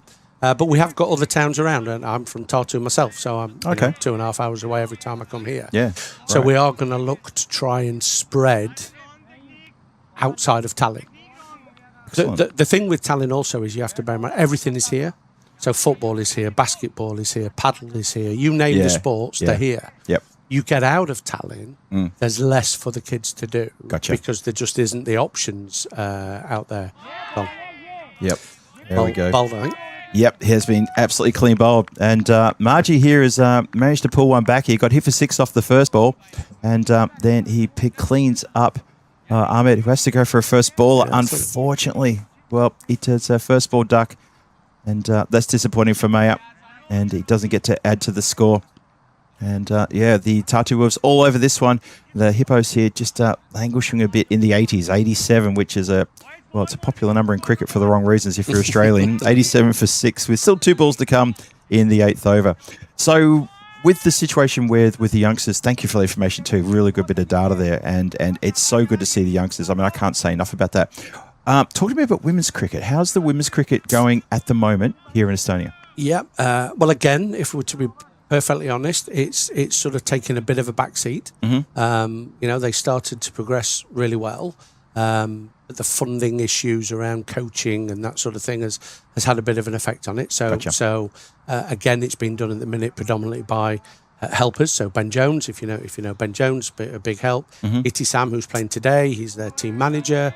And so people are trying to keep it going. They're here on Sunday. They're playing on Sunday. ECS women on Sunday. That's right. So it's great that we're involved in it, and they're developing really well. It's just taking a little backseat this year. Understood. Just to put a little meat around that bone also is, you know, they are important. Women's cricket is important to Estonia. Very. As is the juniors, because, you know, they're vitally important on both fronts.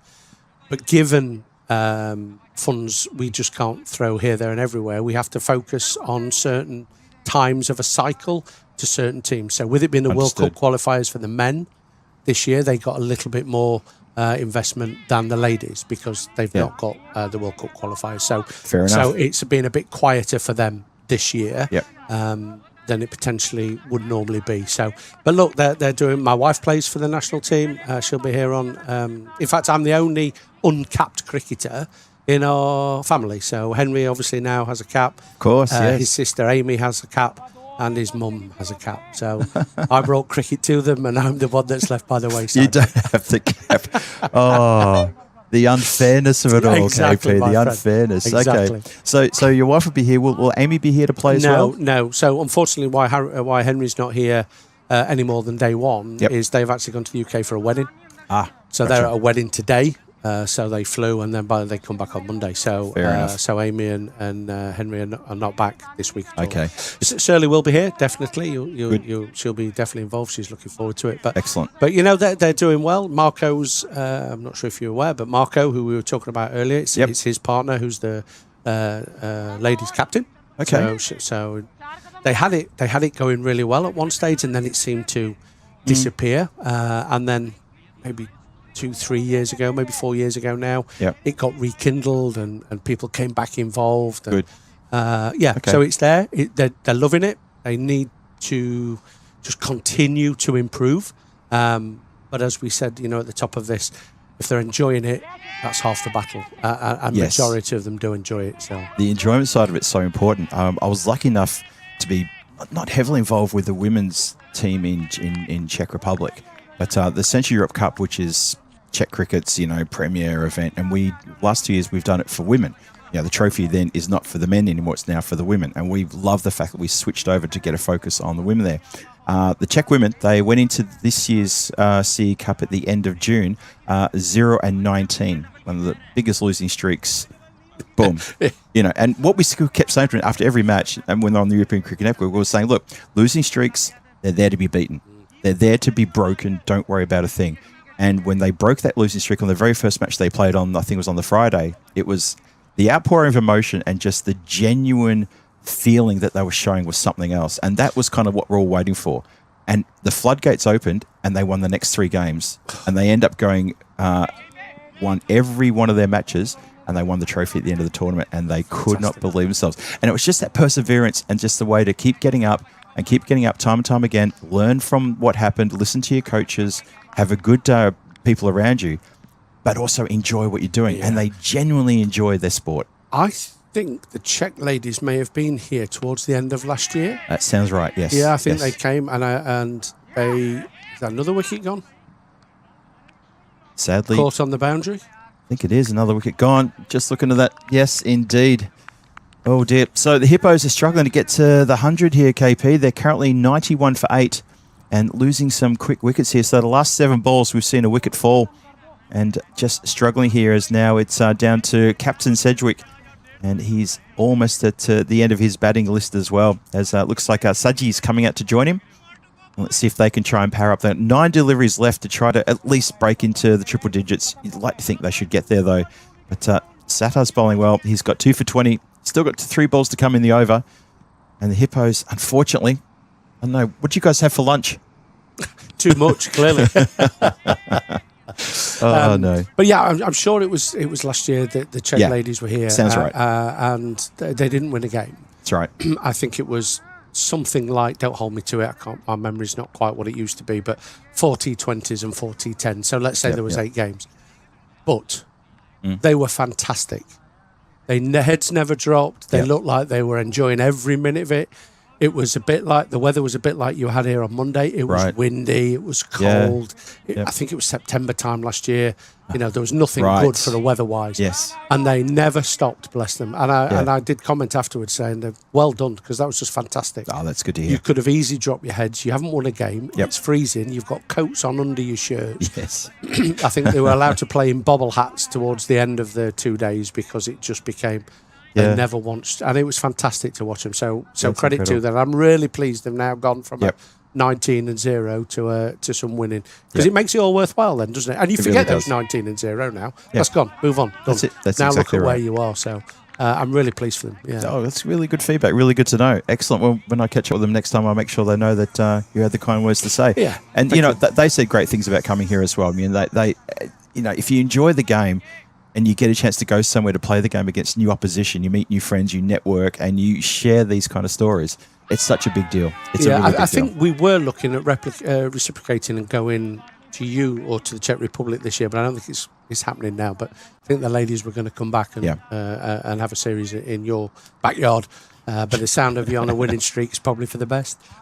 Literally is my backyard, actually. Yeah, Perfect. No, well, just brief on here, and I know the chat knows this too. I was operations manager after Terry O'Connor left Czech Republic, who's a name obviously we know here in this part of the world as well. And myself and a couple of my ground staff, well, literally one of them, Venki Margasharam, he and I would spend every Friday 8 hours in the middle of we have two pitches side by side. We'd spend 8 hours just getting that pitch ready. You know, there was enough blood, sweat and tears from me in one of those pitches to be a relative. There was just so much effort we put in every summer, every week of every summer. And that's one of the reasons I was happy to leave the job, because I just can't do this. It's absolutely killing me. I'm the wrong side of 50 myself, and getting up and down and on your knees for 7 hours at a time is very much hard work. It's tough. Can I just pick up on this point? Sure. What do you got there? So Nilesh sends one about talks a lot how parents are not allowing their children to play cricket when his own son attending a wedding instead of playing for the Hippos. If so, it's not that they don't allow their children to play.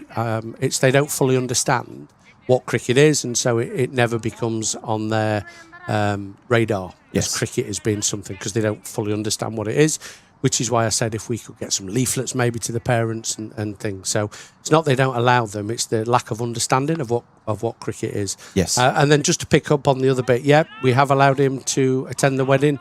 He is an usher at his nephew's wedding, and sometimes, families are really important. You therefore have to do the right thing. And he can play cricket every day of the week. Yes. But being an usher at his nephew's wedding is not an every day of the week event. So hopefully that answers your question, my friend. Yeah, thank you for that question, Nilesh. And I think that's very good words there from UKP. Well said indeed. So if anyone's got any more questions, we're getting towards the end of the innings now. But I'm going to get you, Kevin, to come back on during the second innings, and we can try and hit up a few more questions. I'm sure there's a lot more we can talk about as well. That's as we get to the close of this one. And another wicket has fallen. So it's 98 for 9 with 4 balls left. And you know what? If they leave a couple of deliveries on the table, it's probably not so bad in the last, but you'd ideally want to be able to bat through. Just be able to say, we bat through.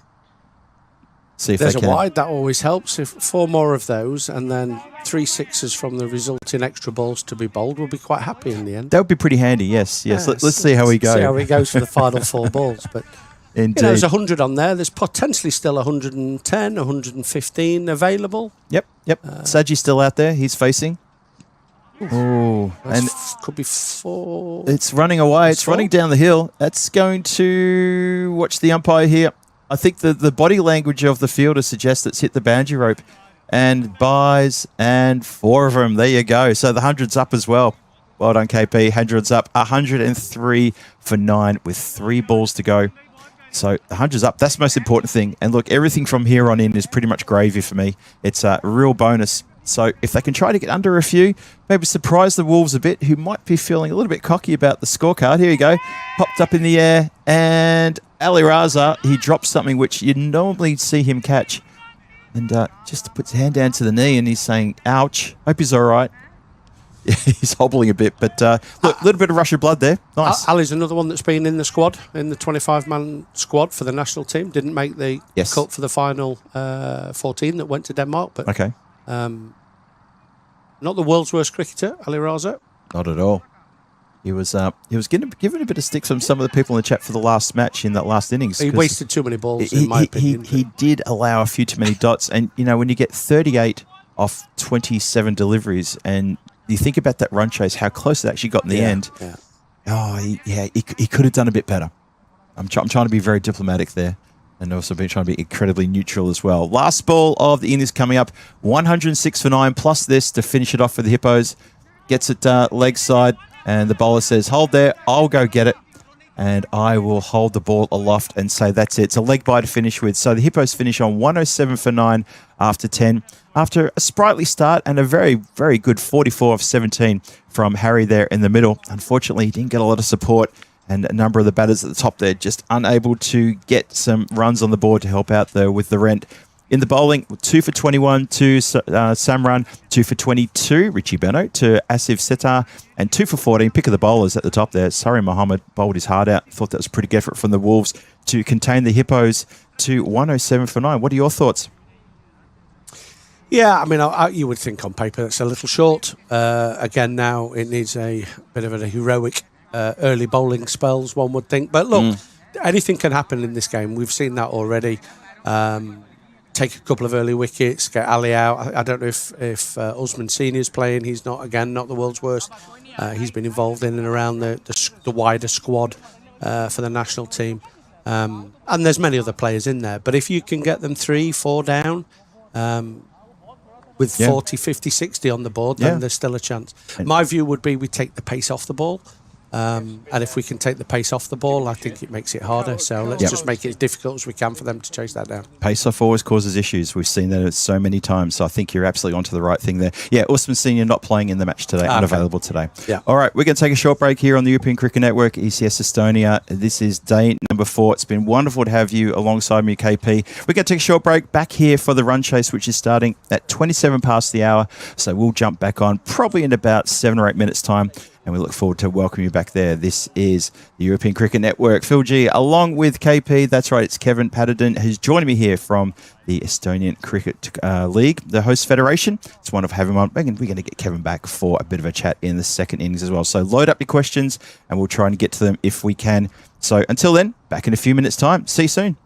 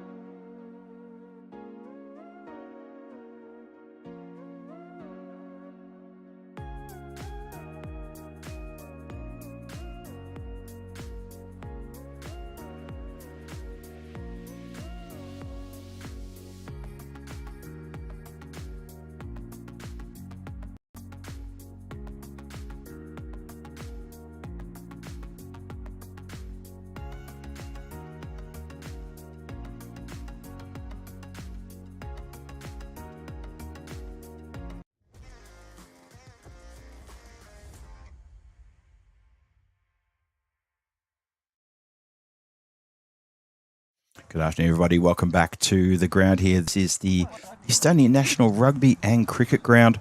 It's a shared facility here, and it's looking absolute picture under slightly grey skies, but don't worry about that. No chance of any rain that we can see so far. Phil G here for the European Cricket Network. This is ECS Estonia. It's day number 4. We're halfway through the match 15, the Tallinn Hippos and the Tartu Wolves going head-to-head in this game. And currently, the Hippos with 107 for 9 after their 10 overs, with a bit of work to do here in the field.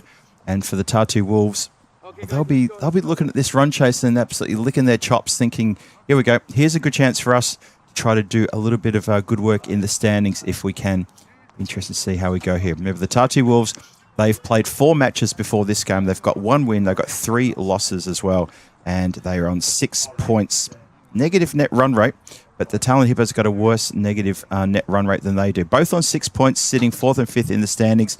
And this will split the difference between. If the Hippos can get a win here, it just opens that door a little bit more for them. And for the Tartu Wolves, they get a win here. It puts them up and maybe even out of touching distance, possibly, of the Hippos to maybe try to cause an upset. But we're going to see how it all goes. As the players are out on the ground, the umpires are out as well. And more importantly, the batters are there too. So we could talk more about the standings maybe after the conclusion of this game, maybe even towards the end of the day. And it was all about today with the Stars, Wolves and the Hippos in action to see what happens at the bottom part of the table. Obviously, the top part of the table, you've got the Stallions already played their 8 games, sitting pretty with 17 points. Strikers will be back tomorrow. They got 3 games to play. They're on 16 points. The Stars currently sitting in 3rd, Wolves 4th, Hippos 5th, but that could change very, very quickly indeed. As we're going to get almost ready to start.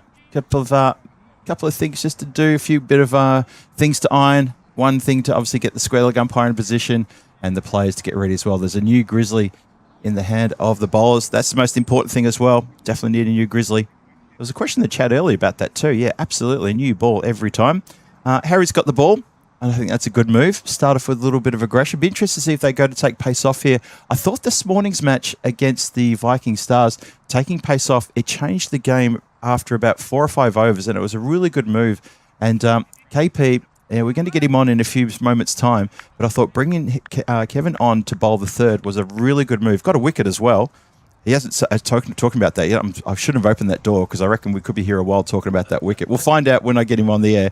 And then also Malcolm bowling really well too. But Parkin's first over was an absolute brilliant one too. 5 runs, got a wicket, and just the game almost just stopped. See if they can replicate that now as we start the run chase. Tucked away backward a square just for a single to kick off things here. Ali Raza in the centre with Margie, and they've got a bit of work to do. So it's 108 is what's required. That's a pretty straightforward run rate. Just need to be going about 10s at the moment, which looks pretty comfortable. Got a bit of work to do, though, to make sure they get the runs. Don't know if they'd be looking to complete it in 7 overs, try and pick up a bonus point. That might be a bridge too far. But Harry got some genuine good pace and giving a bit of thought to his bowling too. That's a cracker. That's a really good line of length over the off stump. Just maybe about a 4th wicket. But yeah, great delivery, that one. A couple of times he could be accused of maybe bowling a little bit short, and it's about getting length. It's the same for every bowlers. But just watching him bowl this morning, I love the way he adjusted his bowling very quickly. Oh, it's too short. It's too full. And then just like Goldilocks and the 3 Bears, it was just right for the rest of the over. It was a pleasure to watch. This one's been clipped away. The chase is on. I think the players will get that. They do indeed. There was 2 running for it. I didn't want to try to raffle who was going to grab that one. And jogging through for a single there.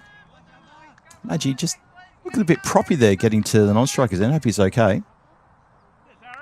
Yeah, no, sorry. It's Ali Raza. Just looked a bit proppy. He did go down pretty heavily just towards the end of the previous innings. I wonder if maybe he's sort of got a slight little niggle there in his leg, because he looked a little bit sort of funny getting towards just to the end of his run there. 3 balls gone. 4 now. 3 on the board.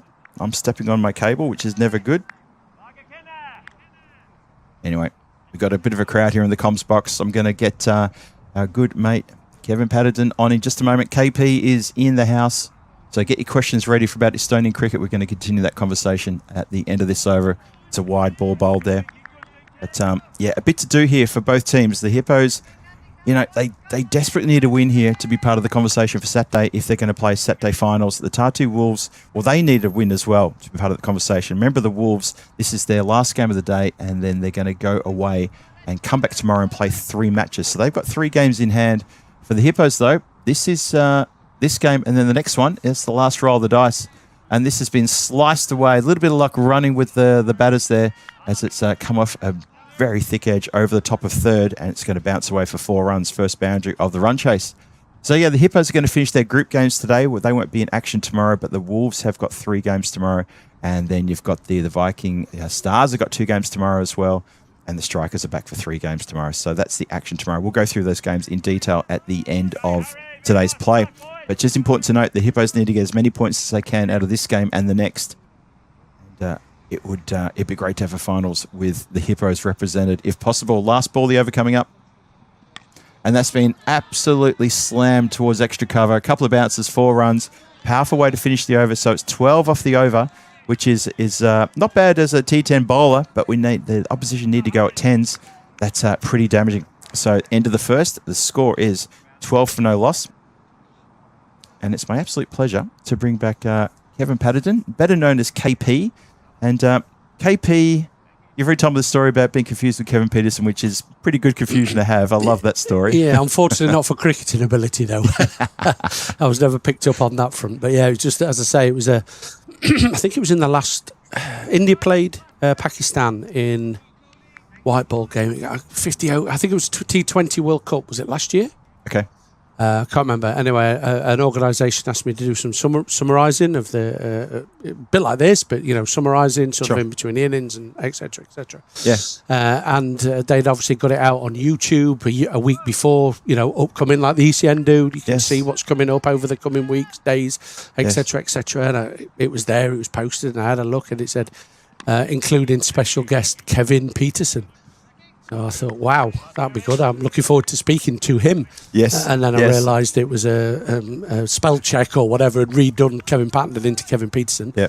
And they were a bit disappointed when I joined the online call with my Hippos hat on. So I just find it incredibly funny that you turned up thinking you were going to have a chat to Kevin Peterson, only to find out, oh, it's me. Yeah, exactly. Oh. They was them think that I was the Kevin Peterson that was an error. So that's it's the way it goes. That's isn't hysterical. It, really? But yeah. So yeah, that was a good over for the first 3 balls, and that just shows you how this game is a crazy game, crazy format in the game. I think he'd gone for 3 or 4 in the first 3 balls. You think if he gets out of this, maybe 2, he'd be all right. And then at the end of it, he's gone for 12. They're up with a run rate. Thank you very much indeed. So it's funny, the pendulum swings many times during the same over. It's actually quite incredible, isn't it? Yeah, you're absolutely right. That's T10 for you. So it's going to be Tikas now. He's coming on to bowl. He's a pretty handy bowler as well. And he tell me about Tikas. What's his backstory? Yeah, well, Kuldeep actually. So one of the things we have implemented here, which we've not had before, and as I say, I talk about Steph Gooch, and if people don't know, Steph is absolutely probably one of the best players in Estonia. He's a thoroughly nice guy, and he's played at the top level effectively in Australia, and around the world. He played in Premier Leagues in the UK, etc., etc. Really good player, and he's now the head coach of the guys, and he's trying to implement, as I mentioned it earlier, this sort of elite sportsman standards. Don't nobody say you're not elite. We know that, but there's nothing wrong in aspiring to be and having certain standards in there that look like a elite level. True. And he's also now created what they call an emerging squad. Okay. So whereas before you would just play in the leagues, they would pick a squad of 20, 25 players, and then they'd pick 14 for the 2-year cycle of the World Cup qualifiers. Yeah. He's now created an emerging nation. So it's giving people the chance to understand what playing international cricket is about. It's run the same way. So in a couple of weeks' time, we're off to play the Baltic Cup, which will be in Latvia. And we're taking some of the emerging nations, not just the national team that's going. Fantastic. We're trying to bring some of the emerging squad into that, so they then, and that will make it easier when they do go to the Denmarks, the Finlands, the Cypruses to play in the World Cup qualifiers. They'll have a bit more understanding. And in answer to your question of 3 minutes ago, Kuldeep is now in that emerging squad. That's so he's news. part of that to understand. We get a good look at him. He gets a good look at understanding of what's involved to play. Yeah. It is international cricket. You are representing your country. Right. You're not just going for a jolly. That's not how we look at it. True. And so he's coming through really good. He plays second team cricket at the minute. Okay.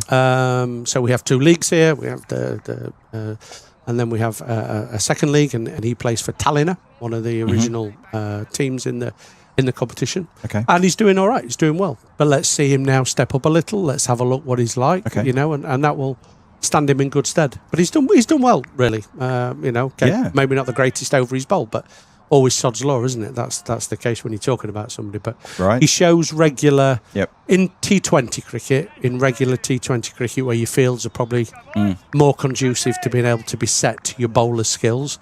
Then he's doing all right. Yeah, Doing and also with the boundaries out by about another 10 metres as well. Yeah, exactly. which is- If not changes more, completely. yeah. I think these are 40, 45, and we're normally sort of 60-metre boundaries. So Exactly. it makes a huge difference. Lots of these shots that are played that just would be caught in a T20, you know, Totally. and so that's why there's 200 scored and not 106 for 9 on a regular basis. That's so true. Yep. And I think that's what some of the viewers sort of get a pot under the collar about. They're sort of like, well, you know, maybe we should put the boundaries back a bit. And it's like, well, we're not trying to replicate T20, which we are making T10 its own sport. Yeah.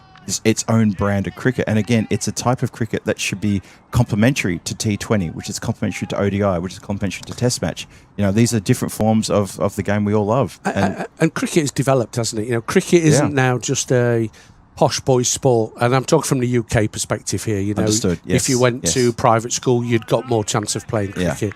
If you were well educated or financially good, you'd got. It's not like that anymore.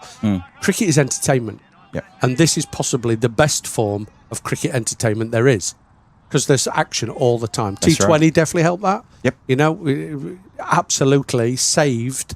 I mean, Test match has got to be the ultimate pinnacle. That's got to be where you want to. Nobody will ever Yep. convince me any different on that.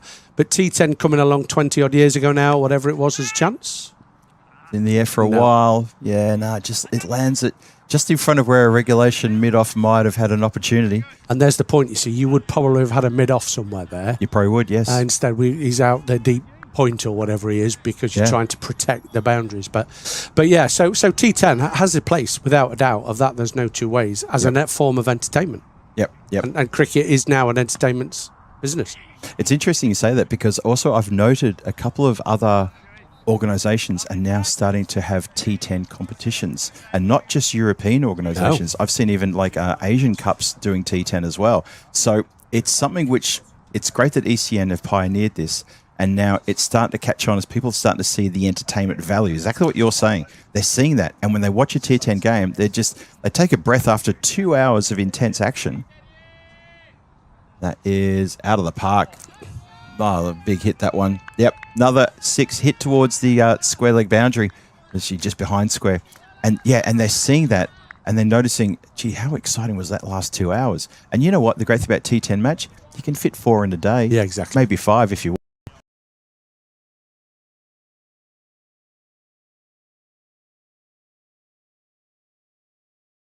Here just pointed to himself with a big smile saying, me too, Phil, don't forget me. And I think that, you know, what the guys probably, if you've never been to a T10, okay, watching it on the screen is fantastic. It's entertainment and all those things we say. But behind the scenes, to actually put that on is hard work for you guys. It is hard work. Back to back, 4 games. And I've known ECN do 5 games sometimes also. So that's right. You know, you've got your scorers, you've got your production, you've got the umpires, you've got your commentating. There isn't a break. No break. You may get... I've heard you say, you know, we're back in 8 minutes for the next game. Yep. We're back in 12 minutes for the next game, whatever it might be. Yeah. You know, Yeah. it is tough for you. You do a fantastic job. That Yeah. has to be no two ways about Thanks, it. KP. You know, I appreciate you saying that. But you don't really see do. that, do you? You know, when you sat watching it on the true. YouTube or fan code or wherever it is that it's out there, Yeah, it's true. you know, you just watching the great entertainment. Yeah. There's yeah. a lot of work goes in behind the scenes. Anyway, sorry. No, it's a good point you raised, and I've said this a few times, especially last year before we had the pause, because I've said we had issue with the funding dropping off from Dream 11. But before that, we were doing, as you say, 5 games a day, and we would start in February. We'd probably finish with in 2024 we finished, I think, with the women's ECC, and that was in December. It was a week before Christmas. It was a wasn't week before Something? Christmas. That's, what's that, 46? Chance. Well taken. Really good. Well taken. First wicket, the breakthrough comes. So it's going to be Ali Raza who gets a top flying top edge. And Hippos come together. And this is one thing about the Hippos. They don't mind the occasional get around here when there's a wicket. And I love that as well. It's good positive signs. but the wicket is taken, and Iskin Digam Ali Raza, and Marco holds a good catch, and Skipper comes through with the goods in his over, and that's first wicket for him off the second ball. And well, there you go. It starts with a wicket, and anything from there. Taking the pace off the ball, you see. Mac is Mac's a slow bowler. I think you do well to call it slow, but he gets up to slow speed, and that's a big help in this game, definitely. Definitely, yeah. This is the thing, we talk about pace off a lot in T10, and you'll see the changes happen so fast when pace comes off. And okay, when the batters adapt, pace back on again, and take pace off. So it's about the captain being in his head, just thinking, right, how do I change up what's going on because it's not going in our favour? Right, pace off. Yeah, and I think Malcolm's done it pretty well this week. Okay, the Hippos, they may not show it on the scoreboard, but the way he's changed that, especially in this morning's match, just switching between himself, Parky, himself coming off that third over, it was a brilliant ploy, and it worked. It worked, and then they got used to it, and then they got after Parky in his second over. Yeah, they did, and that's the way. And I think in that first game, if you look at Harry, who is a good cricketer, he's gone for 51 in his 2 overs. Yes. He hasn't gone for 51 because he's rubbish. He's gone for 51 because the ball's coming on. It therefore goes off the bat much Ball's quicker. coming on. So the quicker it's coming on, generally, the quicker it's going off. But I think pace off does make a difference. But yeah, it used to be all year round, your ECS. I remember watching it in December still. You probably only got January off, did you? And then you were back in again in February. Christmas and January off, and that's the time to sort of meet up with the guys who are in the office in Zurich and find out what the plan is. I mean, we obviously get fed what the plans are for the next year. We obviously get fed that. Yeah. But then it's like finalising that, and it's like, right, next week, Rico, you're heading off to Porto. We've got Phil G. He's heading off for the Do the Night series, which is starting the day after in Coimbra. So it goes fast. And then the day goes fast, and then we don't take Sundays off. We used to take Sundays off, not anymore. Now it's 7 days a week, 5 That's games. entertainment for you every day of the week. And and the demand was there. And we love our fans. We love showcasing European cricket and the development on the domestic scene, and that's why we do what we do. And if we have 2 series on at the same time, and 3 series sometimes on at the same time. And there was a moment last year, I think we had 4 series on at the same time, which was quite amazing. Yeah. Because we love showcasing cricket. I mean, that was Daniel Weston's dream right from the very start, was to show this is what it is in Europe. This is the game we love, and this is how we play it in Europe. So, yeah, getting towards the end of the 4th over, 45 for 1 on the board. Tartu Wolves, I wouldn't say they're in complete control here, but at the end of the 4th, it is 45 for 1. And they still need to be going at 10.5. So that run rate hasn't really ticked up or down. It stayed pretty steady. And 4 runs off the over. That was a very good over from Mal. He's bowled very well. Need a couple more of those and just get a bit of scoreboard pressure on the Wolves. But this is still quite open, this match. So there was a question came through. It's gone now, I think. But I think I can't see it now. So about a government sport in Estonia. Is there a government sport, was it? If you want to ask me again, my friend, I can probably help, but it was something about is there a government sport in Estonia? Have a scroll that if you like. Maybe try and have a look for that. I just saw it, and then it went crazy, the chat, and from what I could see, it disappeared. But question from afar, is there any government support for cricket in Estonia? Good question. Very good question. Simple answer is no.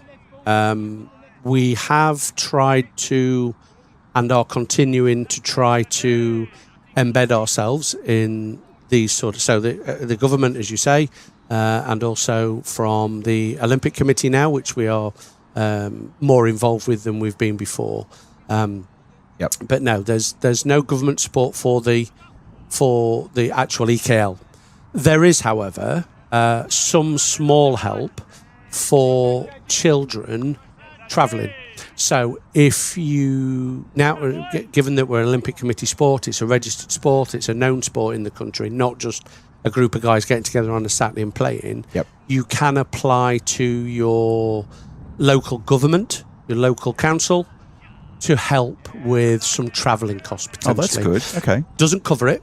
Okay. But it's a help, and that's a huge help. Every little bit helps. Exactly. It's so true. Yep. So currently no support from the government directly to the EKL.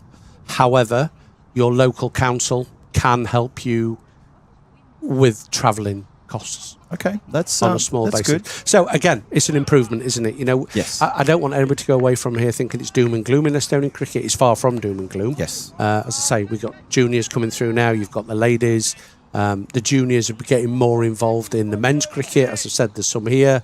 There's some made their debuts. Well, three teenagers making their debuts for the national team, all Estonian. Yep. There's youngsters making debuts for club teams this year. So, in the men's cricket, Stu's under this one, hangs onto it, holds it aloft as well. He's very happy indeed. Mars going to catch it on the boundary. You saw that as well. Marzi thought it was going to carry. He was hoping to catch the ball. He's saying the one chance I had to catch it, and would you believe it? It fell. The wind caught it, held it back in play, and Hookie has held on to a Skyer. And that's another wicket to go. So there you go. Sanu Marji has to go. The openers are gone, and Marji was on fire. 43 from 20 deliveries with 5 Maximos.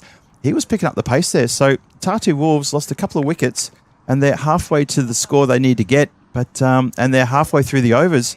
Oh, a bit of a fine little game bubbling along here at the moment. Yeah, a couple of wickets to the Hippos. Yeah. Couple of tight overs. I mean, I'm not quite sure what tight overs actually entail, but I would think anything 12 and under is a good over in this format. So halfway through, couple of wickets, still game on. As I see it, it's probably still in Tartu Wolves' favour, I would think. But game on, I think would be a fair. Yeah, well, the run rate required is still at 11. And, now Parkin's coming on to bowl his first, so he should get 2 overs. And again, this is part of that pace-off sort of mindset we've been talking about. It'd be interesting to see how this goes. This over for me is quite a huge one. One, to make sure Parkin doesn't get taken to the cleaners. He gets a few good dot balls in, maybe even pick up a wicket if he can, and make sure that Tartu Wolves don't try to break away at the start of the second half of this run chase. And I think what's really important, you've got a guy who's faced 4 balls and a guy who hasn't faced a ball yet. So 2 new batters, they're not set. Big time. So game on. Yeah. Let's see what the Hippos can do. As you said earlier, the Hippos really need to win points out of, ideally this game and the final game of the day. Just to give to make them sure. a chance, really. Just to be part of that conversation, right? Yes. Yeah. And it's a good start to the over. So a couple of dots to start with. And bowling to new batters who think they have to go right from the outset.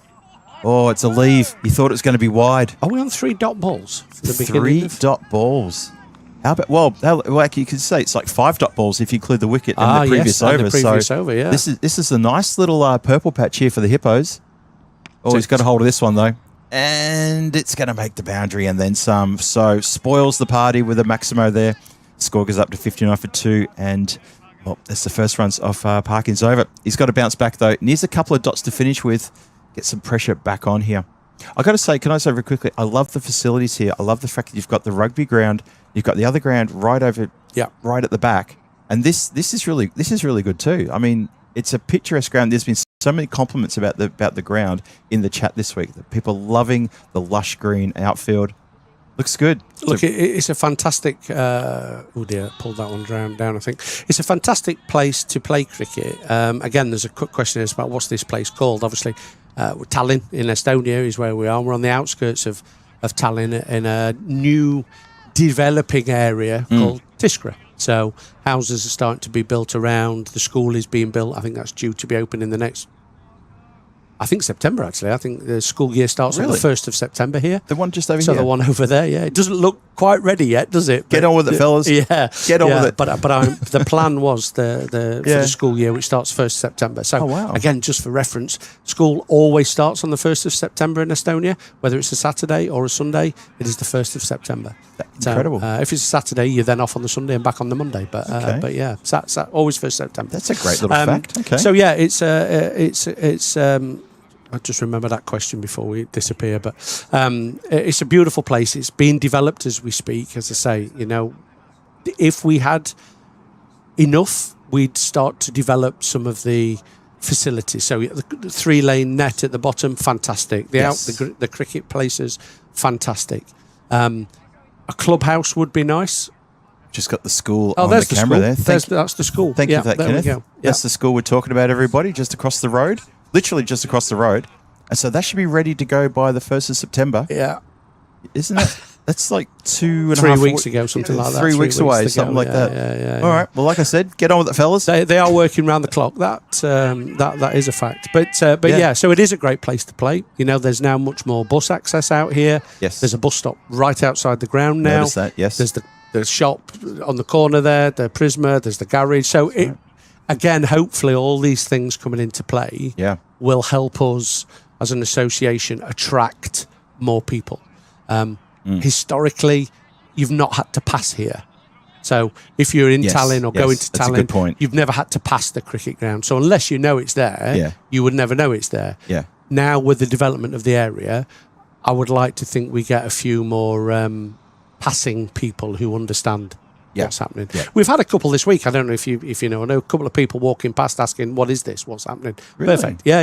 Fantastic. Yeah.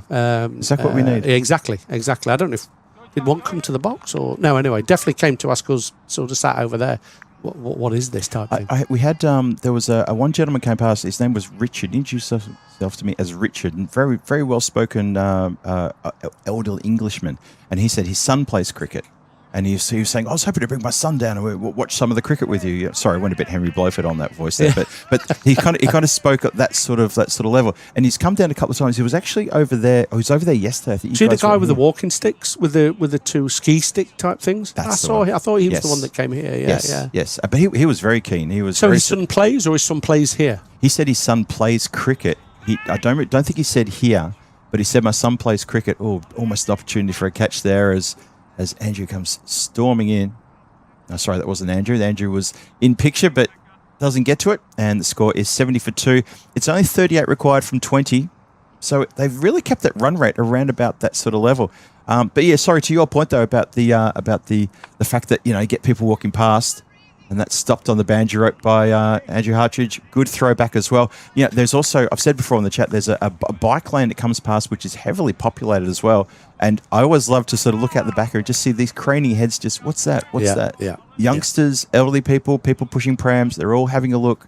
And they're all getting to know, so what's going there? Look, they've got the production set up. There's a big sport going on. There's people here in uniforms. And as you say, it's not just like a Sunday league, people wearing T-shirts and jeans.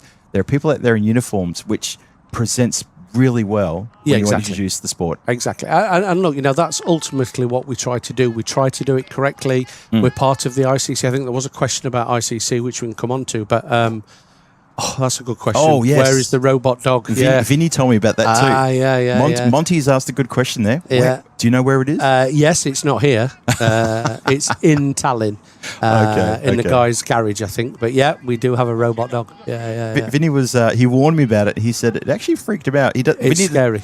Vinny doesn't get freaked out as much anymore, but he said that really bothered him. There's the question from our good friend Zahid, one of our moderators. Okay, question for KP. How about the ICC? Don't they have funds available for cricket development for nations like Estonia? They do. So as I referred to earlier, we do get some assistance and funding from the ICC. For those of you who don't know, we were in the 90s ranked.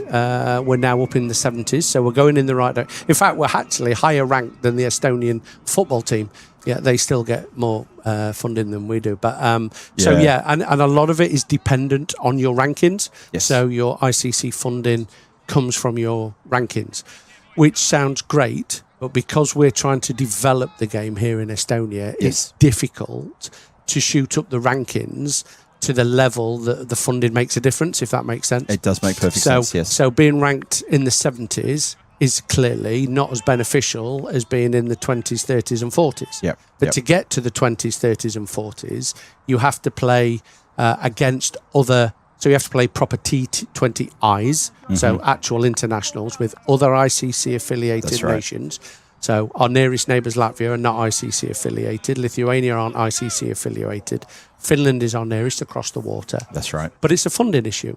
If we are to travel around Europe to play accredited ICC nations... Yeah, just a single there, hit out towards deep mid-wicket. We need the funding. So it's a bit of a chicken and egg. Yes. Yes, the ICC do, but you're rewarded by being higher up the rankings. The difficulty for us is getting high up the rankings without the funding. Yeah, yeah. I know what you mean. I know what you mean. So- One of the problems, we run into that same problem in Czech Republic, just as a comparison. Exactly. So I know exactly what you're talking about. And also, the other thing we do in Czech is, we have to prepare, and I'm sure it's the same for you guys as well. You have to prepare like a almost a summary of all your league activity and everything you're doing with women's cricket and junior cricket, and that can sometimes also help you. But they have this sort of like these categories where if you can get into having say 5 women's teams or X amount of hardball games played by the women, then you'll get a little bit more. Correct. Yeah. But again, it's about how do we get to there? Okay, go all the way back to what we said in the first innings, in the first conversation we had about attracting people to the game. Exactly. And getting the word out there about cricket. So your journey sounds like what the journey that the Czech cricket went through maybe about sort of 8 years ago. And I can see exactly how hard it is to get it done. But look at the success. I mean, you've got Luka Woods. Is he Czech? Does he play for Czech? Luka Woods. He's an internet sensation. He's helping push. Mm-hmm. You've got Peter.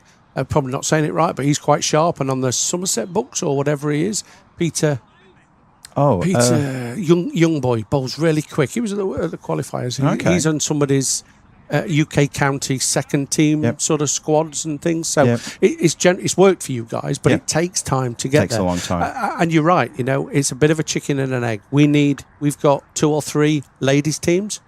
To get to the next, we need 5. Exactly. But to get to 5, we need to push the game, which we need funding to help us push the game. Yes. Does that make sense? It does. It does. So that's how we get our funding from the ICC. We have men's teams. We play T20 leagues. We play Pro 40 leagues. That helps us. We have the junior setup. We have an under-19s. We have the development. So we do get funding. I'm not sat here saying we don't get anything. Sure. Yes. The problem is it's not enough now to project into the next stage of where we need to be. Yep. Okay. Without the help of companies, and don't get me wrong, we do have some help. We do have sponsors. Companies sponsor the league, for example. Individuals contribute, etc., etc. So, it's not that there's not, but we just need a bigger pot to call on to help us project. Basically. I know what you mean. And the rewards are fantastic if we can get. We're all over the world with the World Cup. With the World Cup qualifiers, it's great exposure. Things like this with the ECN gives you great exposure. So there's many things out there for organisations to benefit from. Okay. Excellent. 94 for 2. We're halfway through the 9th. Can you believe it's come down to 14 off 9 required? So looks like the Tartu Wolves are probably just going to get the noses across the line, but it's still kind of hanging in the balance. So this is a lot closer than I think maybe a lot of the chat might have expected. So KP, the Hippos have not disgraced themselves. No way, no foul. Good point, by the way, Steph. Thank you very much for that. Correct. I got my Serbias and my Czechs mixed up. Yeah, that was the Serbian. When you said Peter, I thought, oh, hang on a minute. I think Luka. Yeah, I know Luka from Serbia. Yes. Yeah. We got a few good names in Czech as well. The problem the hardest thing for us in Czech is the kids who are like 18, 19 who starred as under 19s. They're starting to think about university and real jobs and girlfriends.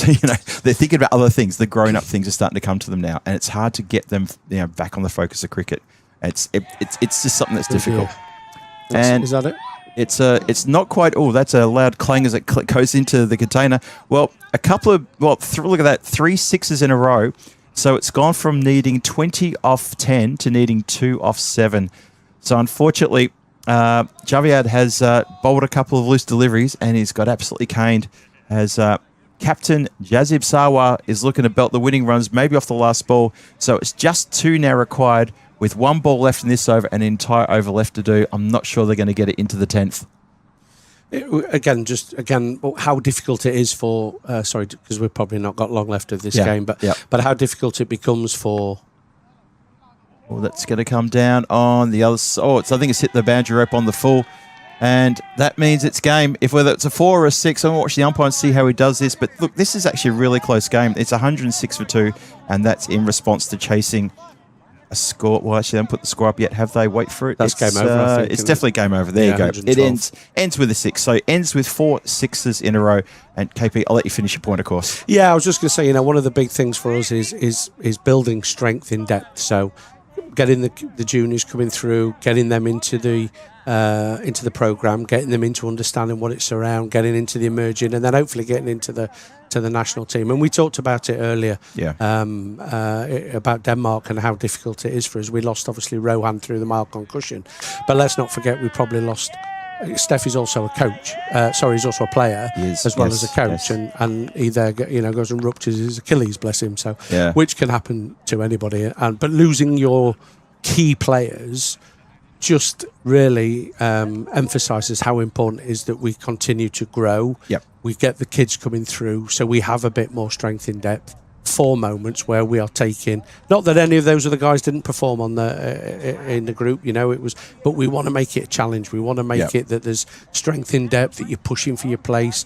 You've got to play well because there's 3, 4, 5 more coming through for that position, exactly. etc., etc. Yes, you almost want to make it a little bit competitive, so you get the best definitely. out of the players. Yeah, definitely. I think it's a really good point, and we're going to have to finish on that point as well. As Tartu Wells wrapped this game up 112 for 2, and that ends up being a 8-wicket victory, but 6 balls to spare. The game was a lot closer than you think, and the Hippos are not done yet. They've got one more game to come. That's the following match, and that's against the team from the Viking Stars. Next match is scheduled to start at hour. That is probably 28 and a half minutes away. So we've got a bit of a break here, which is great. We're going to take a short break as well. But honestly, Kevin, thank you so much for joining me here for this. Your insight into Estonian cricket has been great. I'm sure the chatters loved it. And I just wish the Hippos the best. And obviously for you as well, during your team management, your national team management run that you've got. There's a lot on your plate, I know. And as you've explained, there's a lot of promising signs right now from the youngsters coming through. And that's the great thing about us being here, the ECM being here, is we get to showcase that as well. Yeah, so exactly. Thank you for your time. No problem. Thank you for inviting me. From us, we wish you all the best for the future. And, you're going to stick around because you're playing in the next game, aren't you? I've been dropped. No. I got notification. I can't believe it. Apparently, that's rubbish. They'd say I'm better stuck in this TARDIS than I am out in the field. So, okay. All righty then. All right, we're going to take a short break. We're going to back with the final match of the day, which is the Hippos. They're going to take on the team from Viking Stars. That's match 16 on the European Cricket Network. ECS Estonia. This is day 4, and we're going to be back with you very shortly. Thanks for sticking with us. We'll catch you soon.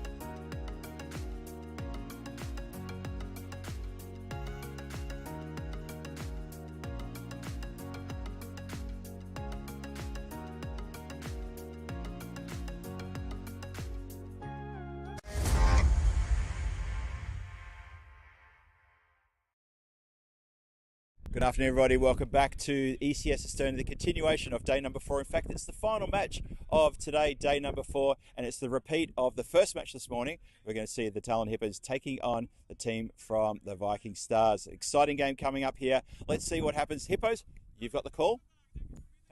Tails is the call. It's ahead. What would you like to do? There it is. The Vikings decided they're going to bat first in this next match coming your way. The final match of day number 4. Let's get into it.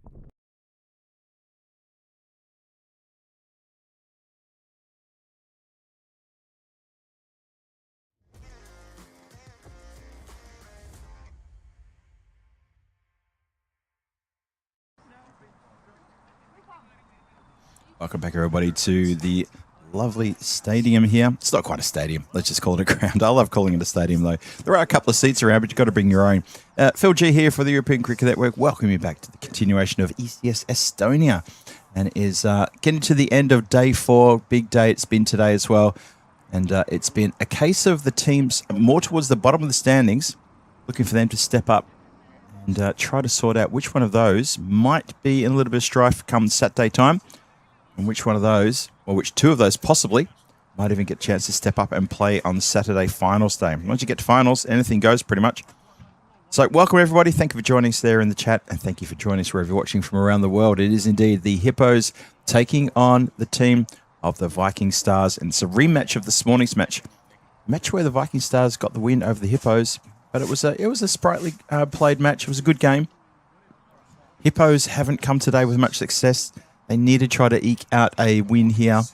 If they don't get a win here, that's it. The ECS for them is over. And it's over because this is their last match of this ECS coming up. That's right, the last of the group games for the Tallinn Hippos. The Viking Stars have still got 2 more games tomorrow. Also, the Strikers are going to be back tomorrow, and so are the Wolves. Both of those two teams have got 3 games apiece. But when you look at the standings, Tallinn Hippos are sitting bottom of the table on 7 points. They will need to get 3 points here just to get some sort of involvement, some sort of conversation in if they're going to play on finals. Don't forget, if you want to look at the standings, please click over to ecn.cricket, check out the standings. Here's a little tidbit for you, a little morsel for you to chew on as we start play, is the Viking Stars. Well, that delivery has actually ruined what I was about to say. The Viking Stars, their current net run rate, well, can anyone guess what it is without looking at it? Let me tell you what their net run rate is. It is 0.000. Before that ball was bowled, there was exactly 777 runs against them, and they have scored 777 runs for them.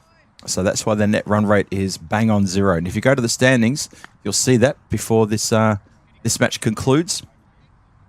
That wide ball just tipped the scales in their favour. So now they have a positive net run rate, and that will make them very happy indeed. So how about that? Just a little bit of number weighing, as I like to call it. Something to do with the numbers. Tallinn Strikers have got a very good, healthy, positive net run rate with the innings that they've been playing. But there you go. Viking Stars have now got a positive net run rate that just ticked over. It was even Stevens before a ball was bowled here. Hippos, though, unfortunately for them, their net run rate is minus 3.49, so they are in a world of trouble. Even if they get the 3 points here, Wolves would just have to get 1 point tomorrow and not be thrashed in order to make sure they don't slip down to 5th place. But it's all to play for the Hippos. If they can get 3 points here, they keep the series alive. If they don't win this game, even if they just take a point, it's not enough. They will not be able to play the finals on Saturday. They'll be spectators, and I'm sure they'll be here at the ground as well. They're big supporters of the cricket, and they love the T10 action, as you heard from Kevin Patterson, KP, in the previous match when we had him on. Loves the T10, and so does everybody else. So welcome back, everybody. Settle in for the final match of this day 4, ECS Estonia, with me, Phil G. And pleasure to take you through the action here.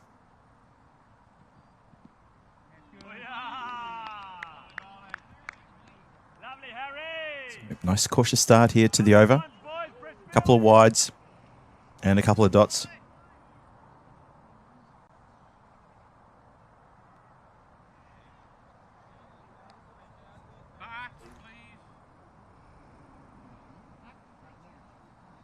Yeah, it looks like we're Just having a look at the bat there. Conversation between bowler and non-striker. That's Burrower, who's only faced one ball for that run, and already he's looking for a change of equipment, which I don't think anyone's going to begrudge him that. Might even have a little bit of a damage towards the bottom of the bat as well. And new bat gets run on. Anyone interested? That was Rana Rashid, his captain, who ran the bat on. Not wearing a bib, so he's clearly not 12th. Maybe that's a new thing on the European Cricket Network. We let the captains run on the gear. Doesn't matter. Let's see if it works. Well, this isn't his bat. This is a different one and a different player as well. And that is a massive breakthrough. So how about that for a start? Can you believe Rashidul Islam, who was pushed up the order, he's been in the match they played before lunch, been pushed up the order again here, and this one hasn't worked. And he goes for, can you believe it, a duck. Third ball duck. Agarwal gets the wicket, gets a big scalp as well. And the Hippos have done themselves every bit of favour, dismissing a very powerful batter. He really was impressive yesterday. I was so impressed with the way he played. Ray tipping with the hungry Hippos comment there. They are hungry for a win. They really do need to get that win though.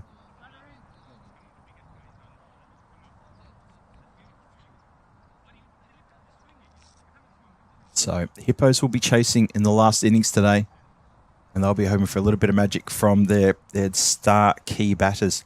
I'm looking at Stuart Hook, who unfortunately went for a second ball duck in the previous match. Mahela Dalb is in the side. Marco's been playing beautifully, and of course Agarwal, who's currently bowling, but he's been very handy with the bat. That 71 he scored in the first innings today was excellent. He comes in again. Good ball. Good first-up delivery. Bit of a stare there too, as Sharon Khan looks to drive. Misses a lot. Another dot ball. Good first over. See if he can finish strong. Just 3 runs from it, and 2 of those were wides.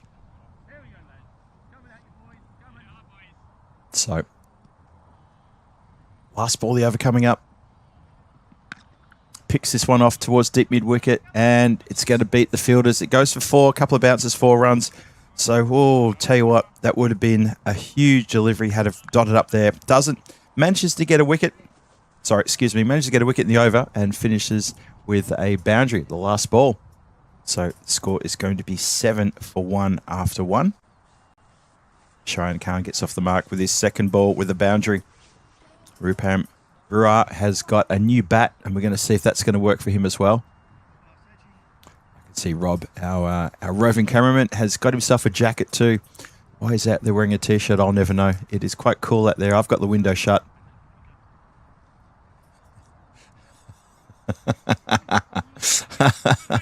that was a nice touch. So I just made the comment about his jackets on the deck, and Kenneth Reid cheekily told him that, yeah, we've just talked about you on commentary. Talk about this on commentary as well. It's another wicket.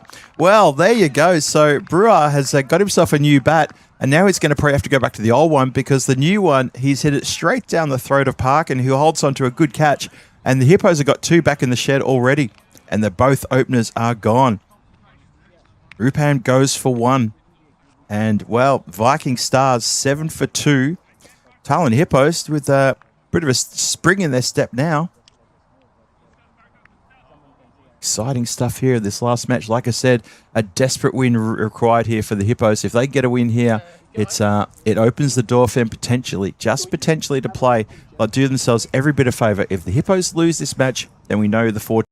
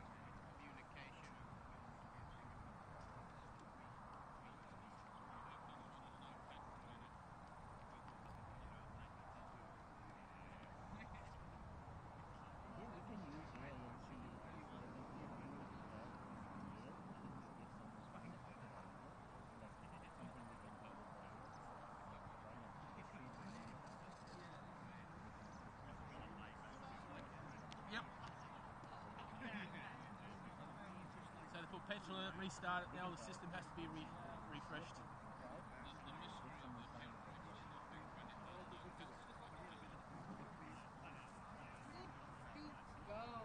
Good to go. Go.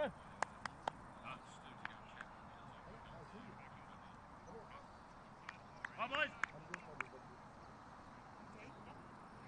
And after that brief pause, we are back.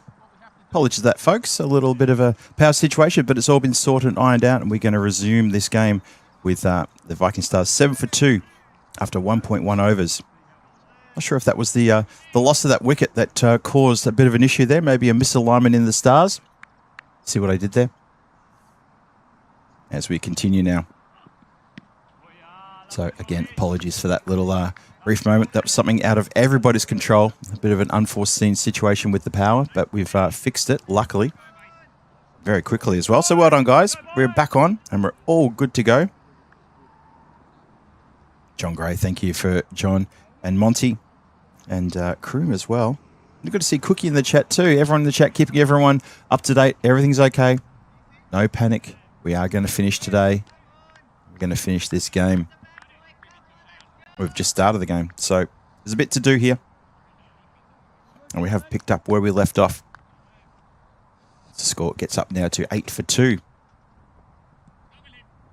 think everyone got a bit worried with that wicket of Rupam. Maybe thinking that might have broken the internet. No, it didn't break the internet. It's okay. It's not you. It's us. And we have solved it. That's the important thing.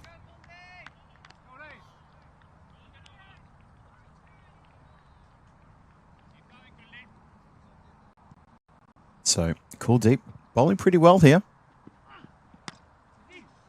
Again, just out to the covers. Dot ball. I wonder if that little pause will favour the Hippos or the Stars. But so far, since the wicket fell, and that wicket was a big wicket as well, it's all gone pretty quiet there for the Stars. Kuldeep looking to complete what has been a sensational over. He can dot up here, be sent absolutely fantastic. Popped up in the air. Player running back, get the hair out of the eyes. Oh, wow. What a catch. That is a stunner, an absolute stunner.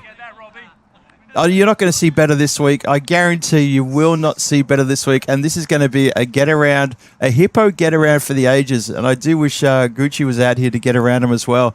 He probably would have broken out onto the field and ripped off the brace from his Achilles. That was a stunner. Absolute stunner. That was almost... He was almost not supposed to catch that. It was that incredible.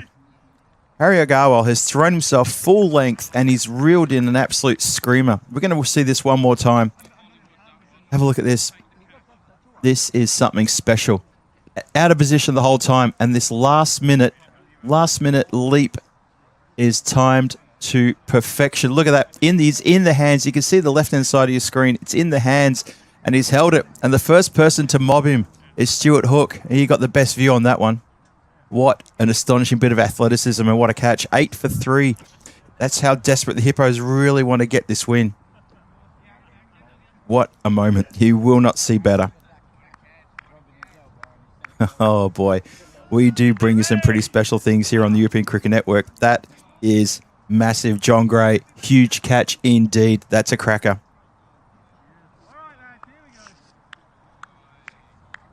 Unbelievable. John Gray's asking me to confirm no loss of overs. Absolutely no loss of overs. It was just a slight delay, and there's no next match.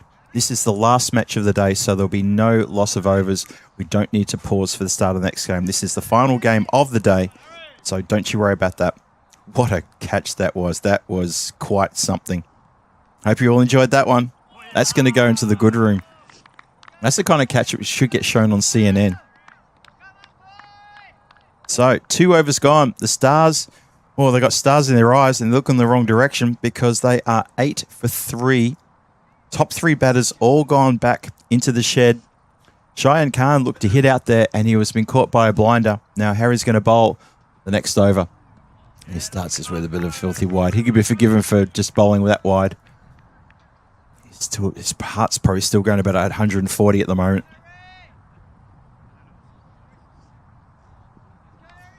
Yeah, John, I noticed that too. He was trying to get the hair out of his eyes, trying to take the catch. He's got the wind blowing. He's got close attention from fielders. The ball is up in the sky where it's very cloudy, so you didn't want to lose the ball in the sky. Had to brush the hair out the way. And completed a terrific catch. Could really spark things up quite well here. Harry the Hippo indeed, says Monty. Well done. Well said. So, 10 for 3. And as I said at the top there, and thank you to John Gray for just catching my attention there by adding me. Yeah, no loss of overs because of that delay. That was just a power cut delay, but there's no match following this. So obviously we want to finish on time, which we'll try and do. But yeah, no loss of overs whatsoever. Just to confirm, it's all fine.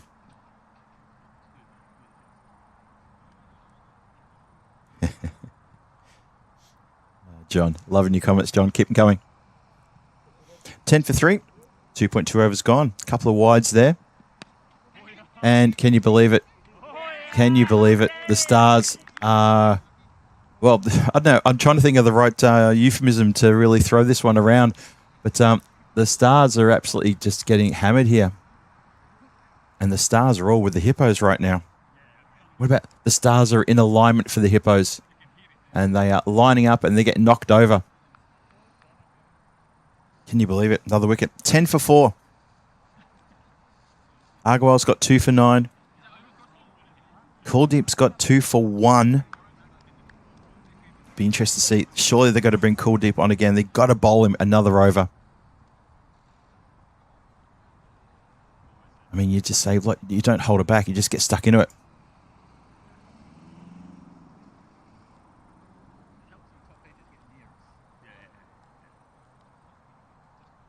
Wow, what a game this is. Incredible stuff. Falling Stars, says Ray Tipping. That's a good one. I'll definitely pay that one. Falling Stars. Well, they're not shooting stars. If they're shooting stars, they're shooting themselves in the foot. They are in all sorts of trouble here at 10 for 4. Not even out of the power play yet. 3 to come in the power play. Top 4 wickets are all gone. Ronnie Zaman, the last man out. 1 from 5 balls faced. And they should get some runs here as it heads towards deep mid-wicket. Just the single, though.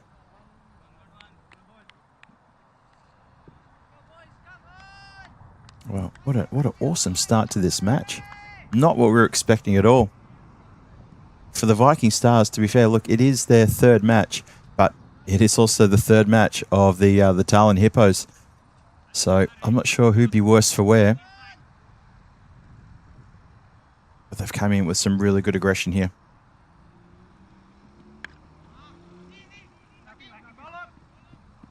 Yep, quick singles are the order of the moment.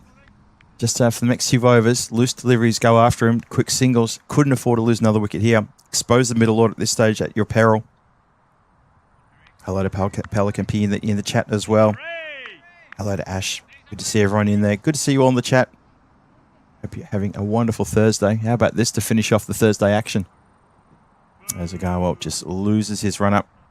It's his final ball of his spell. He's got 2 for 11. And I wonder if I really hope they'll bring Kuldeep back to bowl another over. He's got 2 for 1, Kuldeep. Agarwal's got 2 for 13? No, 2 for 11, sorry. Final ball of the power play. Clipped upishly.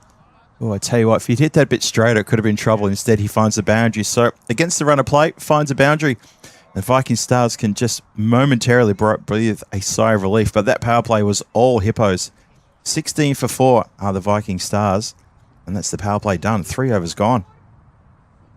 Wow. Something pretty special there for the Hippos. Let's see if they can capitalise and carry on with this and not allow the Stars to try to build something in the middle order.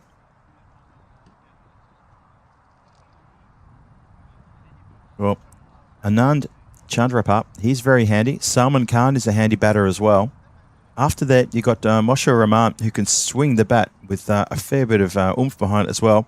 Captain Rana Rashid still to come in. Don't think we've seen him bat yet. So the next couple of batters with definitely a bit to talk about. But let's see how we go then. We start the 4th. Hit up in the air. Hooks under it. He's got to come forward. He has to go back. He's taken the catch. He holds it aloft and says, there you go, folks. That's how you catch a ball. And that is quite something else. So Hook's now involved in the fielding and the fun as well. And it's another wicket to fall. And Kuldeep gets his third. He's got 3 for 1. And the dangerous Anand Chandrapar has to go. The top 5 batters for the Viking Stars are all gone. They're all back in the shed. And the Hippos are, well, they're not just sniffing a win here. They're sniffing something quite amazing here. Good catch, Hookie. He went back. He went back on the banjo rep as the ball was hitting the air. And then he's gone forward. He's done really well to take that catch and holds on to an absolute skyer. And look at, he's just imitating in front of the camera, just showing that's how you do it. That's how you do it. That's a wonderful bit of work. Well done, Stu. Well done, Hippos. He's still practicing how to take the catch. He's standing right beside our camera, just practicing. This is how I take the catch. This is how I do it. There he is. There he is. That's a great bit of work. Well done, Kenneth. Lovely stuff. Look at that. He's still practicing. He wants another one. That's what he's saying. He's saying, send another one down my way. Not a problem. I want another one. In case you just joined us, 16 for 5. Wow, incredible. How about this bowling, though? 3 for 1. Harry Agarwal, 2 for 15. It's quite amazing what's going on right now. Hooked. Takes advantage of a bit of a short ball there. Gets under it and finds the banjo rope. 1 bounce, 4 runs. So once again, just trying to break things up with the boundary here. So Salman Khan finds the boundary. Sorry, that was Moshe Rahman, the new batter out there. So his second ball, he finds the boundary rope.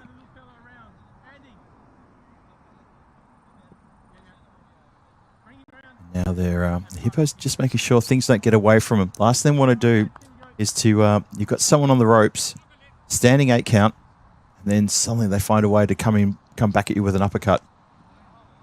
And that has gone backward to square. There is a play backward to square. Good field placement there. So this has been a brisk, really good start here for the Hippos. First 4 overs have been something quite special.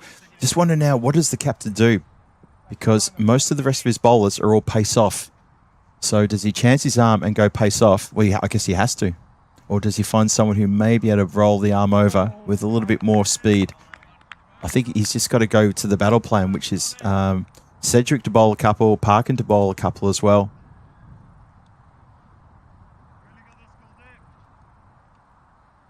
And by doing that, it does exactly what Paul in the chat has just said about the Viking Stars. They'll look to target the spinners now. Miss hit. It's just going to be the one. 3 fielders rushing in to get that. And that is going to be the end of the over. So how about that for an opening spell of 4 overs? It's 22 for 5, 4 overs gone, 6 runs from that over. Kuldeep, well bowled, 3 for 7. Harry Agarwal, he's finished his 2 overs. He's got 2 for 15. Hippos right on top here. They need to make sure they stay on top. Make sure the Viking Stars don't suddenly pull out a couple of magical overs and go from 22 for 5 to 62 for 5 after 6 overs. Going to try and find a way to keep that pressure up.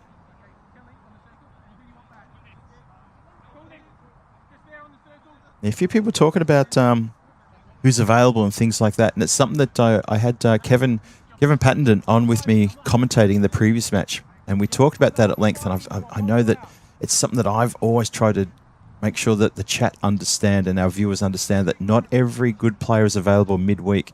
These are amateur players. They don't have contracts that keep them flush with money. They have to earn a living. They have to work a trade. They have to, do something to make sure that they can get by in life.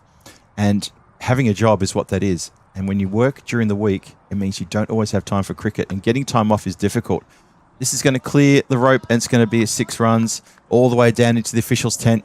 Everyone scampers out the way as that one goes all the way back. Big Maximo that.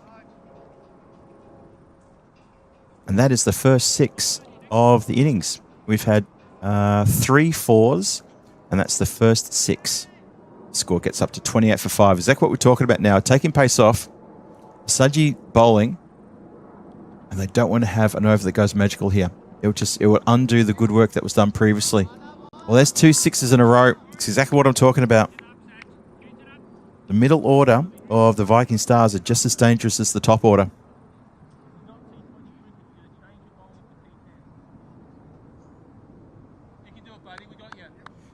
Yeah, Paul mentions too about the recovery possible here. The Hippos do have a strengthened batting.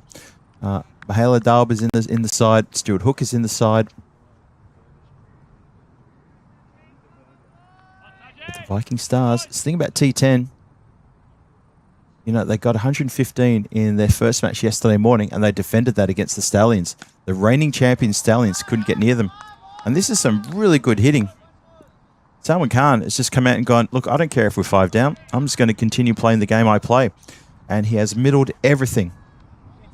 And this is where Saji, captain's getting across and have a chat to him. And hopefully the conversation is going to be, we've got to do something different here.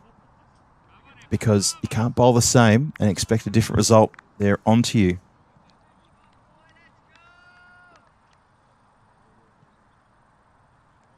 Here we go. So that's 3 in a row. Got to find a way to dot up here, the bowler. Well, there you go. He's it's gone for 4, which is still not a good result. You can see there, he's just put it right in the slot. Out of his crease to Salman and just goes crash to the leg side. Just think about Saji. Just need probably a couple of experienced players to get over to him, just to bring it back to earth and say, all right, you can't do anything about those, but do something about these next 2. These 2 next are very important. Fuller, much better. Gets driven towards the deep cover boundary where it's fielded. So just the 1 run. And that's exactly what has to happen here. Just needs to try to find a way to not allow the batter to get under it. And for the start, first thing you have to do is not bowl that length he bowled before. Last ball, the over coming up. Again, good delivery, full ball delivery, Yorker length. And it's a single. But still, a lot of damage that over. 24 off the over. And I hate to say it, but I just mentioned this a few moments ago. They would not want to get from 22 for 5 after 4, suddenly be 62 for 5 after 6. But they've just belted 24 off that over. That's not a good over for the Hippos. That's the kind of over that could almost deflate them and think, oh, we left the door open. Like, you kind of feel they have now. Projected score jumps up from a possible 60 up to 90. So another big over, and suddenly the 5 wickets don't mean anything. And we don't want to feel that. The Hippos will not want to be thinking it like that. They want to be thinking next wicket. Come on, let's get another one. Captain Sedgwick comes on to bowl. He's going to bowl the 6th. So again, pace off. And that has been launched over deep mid-wicket.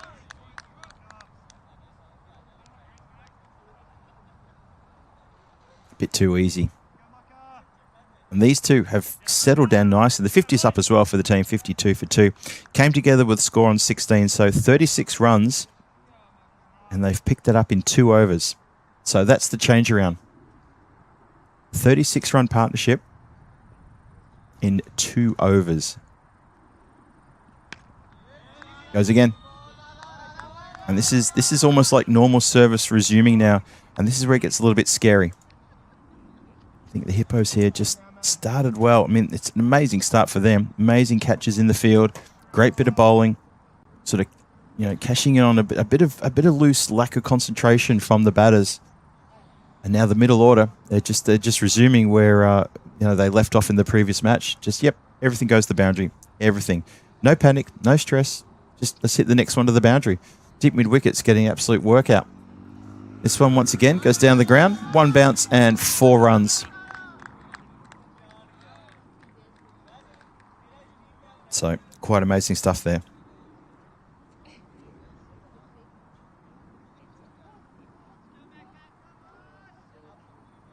Vivek123 saying, I want to see 6 sixes in this league, but it never happens. It did happen. Where was I when that happened? Was it happened in the Czech ECS? I'm trying to remember where it was. Where, yeah, I was able to call 6 sixes. Or was it maybe it was in Switzerland? I don't think Stanic's Eye hit 6 sixes. I'm just trying to remember now. But we have had 6 sixes recently, like in the last couple of months. Chance here, running in. No, it's too far away, unfortunately. It was popped in the air. Hook was running in. Harry Arguel was running in. I thought we might see some more acrobatics there, but no, it goes to ground.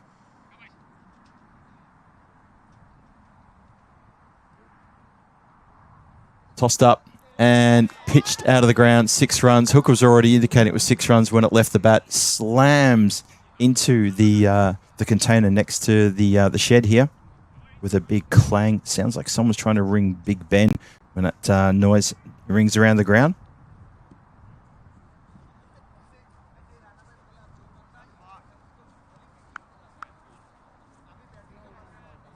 $25 off the over. Well, this is disappointing for the Hippos. I'll tell you why in just a moment. Oh, that's one way to lose your fingertips and maybe lose part of your face as well. Hope he's okay. I think it's exploded through the fingers and may have collected the side, maybe the jaw. Umpire's want to get over and just make sure he's okay. Hasn't that the ball, maybe the stitching might have cut him open or something. Yep, that's going to need a little bit of attention. Yeah, well, his captain's pointing towards the bench and saying, go on then. No, he's definitely cut himself open, I think. I don't think that's going to be probably a bit more than a cold pack. That may need a bandage. But straight away, his captain pointed towards the bench and said, you need to get off, mate. You need to head off. Yep, that's cut him open. Oh, I hope he's all right. That's not what we want to see. It was hit so hard. It came really, really hard at him.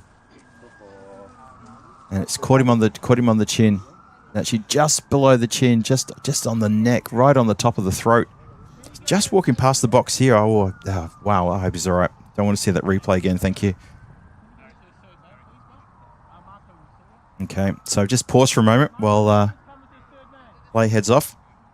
Yeah, there was no way the magic spray was going to work there. That was a cold pack they took on, but then realised that he'd actually cut himself open a little bit, just underneath, that little fleshy part of the chin and the top of the throat, just that part of the head, and yeah, he's opened himself there.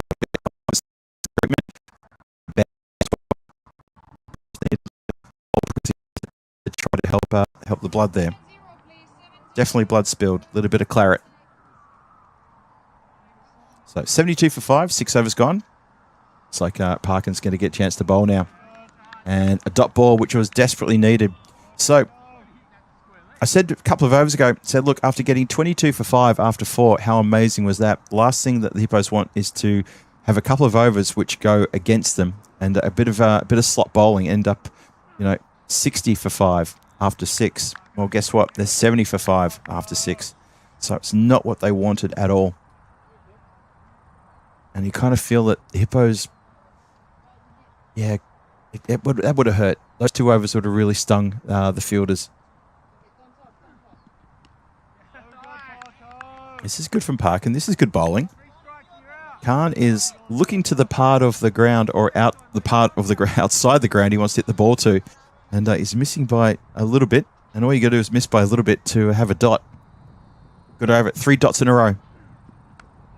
Gets a hold of this one. Squirts it backward a square just for a single. And just the one.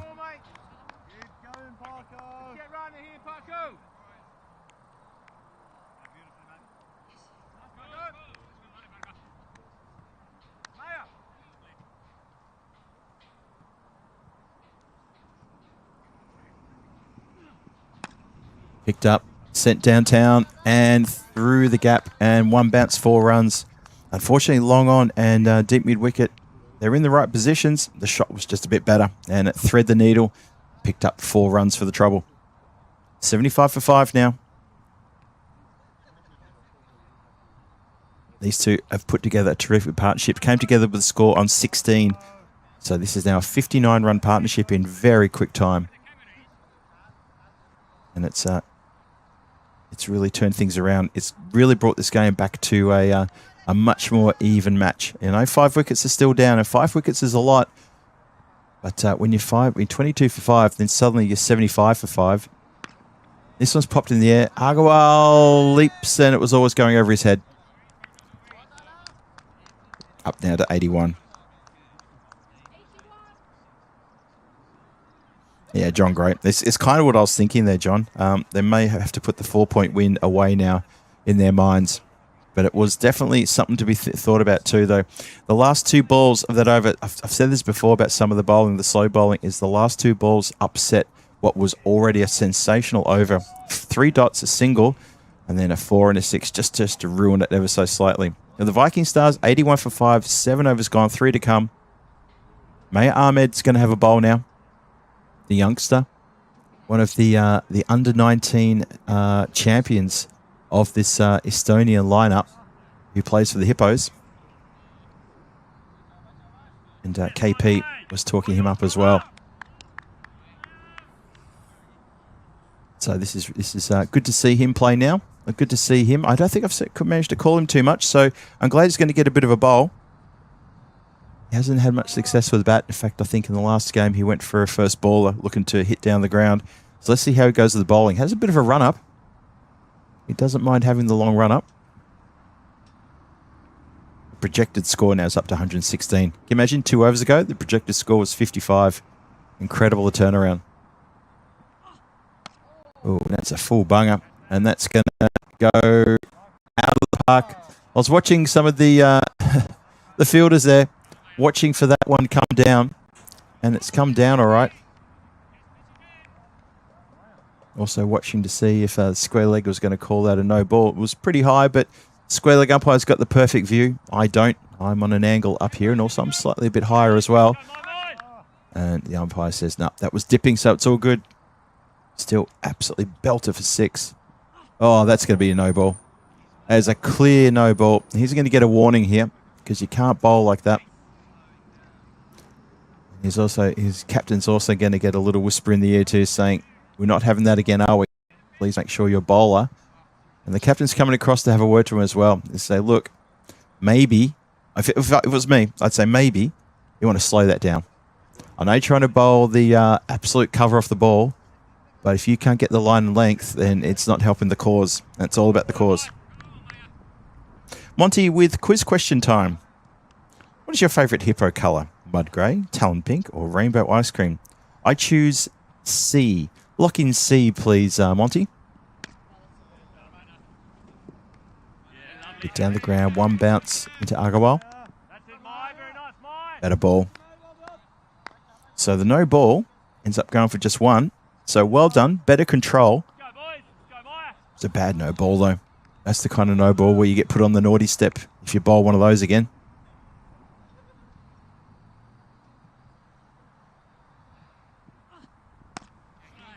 This hit should be just the 1. Will they try for 2? I'm not sure.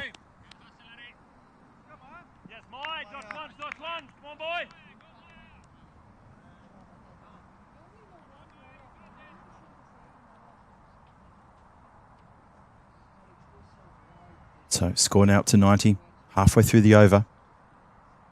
See if Mayer can try to upset the apple cart here a bit. Need to get a wicket. Well, this is going up in the air. It's might get over the rope. I think it's going to just get over the rope, and really only just gets over the rope. It's almost like it's perfectly timed and hit.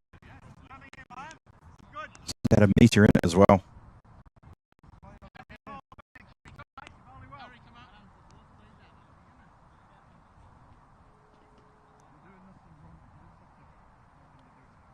Now, long off comes up to regulation mid-off.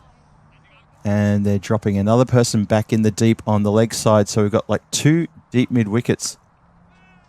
And that's going to fall short. Can you believe it? They put an extra fielder out there on the boundary rope and it falls short. Even a regulation square might have struggled to get across to that. It just kind of fell really in just nowhere. But it was an interesting little trap being set there. So the deep fielders, we've got long on, regular deep mid-wicket. You've got a square at deep mid-wicket, and you've got a deep square leg and a deep backward square leg. They're all on the leg side. Now, no. Trying to spoil the party was Hookie. He had the right idea. Tried to spoil it, and unfortunately, momentum takes it across the line, and he's almost fallen into the trap, which would have been quite funny. But no. And that is going to be the end of the over. It goes magical, 22. So this magical over is really hurting the Hippos here. They've had 2 that were worth 24, and that one's worth 22. And that stings. That really stings. So 3 magical overs that go with the 4 amazing overs earlier on. And then we had that one very good over from Richard Parkin that only had 1 massive scoring shot. Apart from that, it was like a couple of good dot balls. Speak of him, he mentioned his name 3 times. He will appear. He's going to bowl the 9th over now.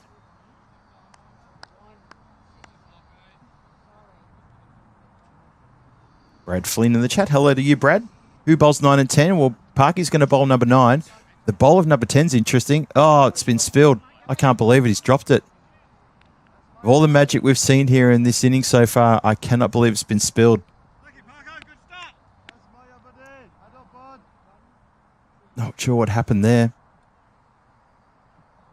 Set and just takes his eyes off the ball, and it goes through the fingertips and spills out on the right-hand side. Parky doesn't get a wicket. And the very next ball is... Oh, fair effort from Hookie. Tell you what, he's the most experienced player here. He's an Estonian national cap player. He's got the most runs of any Estonian cricketer on the network. And he's no spring chicken, and he's still leaping around trying to save runs for his team. What a champion he is. That's why everybody knows his name.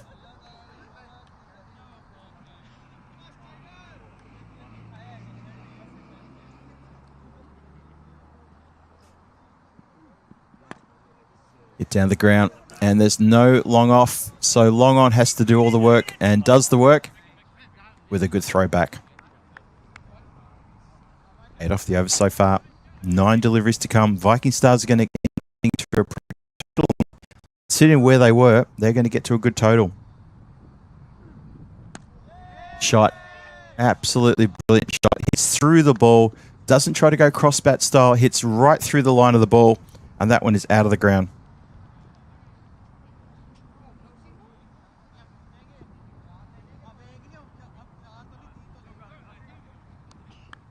Good to see Stefan Gooch just come to the ground. Gives us a little wave as he comes past the comms area. Always a pleasure to see him with a big beaming smile on his face.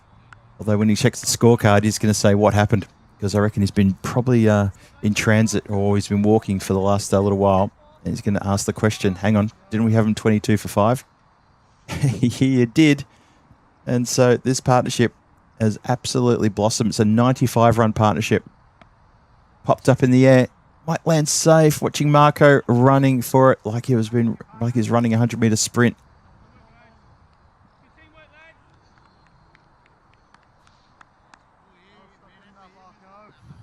I have to open the window here. There's a couple of these little midges have crawled in, and I want the wind to take them away. So 9 overs gone, 118 for 5 on the board. Projected score of a 131. Well, anything in the 120s is going to be good, considering they were 22 for 5 after 4 overs. So all credit to these two to put together a sensational partnership. Ashur Rahman, he brought up his 50 as well, by the way. He's got 59 from 24. Sorry, Salman Khan's got 59 from 24. Ashur Rahman, he's got 47 from 14. And they have really done so well for the Viking Stars. They've brought them back from the brink. Khan continues. Swings and just gets a bottom edge. He's going to go into the 60s now with just that single. Turns the strike over to Moshaw and says to him, well, you know what? I've got myself a half century. You have a go at this as well. Cedric bowling the final over. Down the ground. 1, 2. Brilliant save. Harry Agarwal throwing himself around this entire match, whether he's taking biggest catches you'll ever see on the network or he's saving runs for his team and everything in between. Good work.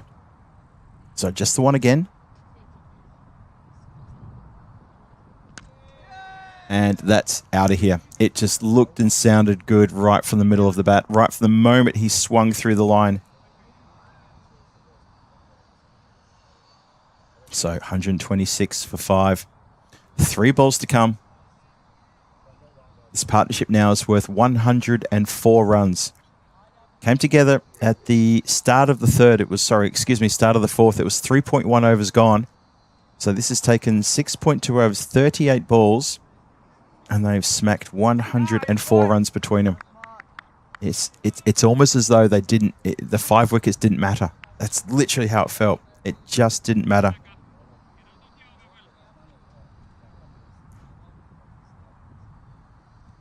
So now coming in again. Tossed up. It's a full ball. It's going to be shown as a no ball. I think it will. And it's going to go for 4 as well.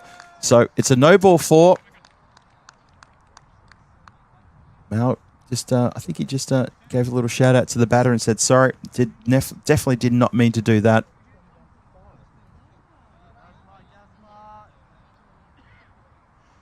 Good to see Rob give me a little thumbs up from the camera. He's having a good day. He's done really well today. Rob, our volunteer cameraman, loving his work, taking good instructions from Kenneth, of course, production manager for this ECS. And tries to get after the no ball and dots up.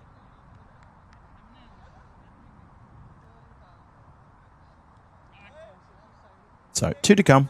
131 on the board. Tries to muscle this towards leg side. Might have hit this. Oh, it hasn't carried. Can you believe it? They've still got the fielders deep on the leg side. There's 5 of them deep on the leg side, and that ball didn't carry. All right. 132 for 5. Final ball to come. Hard to believe we're at 22 for 5. It's now 132 for 5. Dances down and as crunched that out of the ground. Finishes with a big Maximo. Scores 138 for 5 after 10. And I tell you what, if you'd told me they were going to be 138 for 5 after 10 when they were 22 for 5 after 4, I would probably still be on the ground laughing somewhere and then asking for an ambulance to get the stitch out of me. That is an astonishing bit of batting there and a sensational partnership between these two. Great 5th wicket partnership. So well done. Well done to Khan and Rahman. Both of them get the half century as well. Moshe Rahman gets to his a lot quicker. He got 54 of 16. Salman Khan 71 of 29. 14 maximums between them and 6 boundaries as well between them. So they've set a pretty formidable target for the Hippos. The Hippos at one point probably thought, we'll be chasing a sub 100 score. Well, blink and you miss it. And that is the pendulum we talk about here on the European Cricket Network about T10. That's why T10 is so exciting. You never know where it's going to go. It doesn't take forever to change its pace. It changes direction as quickly as that. So we're going to be back here in about 10 minutes' time for the run chase. Hippo's going to need 139 to try to keep their series here alive. Remember, if they lose this match, then they'll stay bottom of the standings. They'll have no chance to play in Saturday's finals. And the Stars may have actually knocked them out of this competition with that excellent bit of work there. As Marzi walks past, giving us some... Marzi knows some really good sign language, actually. He's trying to explain something to us. I'm not sure what it is, though. Anyway, 138 for 5. We'll come back in a moment and see if the Hippos can get 139 in their 10 overs. This is Phil G for the European Cricket Network. This is ECS Estonia. The final innings of Day 4 coming your way very shortly.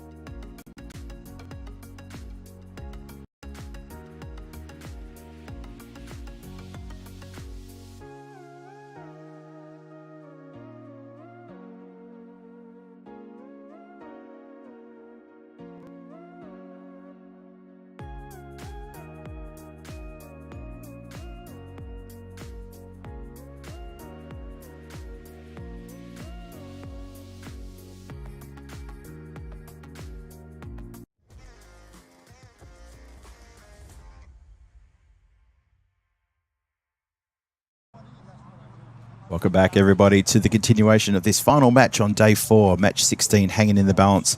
The Tallinn Hippos and the Viking Stars going head-to-head in this game. And what a first innings we had. Talk about a tale of two cities. This was a tale of two halves. Absolutely incredible stuff.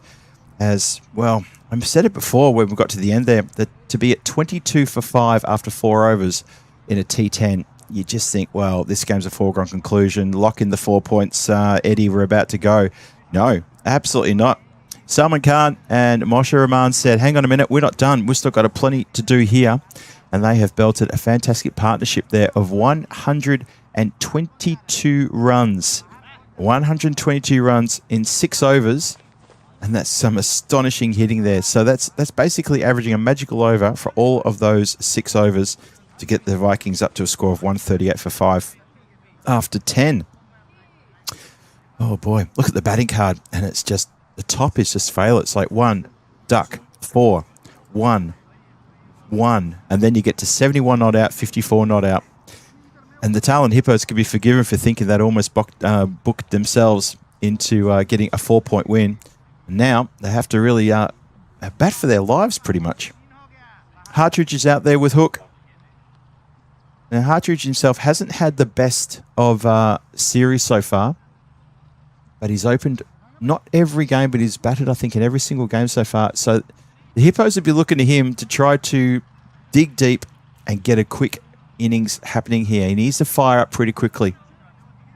And if I was his captain, I'd be saying, all right, you can open the batting, and I need you to work with Hook, and I need you to get going. If you can't get going, I need you to get out. They've got to find a way to get a win here. If they don't get a win, the series is over. That's it. The Hippos are done for this ECS. They will not play on Saturday if they don't get a win here. Even if they get a win, there's a chance they won't play. But if they get a win, then they put a bit more pressure on the other teams. Let's see how we go. Shout for leg before, definitely going down. So there's a lot on the shoulder of the openers. Hartridge and Hook out there in the centre. Just remember, Hook and Mahela Dawar put together a fantastic match-winning partnership on Monday. You never know, they might find a way to rekindle that little bit of magic. If the chance comes, of course. At the moment, it's Hartridge facing and Hussein bowling. And it's a wide ball there. So it's all the H's at the moment. It's a bit of a Triple H situation. You've got Hussein bowling to Hartridge with Hook at the non-striker's end. And this is, of course, the Hippos. It's all about the H's. So shout out to everyone in the chat for keeping me company today. You've been absolutely magic again, of course. Talking about the boys in blue, the mods. That's been picked up nicely and dispatched away. It's going to run away from the fielder, chasing that one off the pads by Hartridge. 4 runs. Well played shot. Going to need a lot of that. Try to get the noses in front.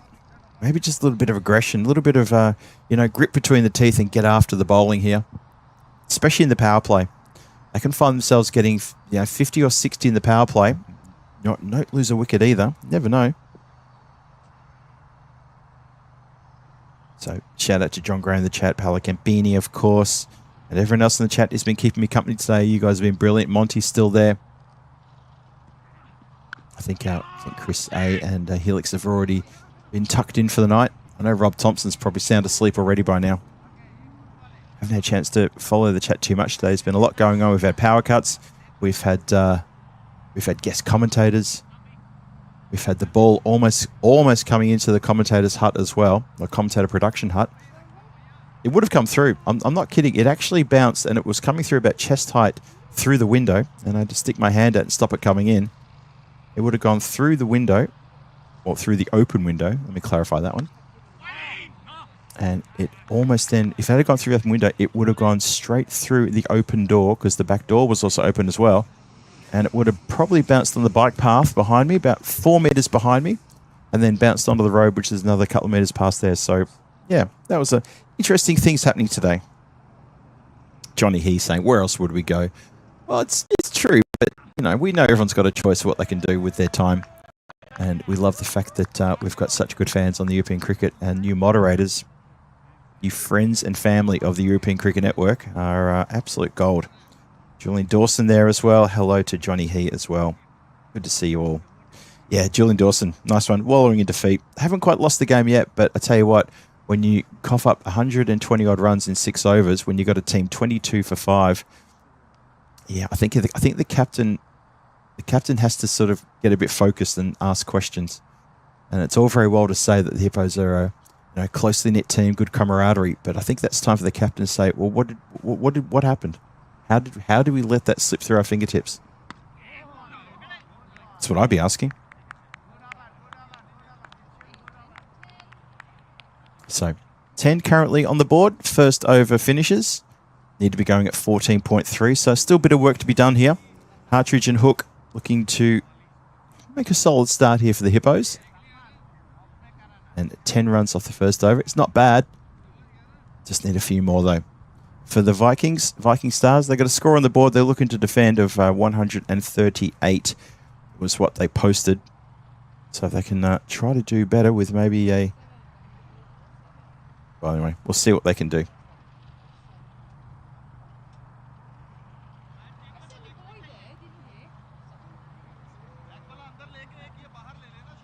Get to the second over now. Looks like it's going to be... Is that Salman Khan who's got the ball? So maybe getting rewarded for what was a brilliant innings from him.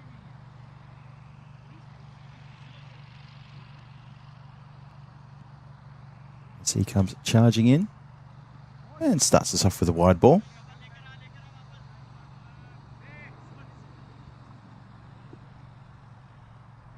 So it's been a good fourth day here. Action aplenty. A lot happening out there in the centre and around the ground as well. Let's have a look ahead and see what's going to happen tomorrow, though. I'll give you a bit of a summary of what's happening tomorrow. As that was almost a genuine leave there. I'm not sure the leave has its place in T10. I've never been a fan of it. I know sometimes players might leave simply because they think it's going to be a wide ball. Yeah, I think if there's doubt, I would have a swing. Goes cross bat style, down the ground, finds 4 runs. So gets to the boundary. Wasn't convincing, but got it. That's what's important. Don't mind how you get it. So tomorrow, in the final day of the group stages, the Strikers are back in action, as are the Tartu Wolves. The Stars also will be back tomorrow. So the Strikers will have 3 games tomorrow. The Tartu Wolves will have 3 games tomorrow. And then, of course, the Viking Stars will have a couple of games as well. And that will complete the group stage. And, of course, that will mean we'll know who's going to play in which final on Saturday. Obviously, we start with an eliminator on Saturday. Goes down the ground one more time. This time, Banji Rider comes across from a deep cover. Interesting position to have a deep cover for Hartridge and Hook. Bit surprised, but I haven't seen Hartridge hit too many towards the deep cover region. I've seen him play a lot more square of the wicket and down the ground.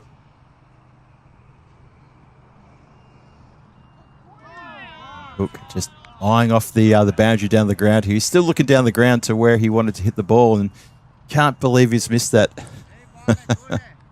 It turns the head away and says, I cannot believe I've missed the straight one. If it's on the stumps, you're going to be lamenting that probably a little bit more.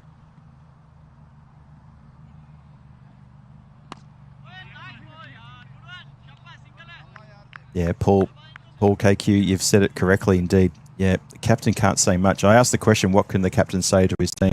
He can't say much because he himself conceded a number of runs.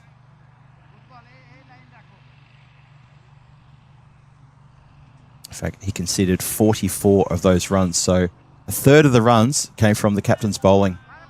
So you're right. There's not a lot he can add to that conversation. And maybe that's the response back from the players as well, is to say, well, maybe have a think about your bowling changes, such as bringing yourself on. Because today, it didn't quite work after we had them absolutely on the ropes, standing 8 count from the referee.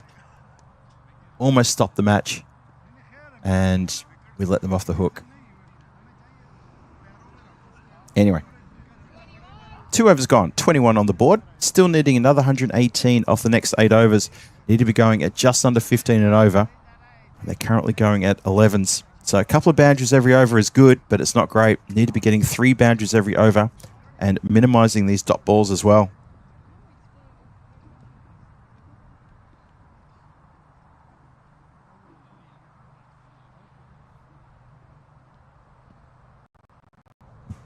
So we start the next over now.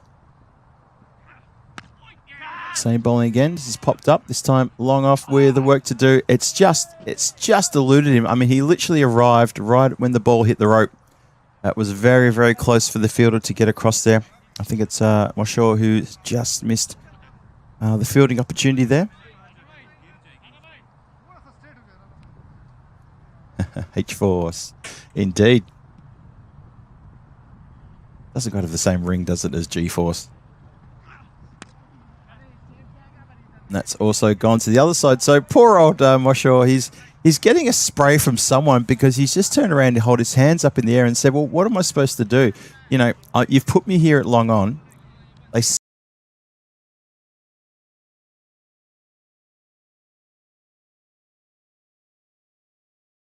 I wouldn't be blaming the fielder on that one. Not one bit. I'll be having a word to the bowler, surely, right?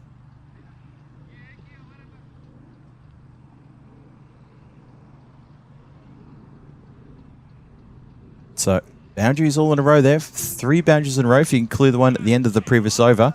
This one goes straight to the covers and no run. Good dot ball.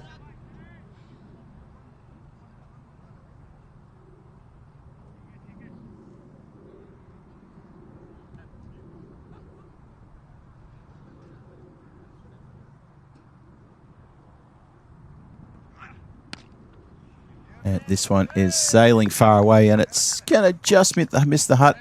It's slammed into the log right behind us here, and unfortunately I can't get to it. And, oh, Ragnar, good work there. Nice throw as well. Well done.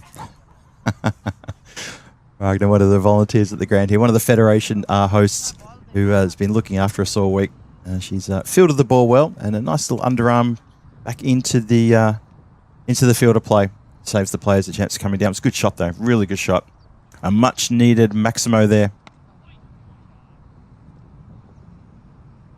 So Hook starting to unwind here a bit with another boundary. This has been a lovely little rush of blood here from the Hippos. So the last 6 deliveries have gone for, what's that, 22 runs. 18 off the over plus a 4 off the previous over at the end of the previous over. And it's an even 100 needed of 43 deliveries now. One more to come to complete the power play. 39 on the board. Need a big hit here. Cuts. Oh, it's hot to handle, isn't it? And it goes through the fielder at point who sort of overarms it. Hasn't got a throwing arm, so he has to overarm the ball in. And they get through for a single. So 40 in the power play. Not a great power play. Things got bogged down a bit. But Hook's starting to fire up now. He's got 24 from 11. Partridge has got 14 from 7.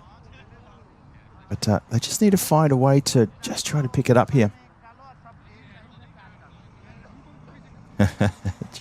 Hit the hut. I remember the hit the hut. I remember that. That's right. That was awfully catchy and quite terrible because it did make you want to hit Pizza Hut. Yeah, nice one, John. How'd it go again? Hit the hut. Hit the hut. And I don't remember the rest of it. Anyway, you could probably YouTube that and find Hit the Hut pizza commercial. We know what John's talking about.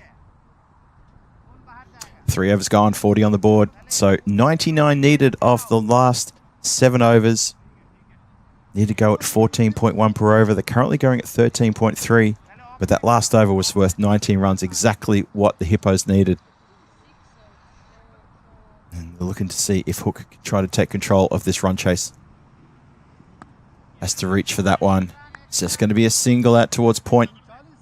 Bit of fancy footwork to kick the ball up. I love that. Don't mind a bit of that. Oh, good shout out there from Spain for Sport, 3254. You are indeed correct. The Estonia Federation are fantastic hosts. They're a great group of people. And yeah, I hope you have a great time visiting here again, of course. It's coming down towards us. It's going to be a thud as it hits the wall. There it is. Nicely done. Unfortunately, I couldn't field that one, unfortunately. Nice shot. But yeah, thanks for that comment. They are indeed amazing hosts. So well said. Well said, Spain for Sport. So when are you visiting Tallinn next? When's the Estonia Federation going to be looking after you? How far away is that? Give us a bit more colour on that comment, please. Field's moving around. They're putting long off very straight now. Oh, it's connected beautifully with that one. That's going to go all the way for 6 runs. That's a great shot. The Hartridge reaching down deep into his bag of tricks and pulling out a big Maximo there. He's raced now up to 24 from 9 deliveries with that Maximo. Very similar scoring temperament with alongside Stuart Hook, who's chewed up a couple more dots. 50's up though. 51 for no loss halfway through the 4th.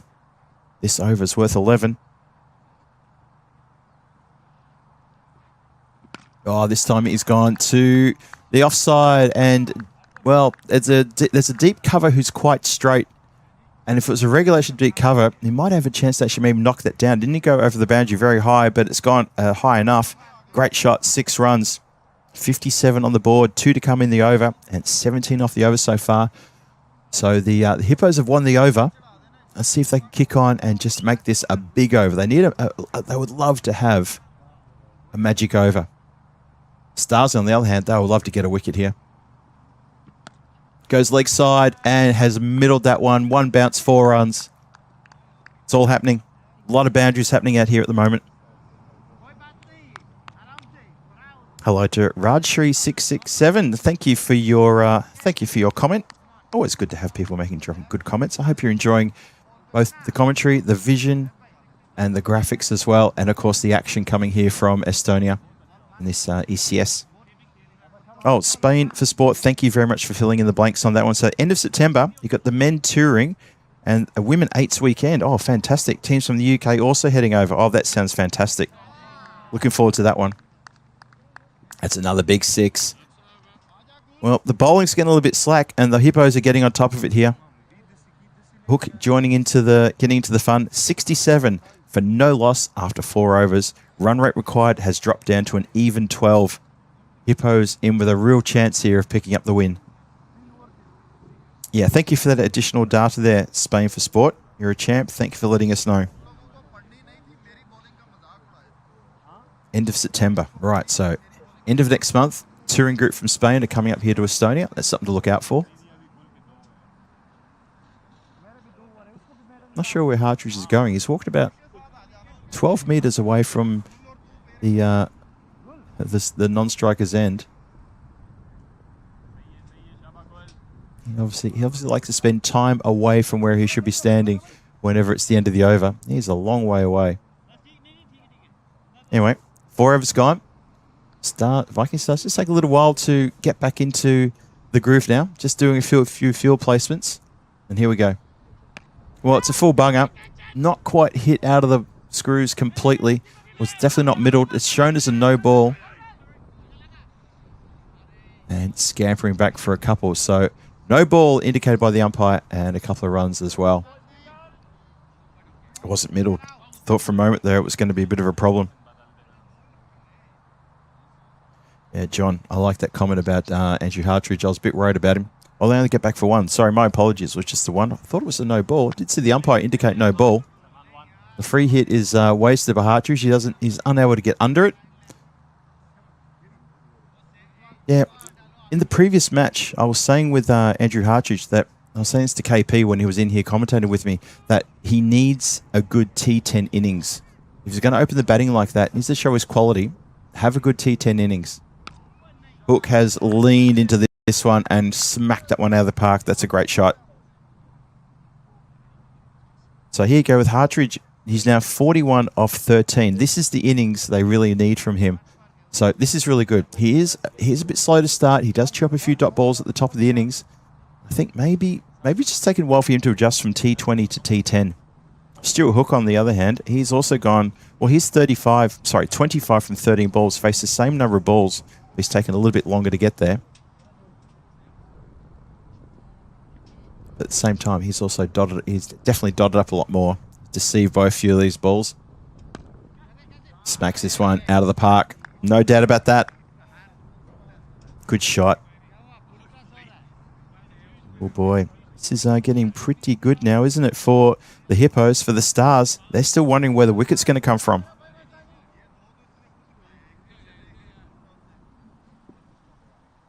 Yeah, I think the no ball was, I think it was changed. I think, yeah, that should be changed on the card now, the no ball, John. Yep, there you go.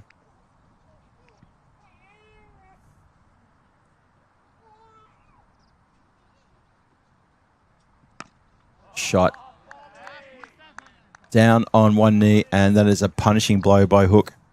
This is what he can do. He can really fire up pretty quickly, and this just little bit of hitting here. A hat trick of sixes.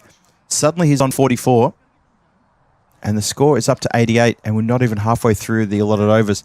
This is what the Hippos can do when they get things clicking in the right order.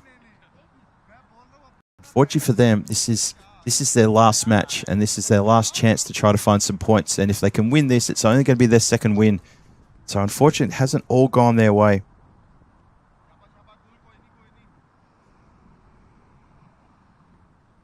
I'll put Paolo Campini with a zinger there. I'll get to you in a moment, Paolo. I like it, though. That's just a bad ball. And I don't think he's hit it hard enough, unfortunately. He hasn't. Well, that's where the wicket's going to come from. He goes to guide one, which is going down leg side. And honestly, he could have absolutely tonked that one out of the park, even backward a square. He's hit it square. Maybe just the timing slightly off there. And he's hit it straight down the throat of, I think that's Chandrapar, who's fielding at deep square. And the wicket does fall. It does come at towards the end of the fifth. It's 4.5 overs gone, 88 for 1 now. Yeah, Paolo Campini getting into the Christmas spirit there with a Hartridge in the pear tree. Nice one. I like it. Oh, John Gray channeling a little bit of... that's a bit of ABBA, isn't it? Knowing me, knowing you. Yeah, well done. Well done, guys. Keep them coming. You set them up. I'll keep knocking them over. 88 for 1. One more to come to complete the over. Hook's gone. He's gone for 44 from 17. He's given his team a wonderful opportunity to get a win here, especially those last 3 balls before he lost his wicket, hitting 3 sixes in a row.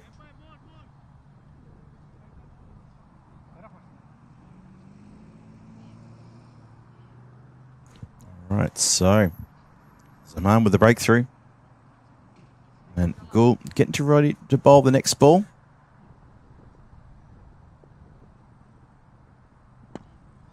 Picked up and put out of the park, down the ground. First ball is dispatched straight down the park, as straight as a die. And that has gone all the way for 6 runs. So 94 for 1 at the halfway point. 5 overs bowled, still needing 45 off 30 deliveries. And they've got 94 on the board already. So this is really promising stuff here for the Hippos. They could get a win. If they can get a win, well, if they can chase... I'm not sure they'll chase down the runs in 7 overs. So they're probably going to have to just think about getting maybe just the... maybe just the 3 points. But they won't be upset about just 3 points. I say just 3 points. 3 points will get them off the bottom of the table. But then again, this is their last game. So that's the problem. It's their last game.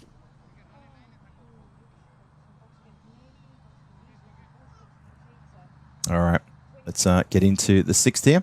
Still waiting for the scoreboard to catch up. Let's hit down towards mid-off, who stands tall and says, nope, nothing gets past Cheyenne Khan. And Cheyenne Khan will return the ball. I'm not saying he's saying that. I'm just saying that. Yeah, I probably did actually say it like that. Never mind. This is hit more uppishly. 1 bounce and well fielded.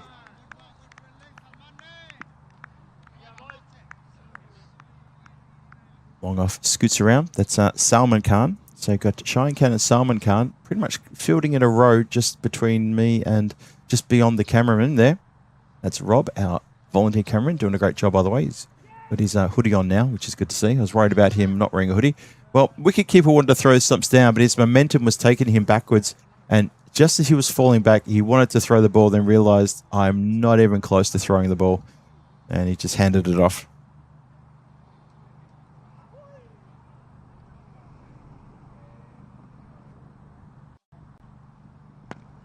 Hit hard. Look out, the camera gear. Ooh, that was so close to the main camera. That was not funny. That's where's that gone? That's gone behind us as well. So big shot for 6, a flat 6 as well.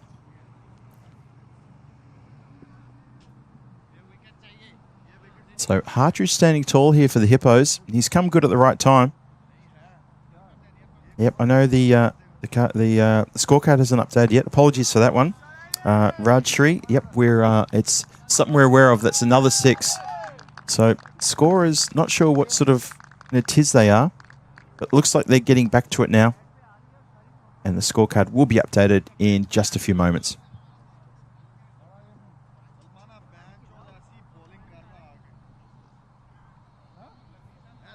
So it's not 88 for 1. We know it's, there we go. The scorecard is currently updating as we speak. So don't worry, we'll be on to the now. Yep, Hartridge is definitely brought up as 50. He definitely would have done that because he's been responsible for hitting a lot of these scores. So it's okay, folks. The scorecard is updating as we speak.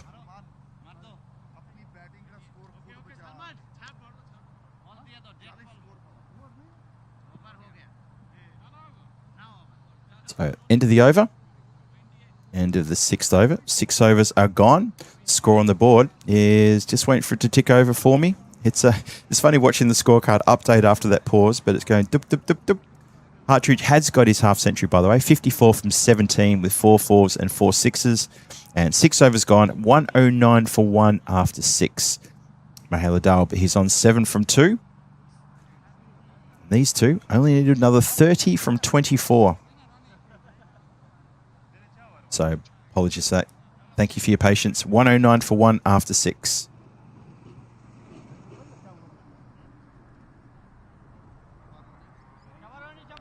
So, really good opening stand here for the Hippos. 88 in 4.5 overs before Hook lost his wicket. And now this partnership is starting to blossom as well. Hartridge winds up and goes downtown. Just going to be the single. Score now to 110. 29 needed of 23.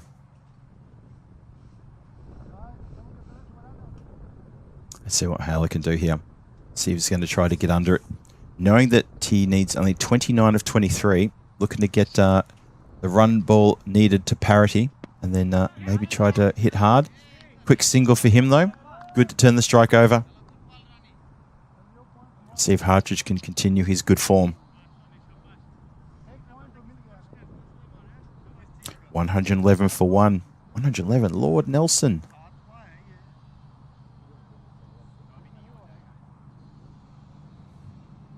Zaman picked up off the pads. Has it got enough legs? Oh, it's going to be a close call. Well, that's one way to do an injury. There's a spectator there, goes to ground, trying to take the catch, slides on the ground. I hope he knows he's been caught on camera doing that, and he can watch that over and over again and show his friends and say, see this? Do you remember the ECS Estonia? Yeah, I'm the guy who dropped it. That's why I didn't get a game. Hope he's all right. Nah, he's fine. He's got a big smile on his face. Big 6, though. 117 for 1. Hartridge here stepping up big time. And he goes now to the offside. It's going to bounce safe. Kind of feel the deep cover didn't really attack the ball there. I'm not sure why. May have missed it in the clouds. Doesn't matter.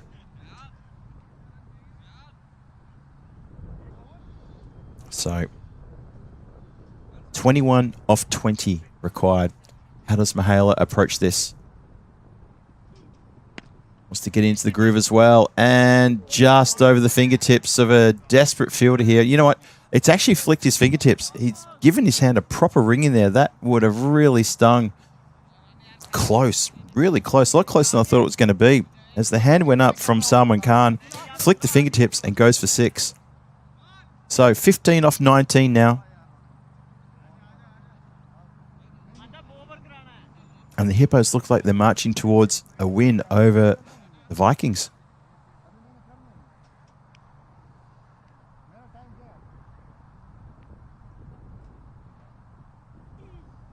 And wide ball, let alone. We'll bowl that one more time. So the Hippos' only other win they had was a really good surprise win on the first day of this ECS against the Stallions, which I think surprised everyone. Stallions being the reigning champions, defending champions of this ECS. And Hippos got up and got a good win, thanks pretty much to Mihaela Dale and Stuart Hook putting together a sensational partnership for, I think it was the 3rd wicket. We're seeing here, maybe Mihaela will be there at the end there to help things along. This has popped up in the air and across the top, right over the top of Rob, our working cameraman. He's okay. He's okay. He's okay. All right, all right. I was going to try and tell him it was that far above his head, but he's all right. Doing a great job. 131 for 1. Just 8 more runs to go. Yeah, no one's been waving the car keys. That's a good question. Who's got the car keys? See that, guys? Ray is on the job here. He's saying, what's going on? Who's got the keys? I haven't seen any car emojis yet, so I'm not sure if you guys think this is going to go to the wire.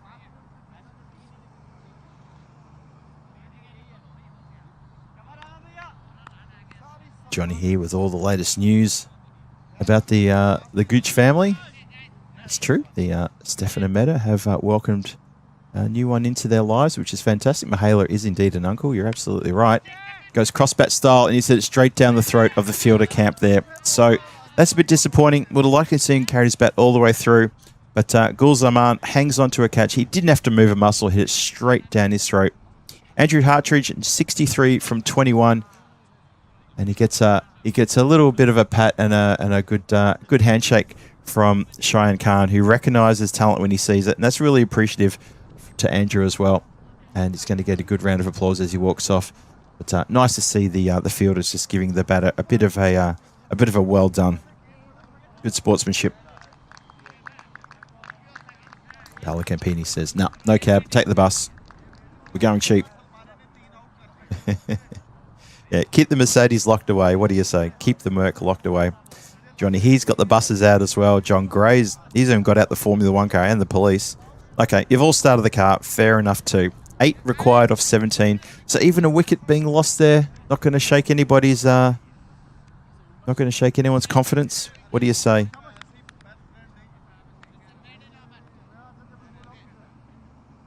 Harry comes to the crease. Let's see if he's going to sort of get a rush of blood, not do anything silly. He could do this in singles if they want. Oh, he goes to wind up and put that one into the next village.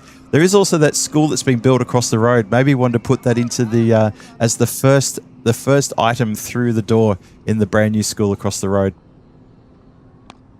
Drives along the ground square. And going to be just the one. They want to turn for 2. Nope. Mihaela says, nope, let's not risk it. Last thing we need is another wicket and put a lot of pressure on the middle order. So just the single. 7 off 15 now required. First runs off the over as well. Winds up.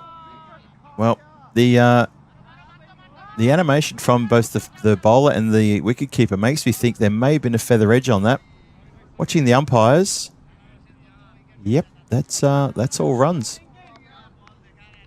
So that explains why the bowler put his hands to his head and why the keeper fell backwards in despair. There was definitely an edge. Uppishly, and oh, that was so close. What an effort though at point. So thank you, Lucky Stars. Maybe try to go for the winning runs there, and a very stretchy attempt from point to reel that catch in. It doesn't quite get it. Elevates and goes down the ground for 4 runs. So that brings the game very close to an end. It just needs 2 runs to go. 1 run for a tie and 2 for a win. So it's 2 required off 12. Still got 2 whole overs to go, so this run chase looks like it's going to be successful for the Hippos. Just need one small little thing, even a slight infringement of a wide or a no ball will get the scores dead level. So Rana Rashid gets 1 for 6, literally 1 wicket, and well, it was what, 2 singles, 2 dots, and a 4 off the over. Yep, John, I think you're right. It is going to be Hippo. And see what happens. Still going to get there. Could be the last ball. Should be the last over. 2 to win. Strikes the pad. And I think he's been given. Umpire gives him out. Well, that's just a little bit of a disappointment there to the end of the innings for Dalb. He goes for 21 from 6. But he gave them enough to get into the line. I think the Hippos are going to crawl across the line in the next few minutes. But it's not going to be Dalb who's out there to help them across. But he has helped them get there with 21 from 7. Harry Agarwal still out there, but it will be the new batter who's going to face the music. And I think it's going to be Marco coming to the crease. Wicketkeeper Marco, who's been good touch today. Remember, don't have to necessarily hit a 6. Doesn't have to be a 4. Just work around for a couple of singles. Got 11 deliveries to do it. Plenty of time. I'm saying this in the hope that the Hippos don't blow this one. And for the Viking Stars, you never know.